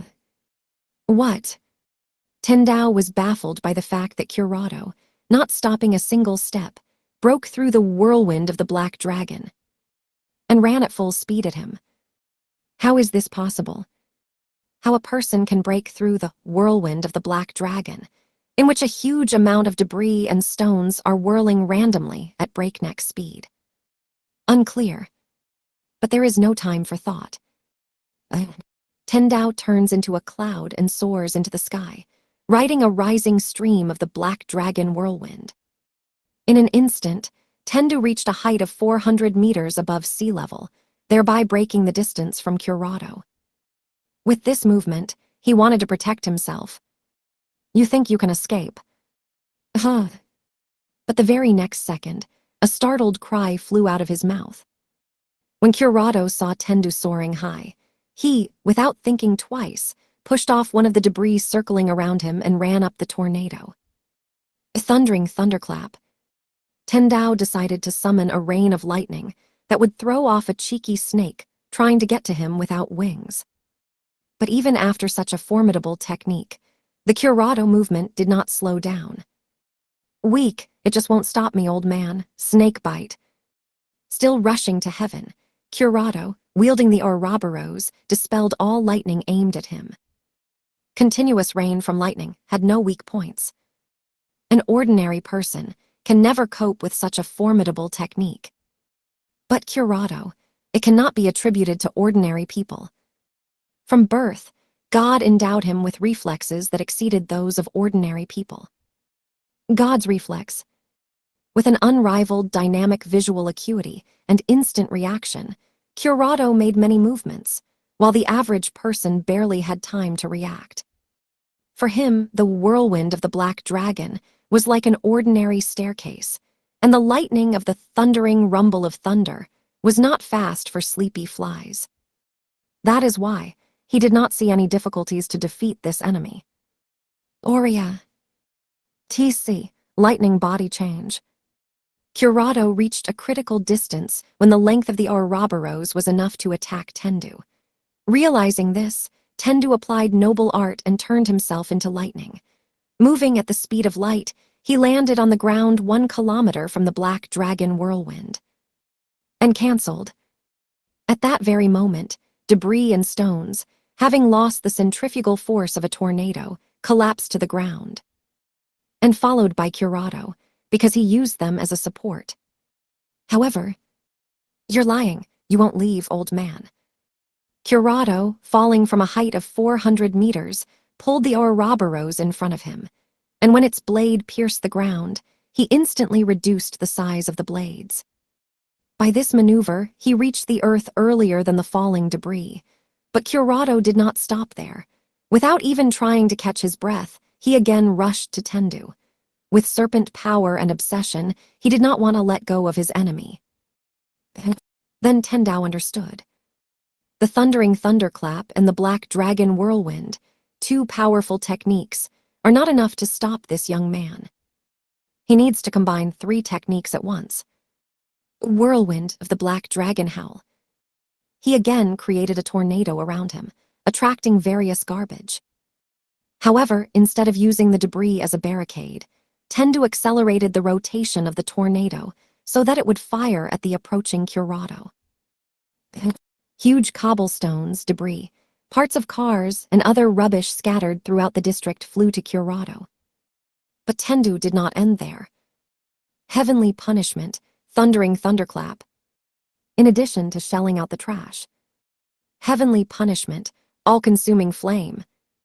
He added a few more, forming a combination. Having created a luminous sphere around him, he released a veil of heat in all directions. Garbage, lightning, and a wave of heat.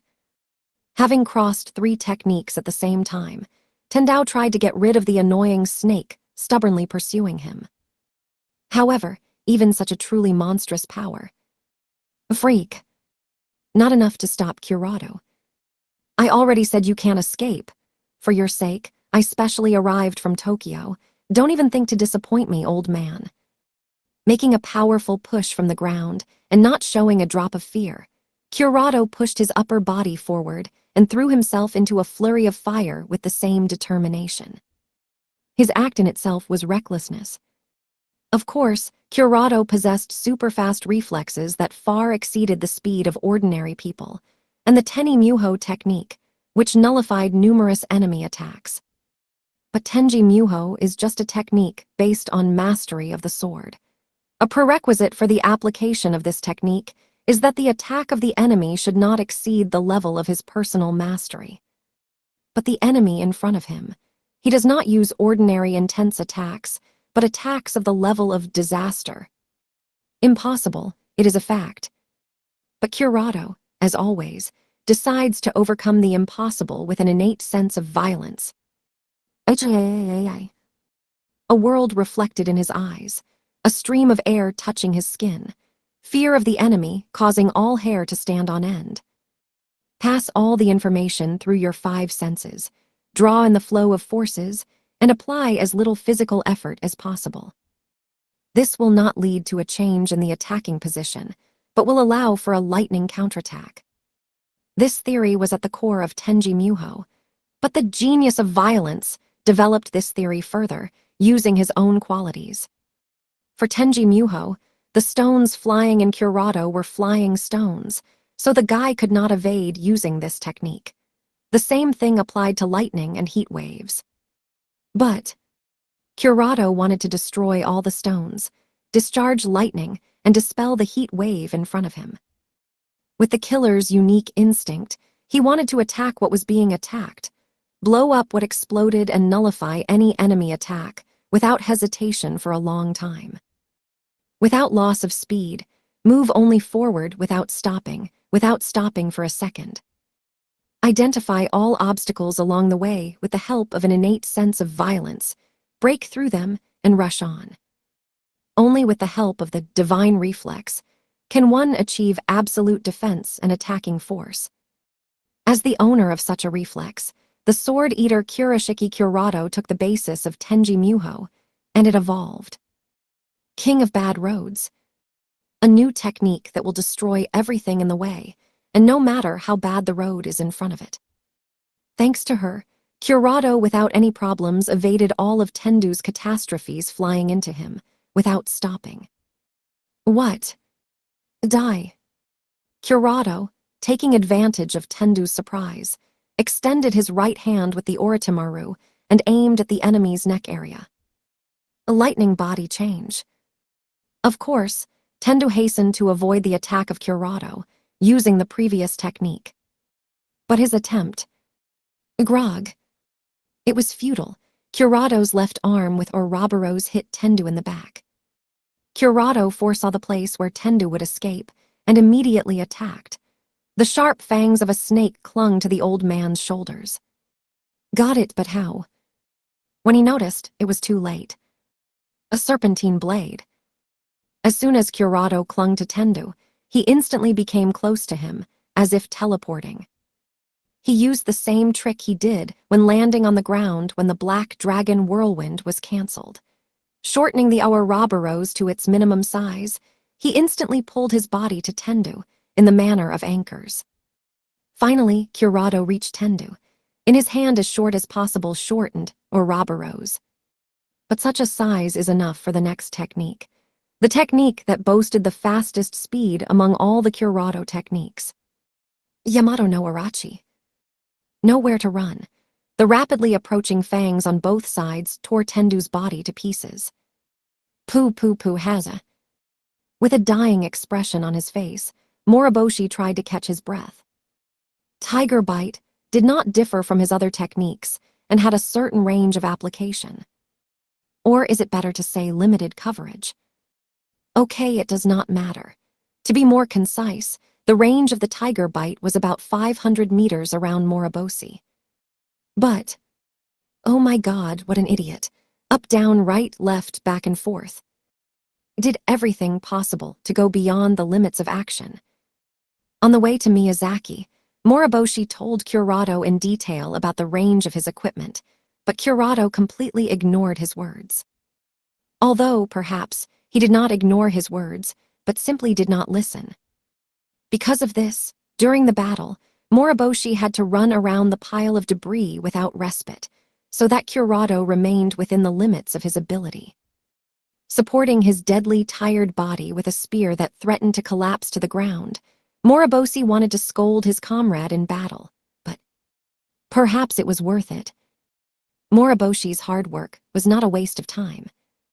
Before his eyes, Curado was able to get close to Tendu and attack.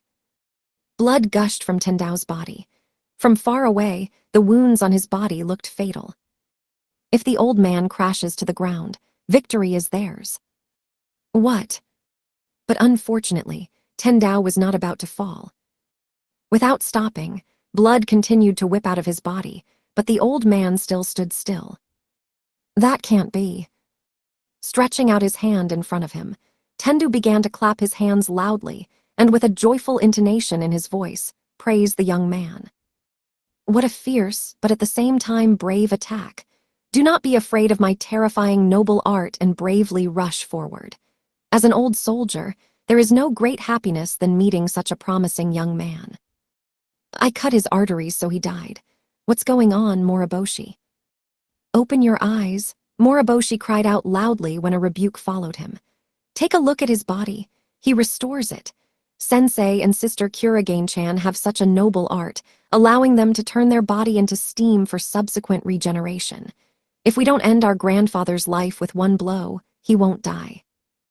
As Moriboshi observed, Tendao stopped the bleeding, turning his body into steam and restoring it.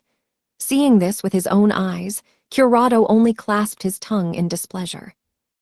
Shopping mall. This dead body, like a dried tree, has more life than a cockroach. Ah ha ha, what a funny comparison. Tendao was not about to be offended. With a happy smile on his face, he decided to confirm the correctness of Moriboshi's guess. Everything is just like that. Although you attacked my body with your destructive magical power, while the wound is superficial, I will not die. Unlike the gentle, red radiance of Toki-san, who cares about others and not about herself, your glow seems cold as a blue flame, but at the same time incredibly strong.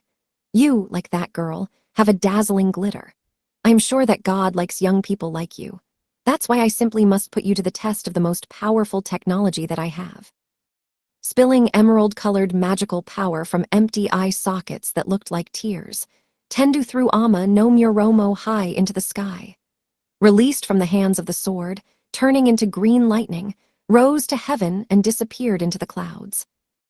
At the same second, to the rumbling sounds of tens of thousands of lightning strikes.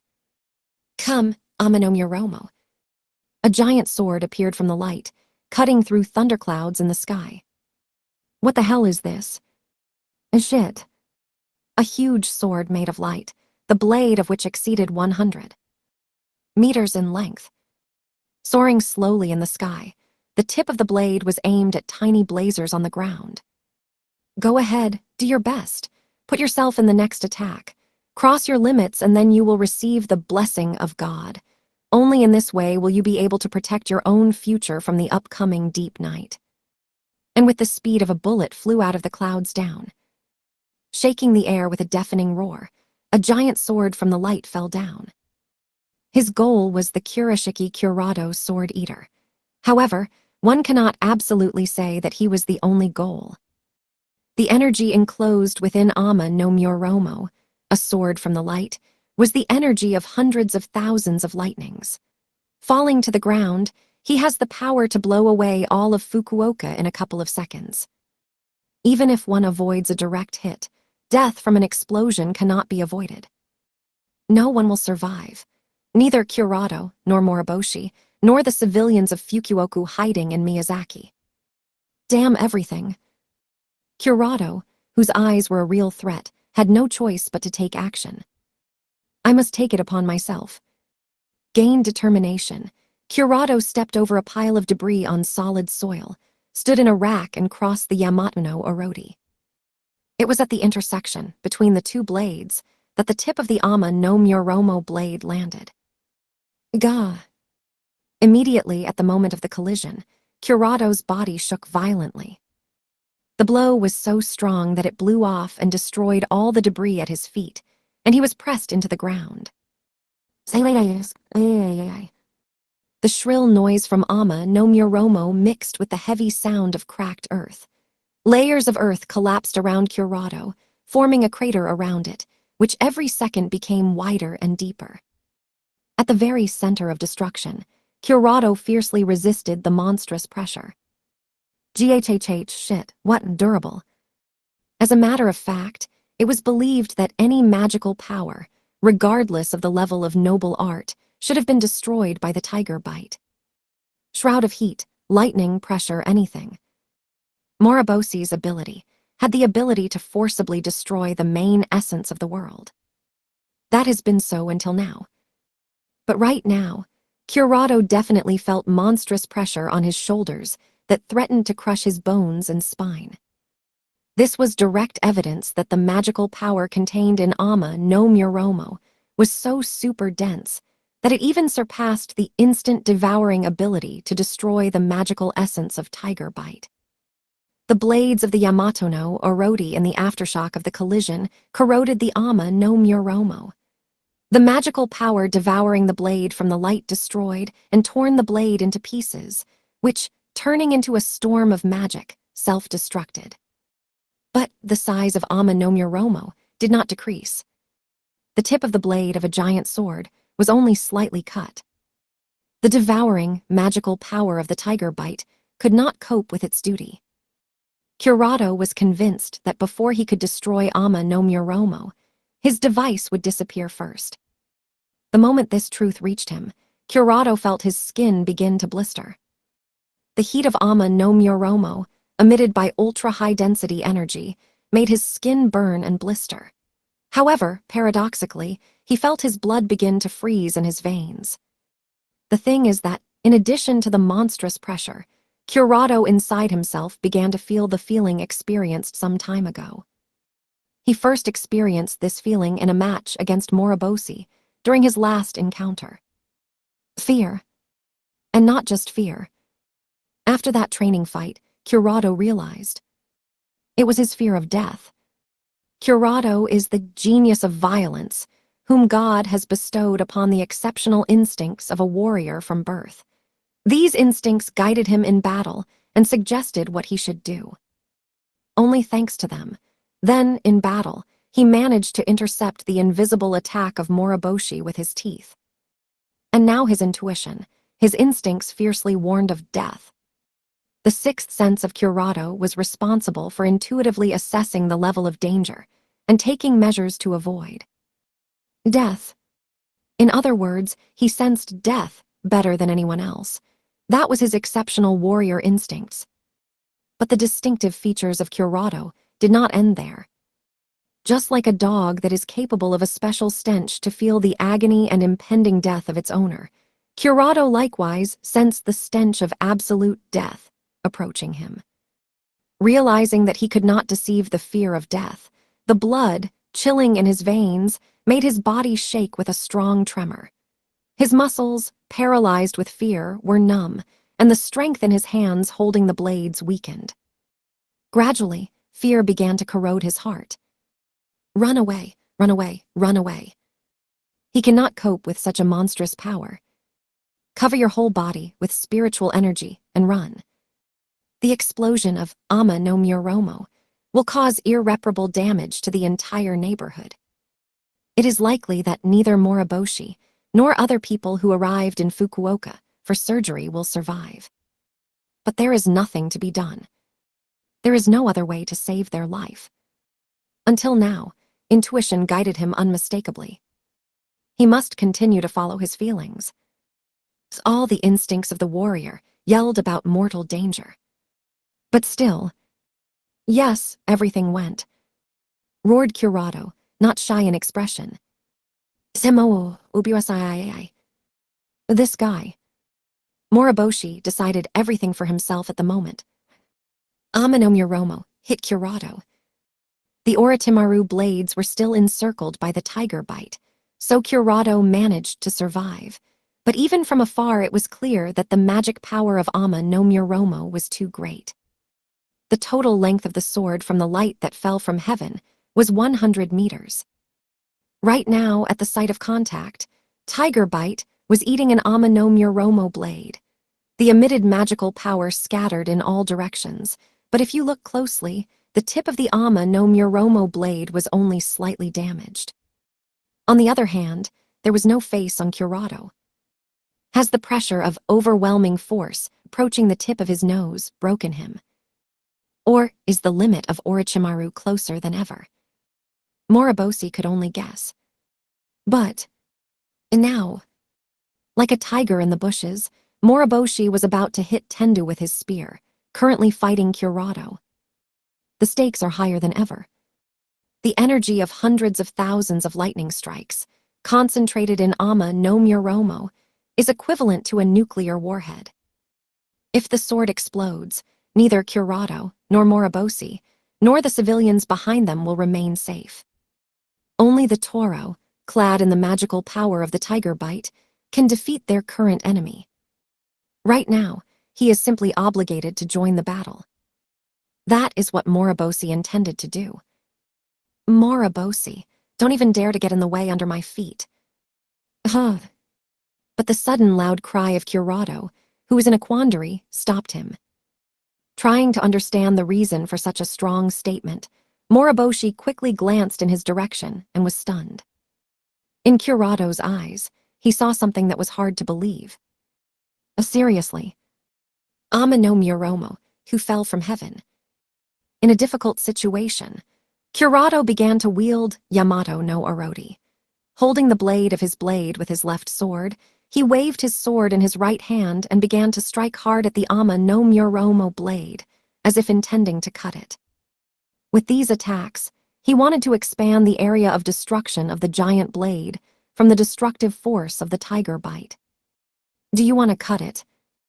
Violent, jerky movements continued to wield a sword to whittle Ama but Muram. His idea certainly worked. The speed at which the blade, Ama but Muram, go to pieces increased. But, if you recall the gigantic dimensions of a light sword, this was still not enough. The blade, Ama no Muromo, exceeding 100 meters in length, was still intact. The desperate state of affairs has not changed at all. It was the same as trying to dig a mountain with a shovel. This is how the situation looked at first glance from the side. But now, in the look of Kurado, who dared to challenge the threat, there was no longer that intense feeling. With firm determination, he looked with all his eyes at the impending danger at his nose. I thought we lost. I thought he would lose. But no, this person has an incredibly strong will. Reflecting on this, Moriboshi fully realized the stupidity of his own thoughts. I'm sorry, losing is not part of my program. I lost to this man, which is why I understand how strong the strength of the spirit of Kurado is. Ha, exactly. I believe your fortitude will do everything. Oreza. Kurado continued to restrain the pressure of Ama no Muromo, with a sword in his left hand, not forgetting at the same time wielding a sword in his right hand, in order to inflict as much damage as possible on the sword from the light and destroy it. Whenever his sword touched the blade of Ama no Muromo, pieces of a giant sword flew in all directions, which flickered in the air. But given the size of the sword from the light, all his efforts were in vain. This is obvious to everyone. In the current situation, an attempt to stop him seemed completely pointless. If you do not immediately retreat, he will die. Run away, someone whispered in his ear. This someone was perfectly familiar to Kurado. The voice belonged to none other than himself. Give up. It's like that. Whenever there was a reason to surrender, this voice whispered alluringly to him. I lost to Sarah Bladley. I lost to Ikki Kurigane, who managed to become the king of swords of the 7 stars. And when I heard that he, in a country far away and alien to himself, defeated the Black Knight, the 4th most powerful in the world, I convinced myself that I was just out of luck. Unfortunately for myself, I fought against the best knights in the world. I will never win. I will never catch them. Once my strength has already succumbed to them, it makes no sense to try again. There's nothing you can do. Just get used to these thoughts and take comfort in the fact that you had a chance to fight such strong opponents. Shut up! Kurado was furious when his mind began to actively search for new reasons for surrender. Of course, the only connection between me and Ikki is that loss in a random battle. But even now, I can't forget that one defeat. For the first time in my life, I regretted losing. This defeat gave me new strength and the hope of future wagering. I think my regret is close to longing. That's why. I came not to joke jokes. It's time to stop reassuring yourself with thoughts of another defeat and put up with your own impotence. I do not want to turn into my dirty father, who complains about bad news, bad politics, and bad people while drinking on the TV. If I can't cope with my own regret, I just need to continue to run forward. Continue to chase behind a ghostly back in the distance. No matter how bad the road ahead, how difficult the obstacles are, I will not back down. I can't stop for a second. After all, that person has already crossed all borders and continues to rush forward. I will never die in such a place. And while Tendu watched in confusion over the actions of Kurado, he, in addition to continuously wielding the right blade, connected the sword in his left hand and began to chop with a vengeance the giant blade, Ama no Muromo. With each new strike, the speed of twin swords increased, causing cuts to the Ama no Muromo with great force. Yamato no Arachi. Without slowing down, Kurado delivered a series of 16 lightning strikes against a giant blade. Such resistance is too reckless. The human body is incapable of such a load, and the reserves of magical power are not endless. So Tendu thought, watching Kurado from the side. But Kurado did not stop. Even if oxygen was running out in his lungs, and he could not scream. Even if the blood vessels burst from high blood pressure, which led to bleeding from the nose and eyes. He was not going to stop. 5 minutes, 10, more than an hour attacking at the same pace, Kurado continued to fight the impending threat at his eyes. And finally, to Tendao's surprise, he did it. Before the spiritual swords of Kurado were exhausted, Ama no Muromo shattered. At first, Kurado's idea seemed to Tendu to be reckless, but later he hoped that this young man could cope. This is exactly what happened. The continuous swatting of the Ama no Muromo blade led to half of the giant blade breaking off. Countless cracks ran along the surviving part of the blade, and under the loud roar of a bloodied Kurado, Ama no Muromo scattered into a myriad of blinding splashes. What the? To surprise, Kurado did not stop there. The enemy is still alive. 3 times having shifted from foot to foot, Kurado pushed himself from the bottom of the crater and rushed to Tendu. Blood gushing from his eyes and ears, but he didn't care. He ran up the wreckage with swords aimed at Tendu's neck. A brave figure striving for a goal. His blue radiance of life, like a bright flame, flared up more and more. Dazzling. That thought passed through Tendao's head. He spread his arms in greeting to Kurado. With swords at the ready, Kurado raced at the defenseless Tendu. Yamato no Arachi. 16 consecutive lightning attacks on the body. This time, Kurado's goal was not Tendu's whole body, but a specific point on his head. The enemy is able to turn his body into steam for subsequent regeneration, so a concentrated attack in one place is needed. A little more, a couple more meters. But he failed to take Tendu's life. Shit, if only a little blade remained on my swords, I'm sure I would be able to complete my job. That's exactly how it is. The spiritual device Kurado was completely devoid of a blade. Even during the attack on Ama no Muromo, his spiritual device was on the verge of exhaustion. However, despite this, Kurado still rushed forward to kill Tendu. Leaning forward, Kurado's body spread out at Tendu's feet. I'm sorry, I thought you could definitely get the blessing of God, Tendu said sadly, looking down at the lying guy. With a truly grieving face, Tendu extended his hand to the defeated Kurado to finish off with a noble art, invoking the flame. But, you did a great job, Sword Eater. His hand was never able to emit flames. Before he had time to invoke a noble art. A Muso Ritsuwan. One rampant violence. The tip of the Toro spear of Moriboshi pierced Tendu's back and stepped out of his chest. I don't want you to die in that battle. Sword Eater, refrain from your ordinary extravagant ideas. Huh, what are you talking about? Fight with a man whose destructive magical power has become a source of huge disasters. Driving a motorcycle, Kurado looked back over his shoulder to understand the reason for such ridiculous words of Moriboshi. Moriboshi, on the other hand, calmly continued his speech. You just need to draw all the attention of the grandpa to yourself. That will be quite enough. When he completely concentrates on you and is distracted, I will immediately seize the opportunity presented by myself. So you just need a dummy. That will be more reasonable, although if you manage to deal with your grandfather alone, I will not mind. Just remember, you will have to give everything in full so that your booty does not pass to another.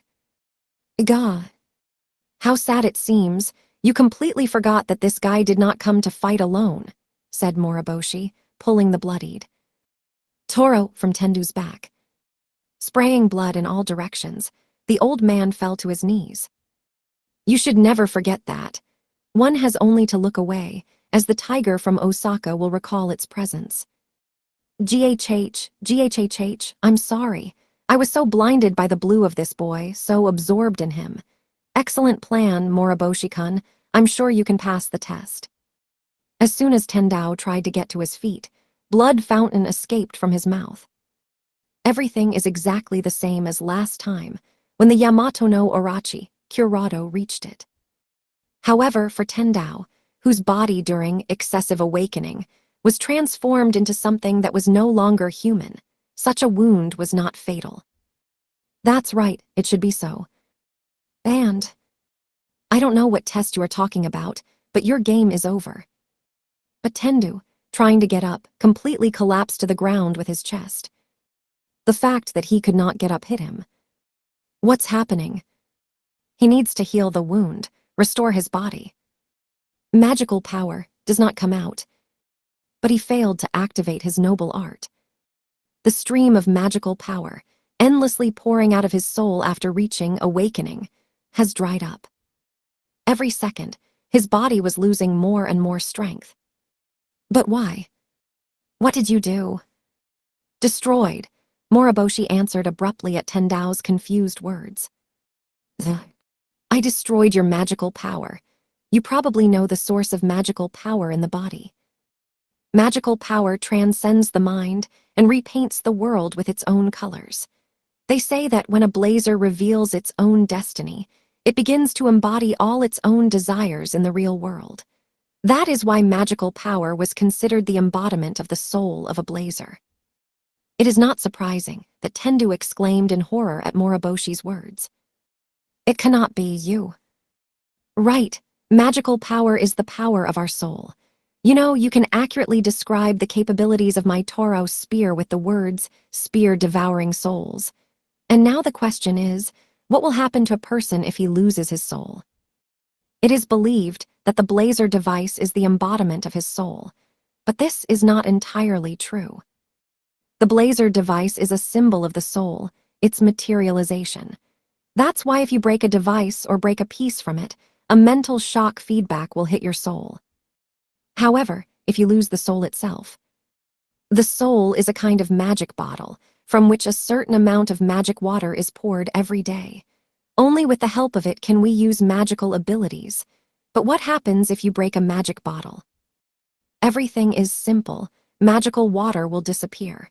Magical power will dissipate aimlessly inside you, and you can never use it.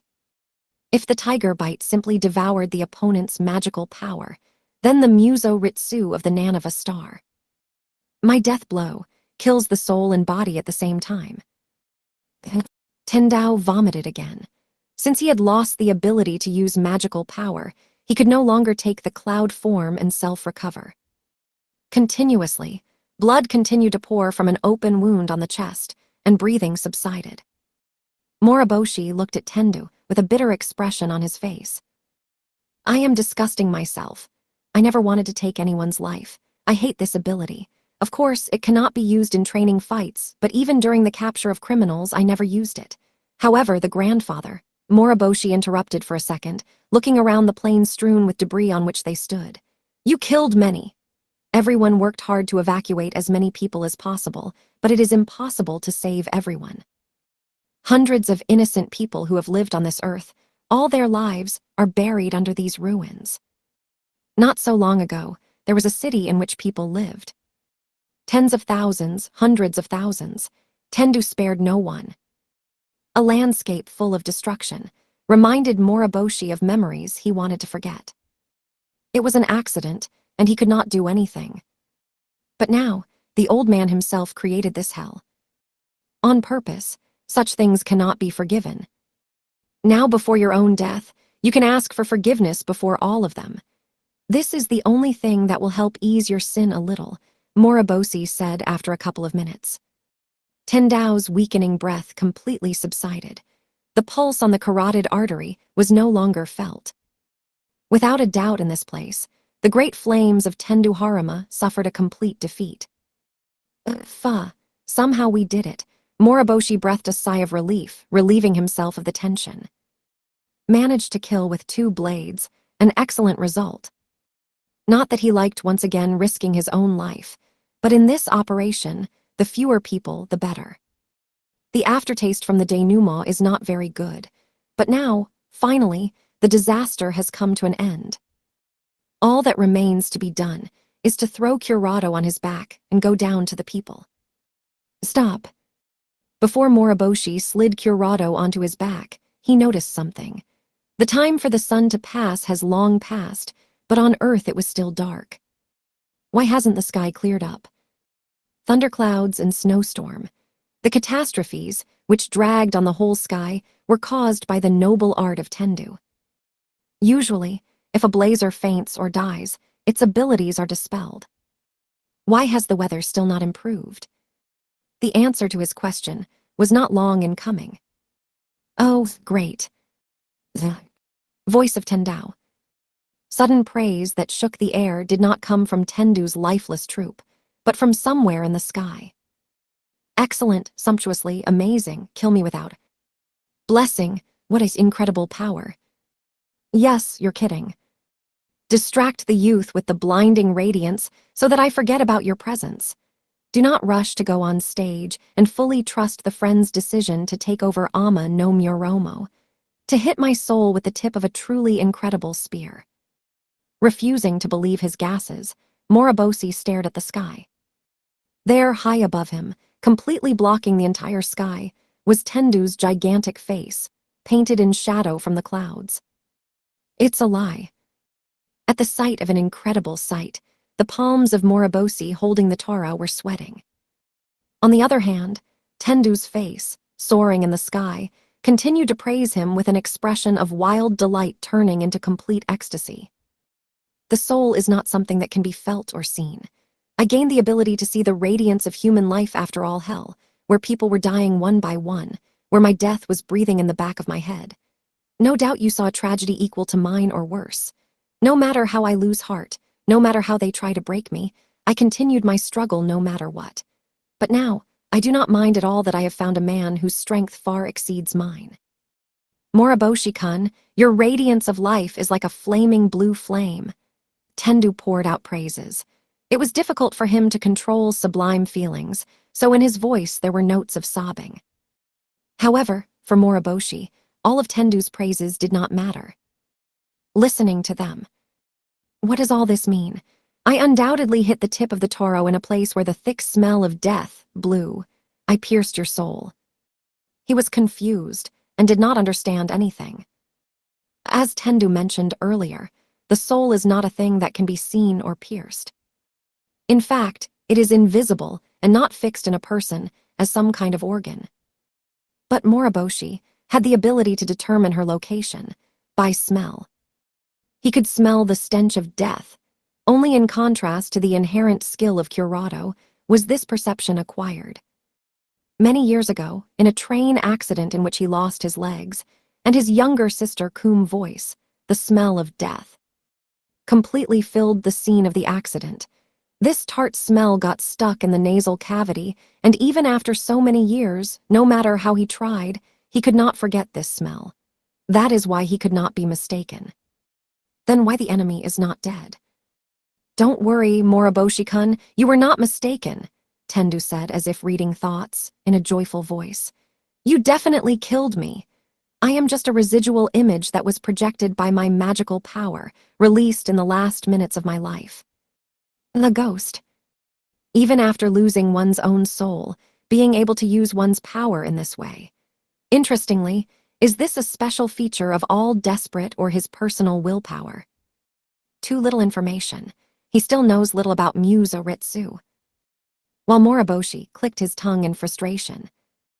Absolutely right. Similar words are more than appropriate. I can no longer produce magical power and will disappear before the evening of this day comes. But, before I disappear, before my power dissipates completely, I want to bring you to the blessing of God. In the next instant, he was completely speechless. During the crazy screams of Tendao, the sky opened with thunder and lightning, shaking the earth. But Muram, which has just been destroyed by the force of the spirit Curado again, appeared among the clouds. 12 giant swords from the light took their place in the circle in the manner of the dial, with the floating face of Tendu in the middle. Hey, this is no longer funny. You should not be afraid, Tendu answered respectfully with Moriboshi's complaint. Moriboshi-kun, you are much stronger than me. You are capable of what I cannot do. You will certainly receive the blessing of God. This is not my wish, but an irreversible fact. I am absolutely sure of that. So please use this as a stepping stone for a hero. Your great radiance will disperse the deep night covering this country. I believe in this because our God himself desires it. With every word, the tension in Tendao's voice grew. As the voltage increased, Ama no Muromo began to glow brighter, and the deafening roar, tearing apart the ears, became stronger. All 12 aimed, Ama no Muromo, having gained critical power, were ready to rush down to their goal. A little more, and they will fall on him. Even taking into account the power of Thoro, it is doubtful that he will be able to take them all upon himself. Impossible. The only way to cope with the impending threat is to cross the border of your own potential and get rid of the shackles laid down by fate from birth. There is no other way.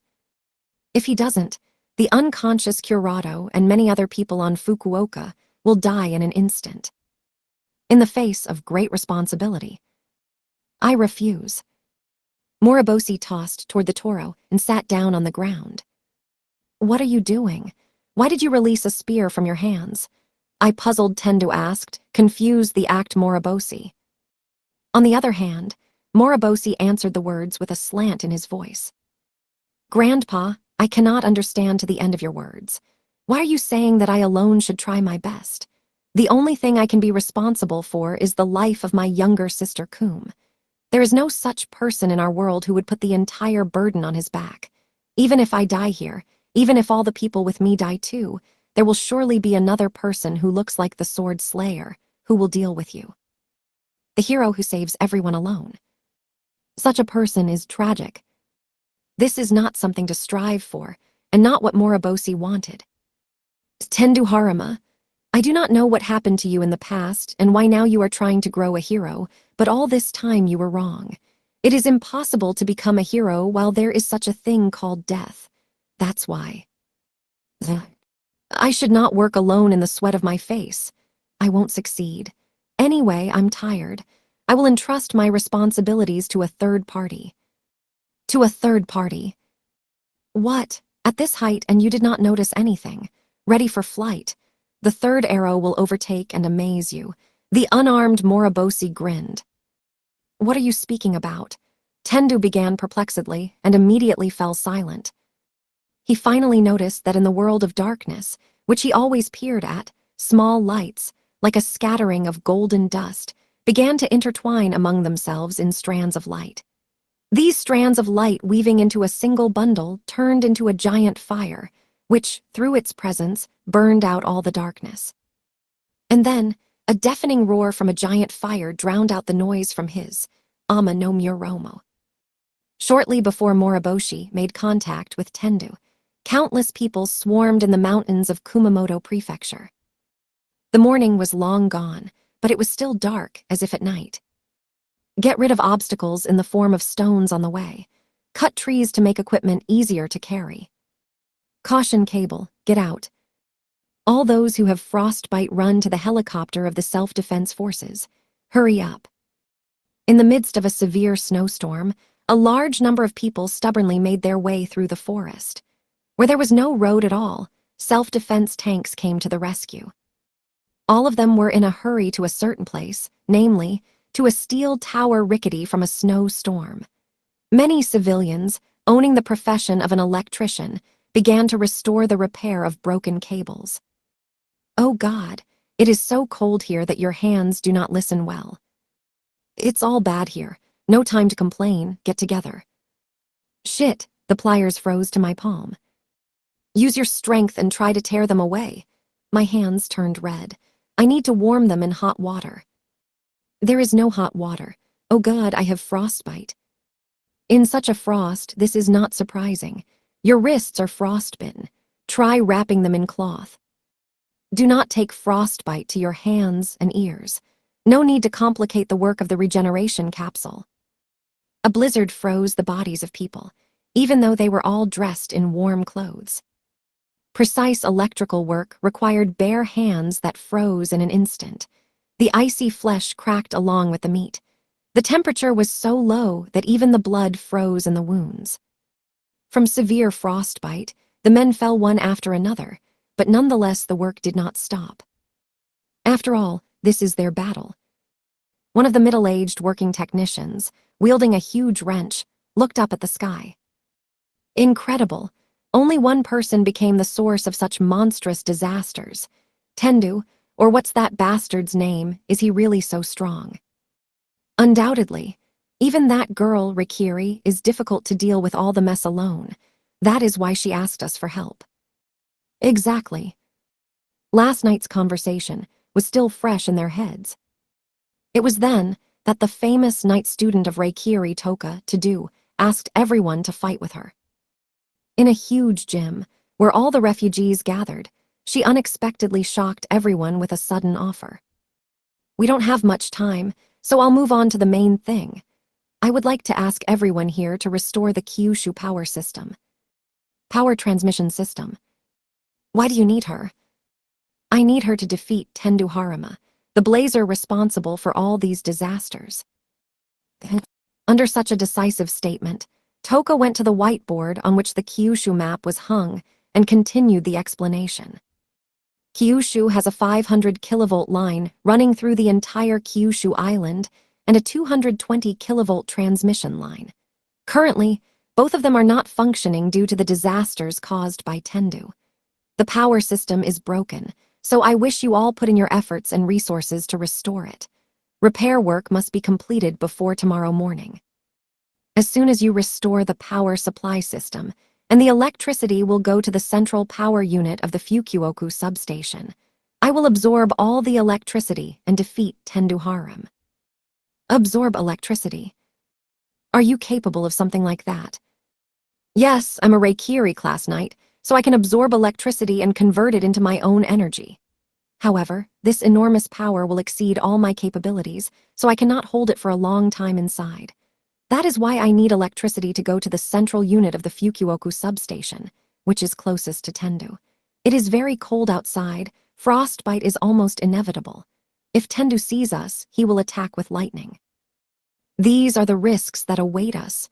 But if we come together and work together, I will defeat Tendu without any problems. After all, he is alone, but there are many of us. Do you remember the expression on the face of that girl Reikiri? I will never forget him. With a smile on her lips, she said that despite all the risk, she would defeat the person responsible for all the disasters. She looked so calm, as if they were all her family members. Her face is still remembered by two men. My heart fully believes in her plan. If we work together, we will certainly be able to win. That's why I'm ready to put my life on the line for the sake of her ideas. I am sure this girl can save Kyushu. Oh, I agree with you. They were ordinary people and far from the bustle of chivalry. But even so, they believed in the power of this girl. Men understood that trust is the main source of strength. Therefore, despite their hardened hands, which felt like stones, they continued their work.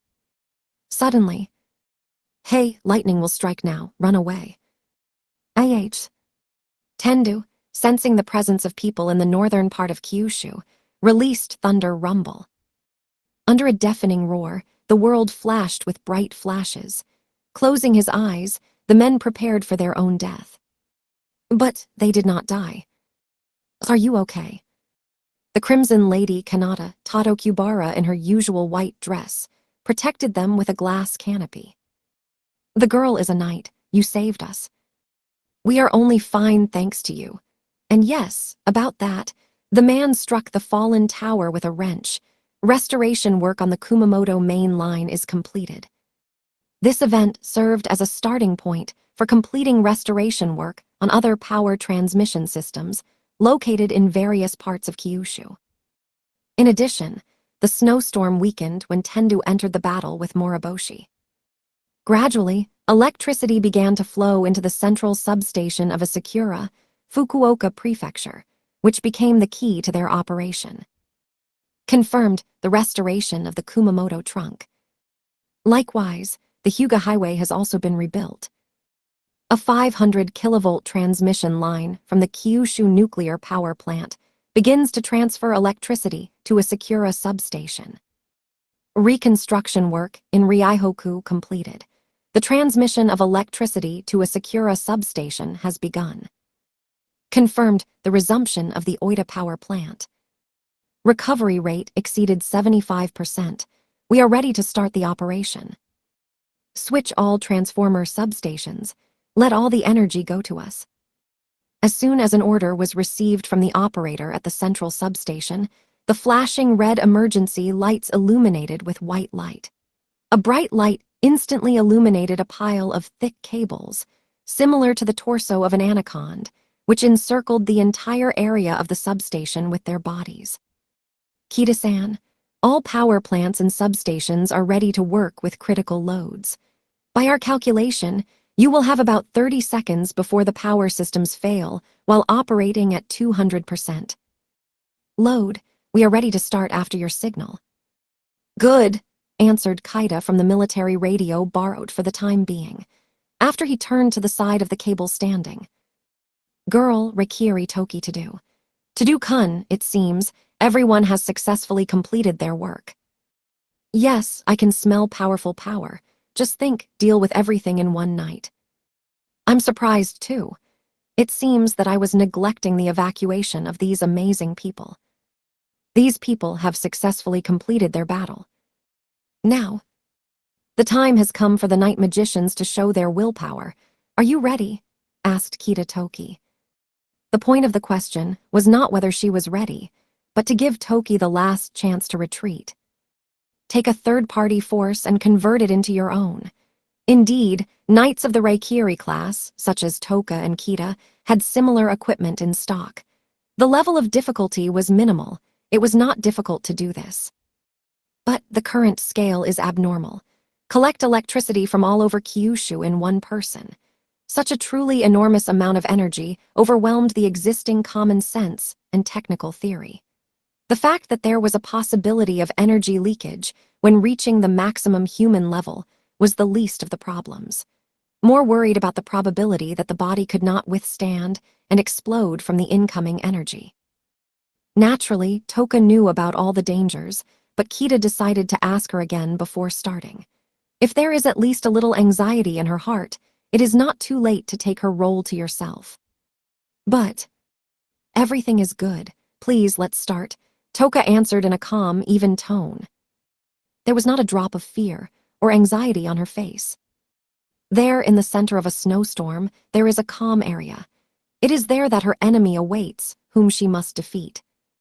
After watching her for a while, Kita was once again convinced that for this role, it's better not to find Toki to do.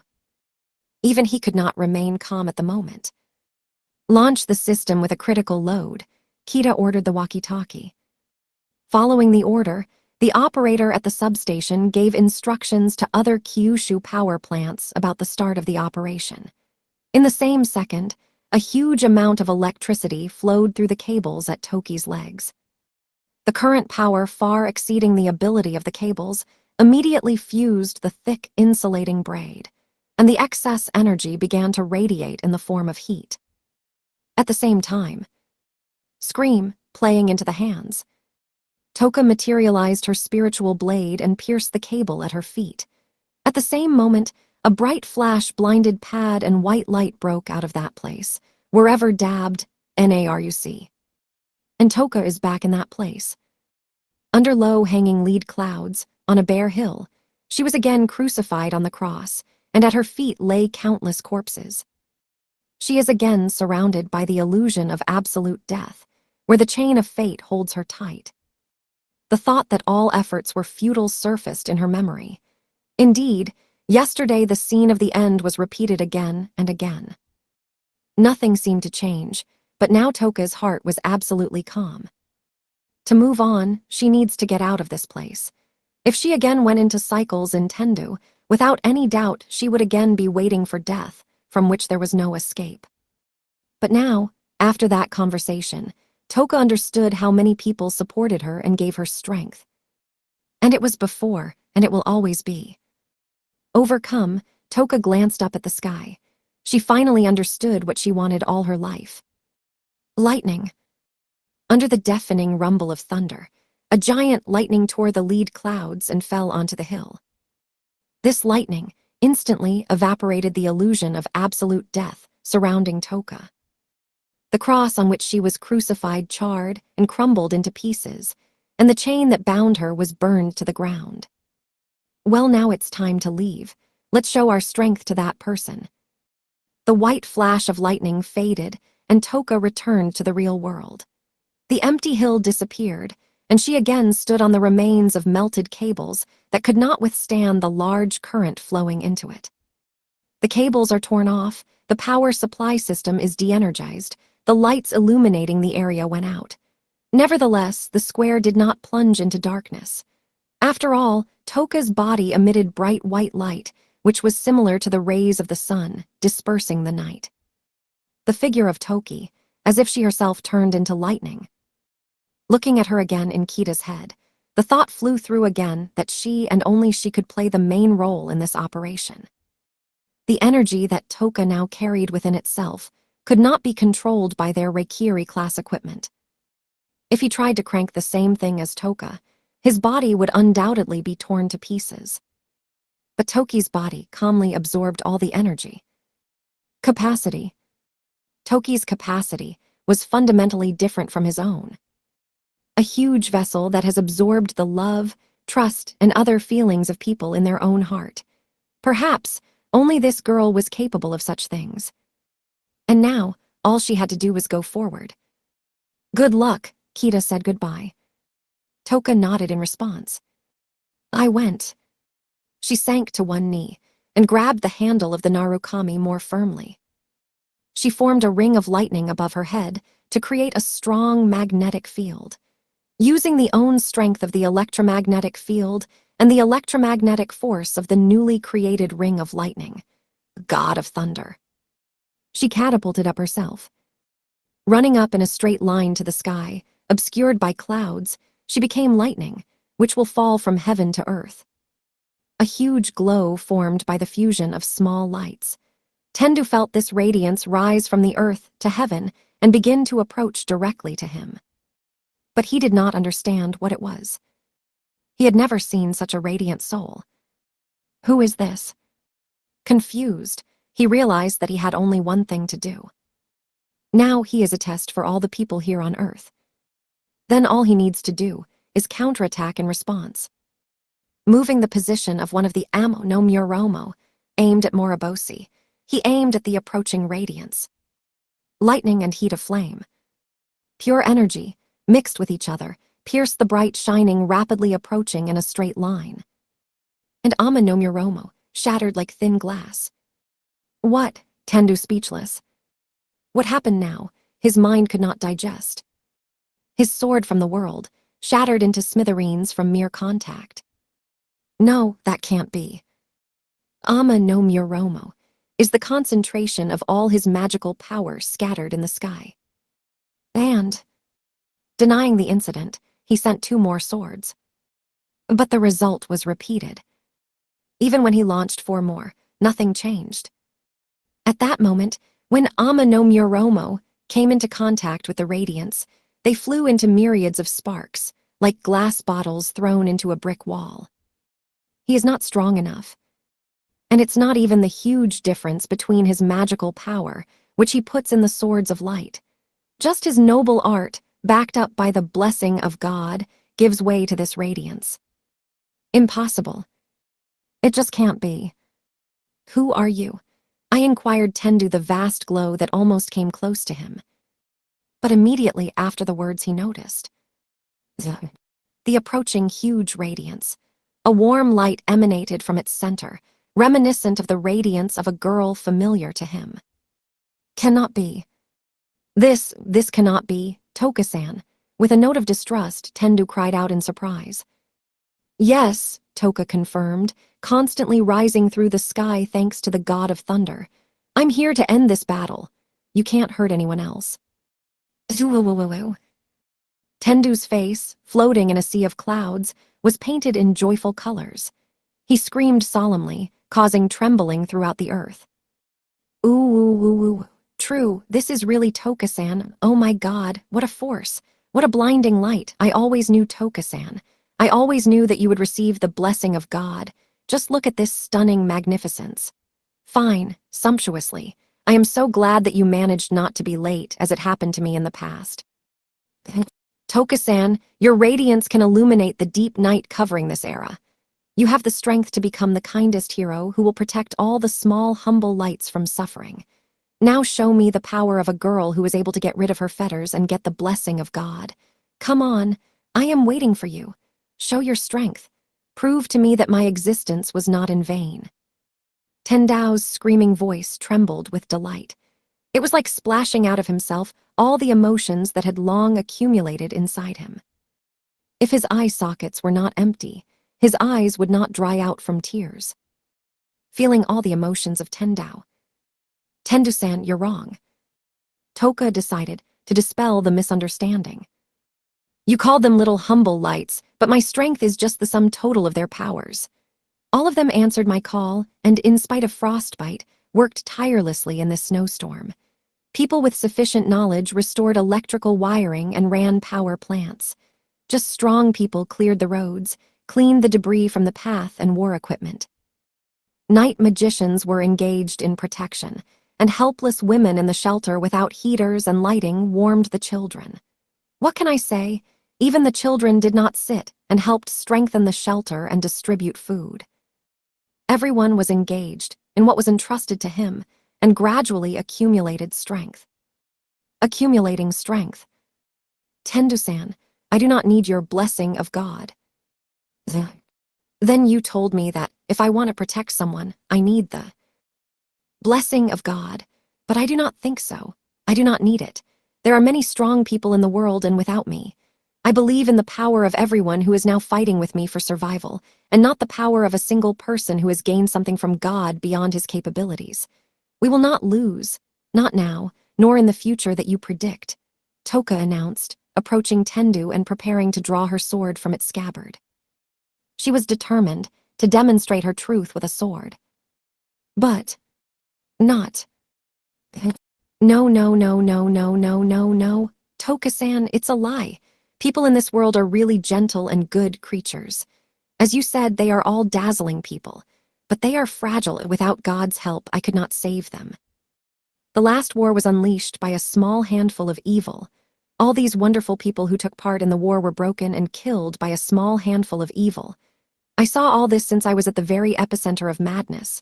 I could not save anyone. Only God's love can save us, like me. You are still young and do not understand anything. Let me teach you a lesson again. Without me, you cannot disperse the deep night. You cannot win, Tendu exclaimed in anger after Toki's words. Confirming his anger, he sprayed the remaining 5 Ama no Muromo. Having absorbed all their energy into himself, he fired a flash of light from his cloudy mouth. Divine punishment, God's breath. A flash of light released by Tendao from heaven. This is no longer lightning or flame, but pure destructive force. Even using her abilities, Toka will not be able to absorb such energy. But even if you don't believe in our radiance, we'll just hold hands so that we don't be divided and overcome the deep night, Toka answered without fear, still not pulling the arms out of the scabbard. And you know, Tendu-san, I would like to be supported and held by our hands too. With tears in her eyes, Toka drew her sword from its scabbard and released all the power accumulated in it. A Rakiri.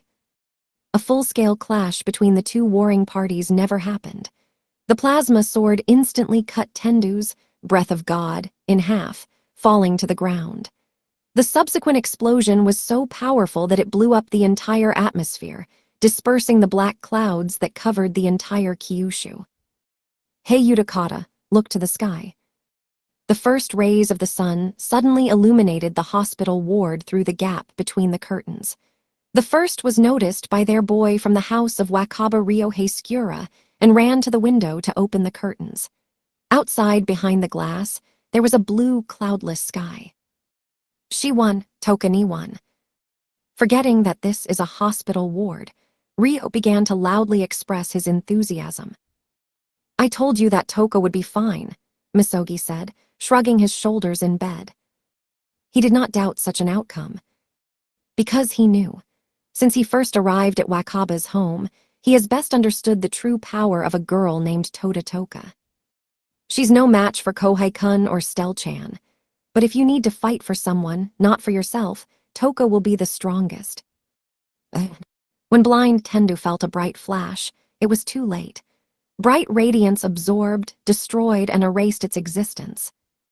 If you look closely at that light, you could notice that this is not a huge radiance, but a bunch of multicolored small lights.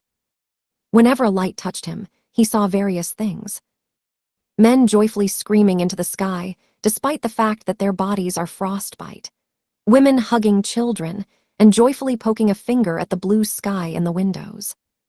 All these people are exhausted, wounded, covered with a layer of dirt. Even all this did not darken their own radiance. Then Tendao agreed. His blessing of God, in which he believed his whole life, really lost to them. And at the same time, he asked himself the question, why he did not become the same as they all. However, the answer came right away. The thing is that he was the only one praying to God and never hoping for his comrades. The path to the wrong one began then. Perhaps if he had initially worked with them, his comrades would have survived, and he would have had exactly the same future. Now he knows that, now he could believe it.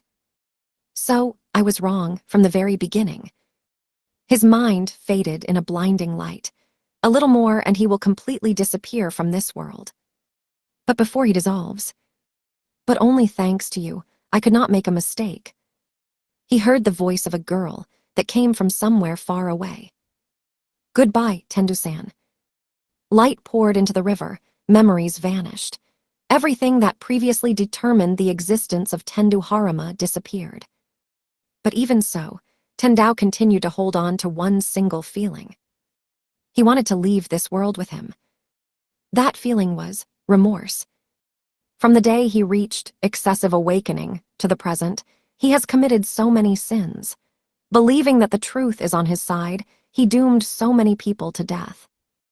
Excessive awakening is not a blessing of God. This is just the outcome of a weak person who could not endure the fate of being human. Those who repeated his mistake lost their humanity, and it was very frustrating. But now, the light was returning Tendao to his place again. His long, dark nightmare was ending. Therefore, he continued to desperately cling to this feeling.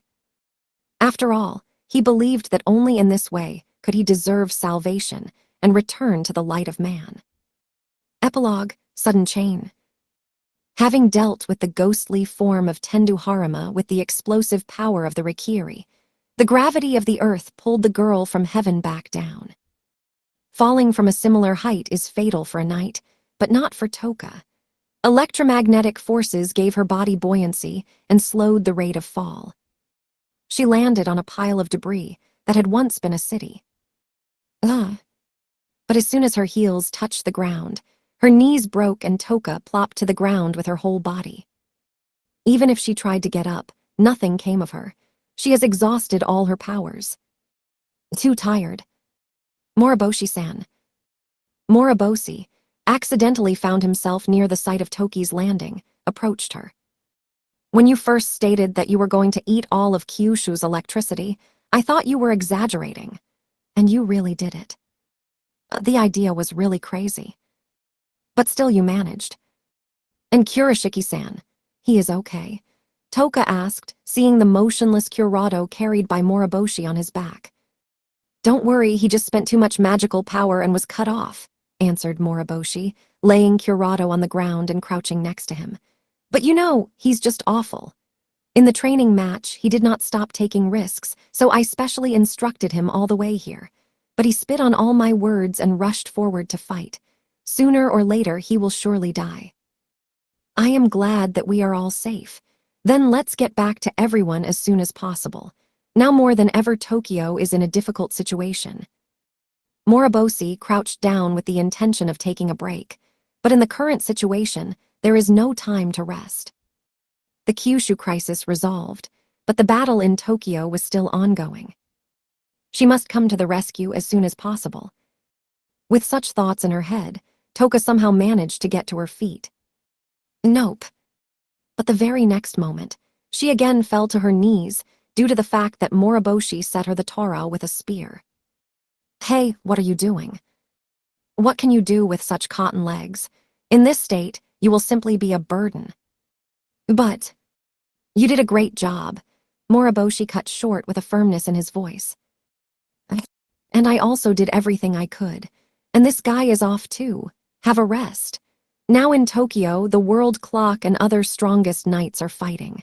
Just think, we defeated the monster without the help of the world clock. Just thinking about it makes me proud, so we definitely deserve a vacation. Of course he is right. Tokyo has the power to defend itself. It is reasonable to rely on their strength and relax a bit. In such an exhausted state, they really will only get in the way. Well, if so, a little rest we really deserve. When Toka confessed that he was right, her body completely lost strength, and she again plopped back to the ground. She had no desire to try to get up again. A cloudless blue sky spread before her eyes. Stretching out a palm in front of her, only one thought flashed in her head, to admire the clear sky, which she managed to save with such hard work. At least a little bit. I am sure they will be understood and forgiven for such a weakness. The news of the great flame victory in Kyushu was instantly delivered to the United Operational Headquarters. In response to the message, all the generals jumped to their feet and raised their fists, rejoicing in victory. The kids with Kyushu really did it. They are still knight disciples. Awesome. And the good news, really. Now, when reinforcements are in a hurry to help the enemy, we could do little to help them. We can't lose. In fact, Japan was forced to wage 2 parallel battles. But now that one of the fronts has been cleared, they could concentrate all their forces on protecting the capital. What should we do? To order them to arrive in Tokyo as soon as possible. Yes, tell the magic knights like Kita to hand over all remaining matters to the self-defense forces. Those who are still able to fight, let them return to Tokyo. But do not force them. They had a hard fight. Please convey to them the thought that if they are tired, they must first have a good rest. Got it, replied Itsuki's personal secretary, and hastened to carry out the assignment. Inside, Itsuki breathed a sigh of relief. The plan, which he entrusted with the implementation of Toki, and which sounded extremely dangerous, was successfully completed. Toka did everything possible and coped with her task. She once again confirmed that the B rank was given to her not in vain, and this is great. But besides her, there was another man who stood out more than Toka. Former King of Swords of the 7 Stars. In terms of the whole mess on Kyushu, he did a tremendous job. He never made a mistake in the face of disaster and a powerful enemy. At the very beginning, when he only joined the operation, he saved Toka because he reasoned that he could not cope with the enemy and the escape was more logical. And at the crucial stage of the operation, he analyzed the information obtained in the first contact with the enemy and took measures to increase the chances of victory. He did not hesitate to leave when it was needed and returned when there was a need for it. Strong enough to defeat everything and everyone, but moderately careful not to fall into the trap. He was able to make decisions that, depending on the situation, could be more effective. This kind of power is unique to representatives of his generation, such Ikki and Stella. This power as a leader will be valuable to Japan in the future. But precisely because of this, Itsuki recognized his danger. This young man sees more than anyone and can benefit from others. At such a young age, he stands out too much. Others may not understand him, as it happened to Ryoma Kurigane, who was personally driven out by his father and grandfather. Moriboshi had already begun to act for his own purposes when he summoned the Sword Slayer from Tokyo to Kyushu. And that is the problem. As a chapter, he simply has to do what? Similar people who see more than anyone, more than ever need political power. I'm too old to start changing, but the next generation will definitely need people like Moriboshi. Once I have a serious conversation with him face to face, a thought flashed through Itsuki's head. But first you need to cope with the current problem, broadcast on a huge monitor, where all this time there was a sea battle. The situation on the battlefield was far from over. Self-defense forces and magic knights deployed on land defeated the enemy assault troops, which did not end all night, and continued to maintain the line of defense.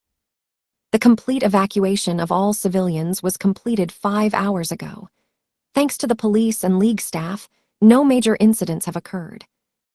However, the #1 threat in the face of Enterprise is still intact.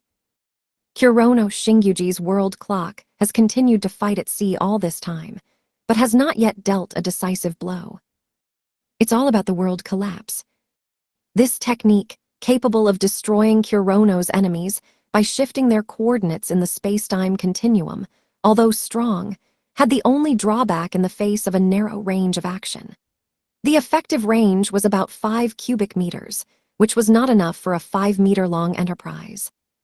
To get out of the impasse requires one decisive step, thought Itsuki, but there still aren't the right people to put an end to this large-scale battle. When he was considering the current situation, one of the operators of the Joint Operational Headquarters suddenly jumped up from his place, and with a crazy expression on his face, as if he had seen a ghost in the middle of the day, screamed. T just received an urgent message. Tsushima Base is reporting right now that Prime Minister Tsukikage has been delivered to them. I repeat, Prime Minister Tsukikage under protection has been delivered to the base. Prime Minister is safe. What? What does this mean? America has announced that it has captured Prime Minister Tsukikage. How can this be? After the victory in Kyushu, the just run-up, Joint Operational Headquarters, was again hardened by an unexpected message. And they had a right to it. America, with the support of the Alliance of Great Powers, unleashed a war over the capture of Tsukikage. But now Tsukikage is free. Did they let him go, or did America lie to them from the very beginning? In the head of each person in the headquarters, various thoughts spun. And in the midst of confusion, head of Kuragain, the operator who received the emergency message looked into the commander's chair and opened his mouth. Among the people who arrived at the Tsushima base together with the Prime Minister, there is your son.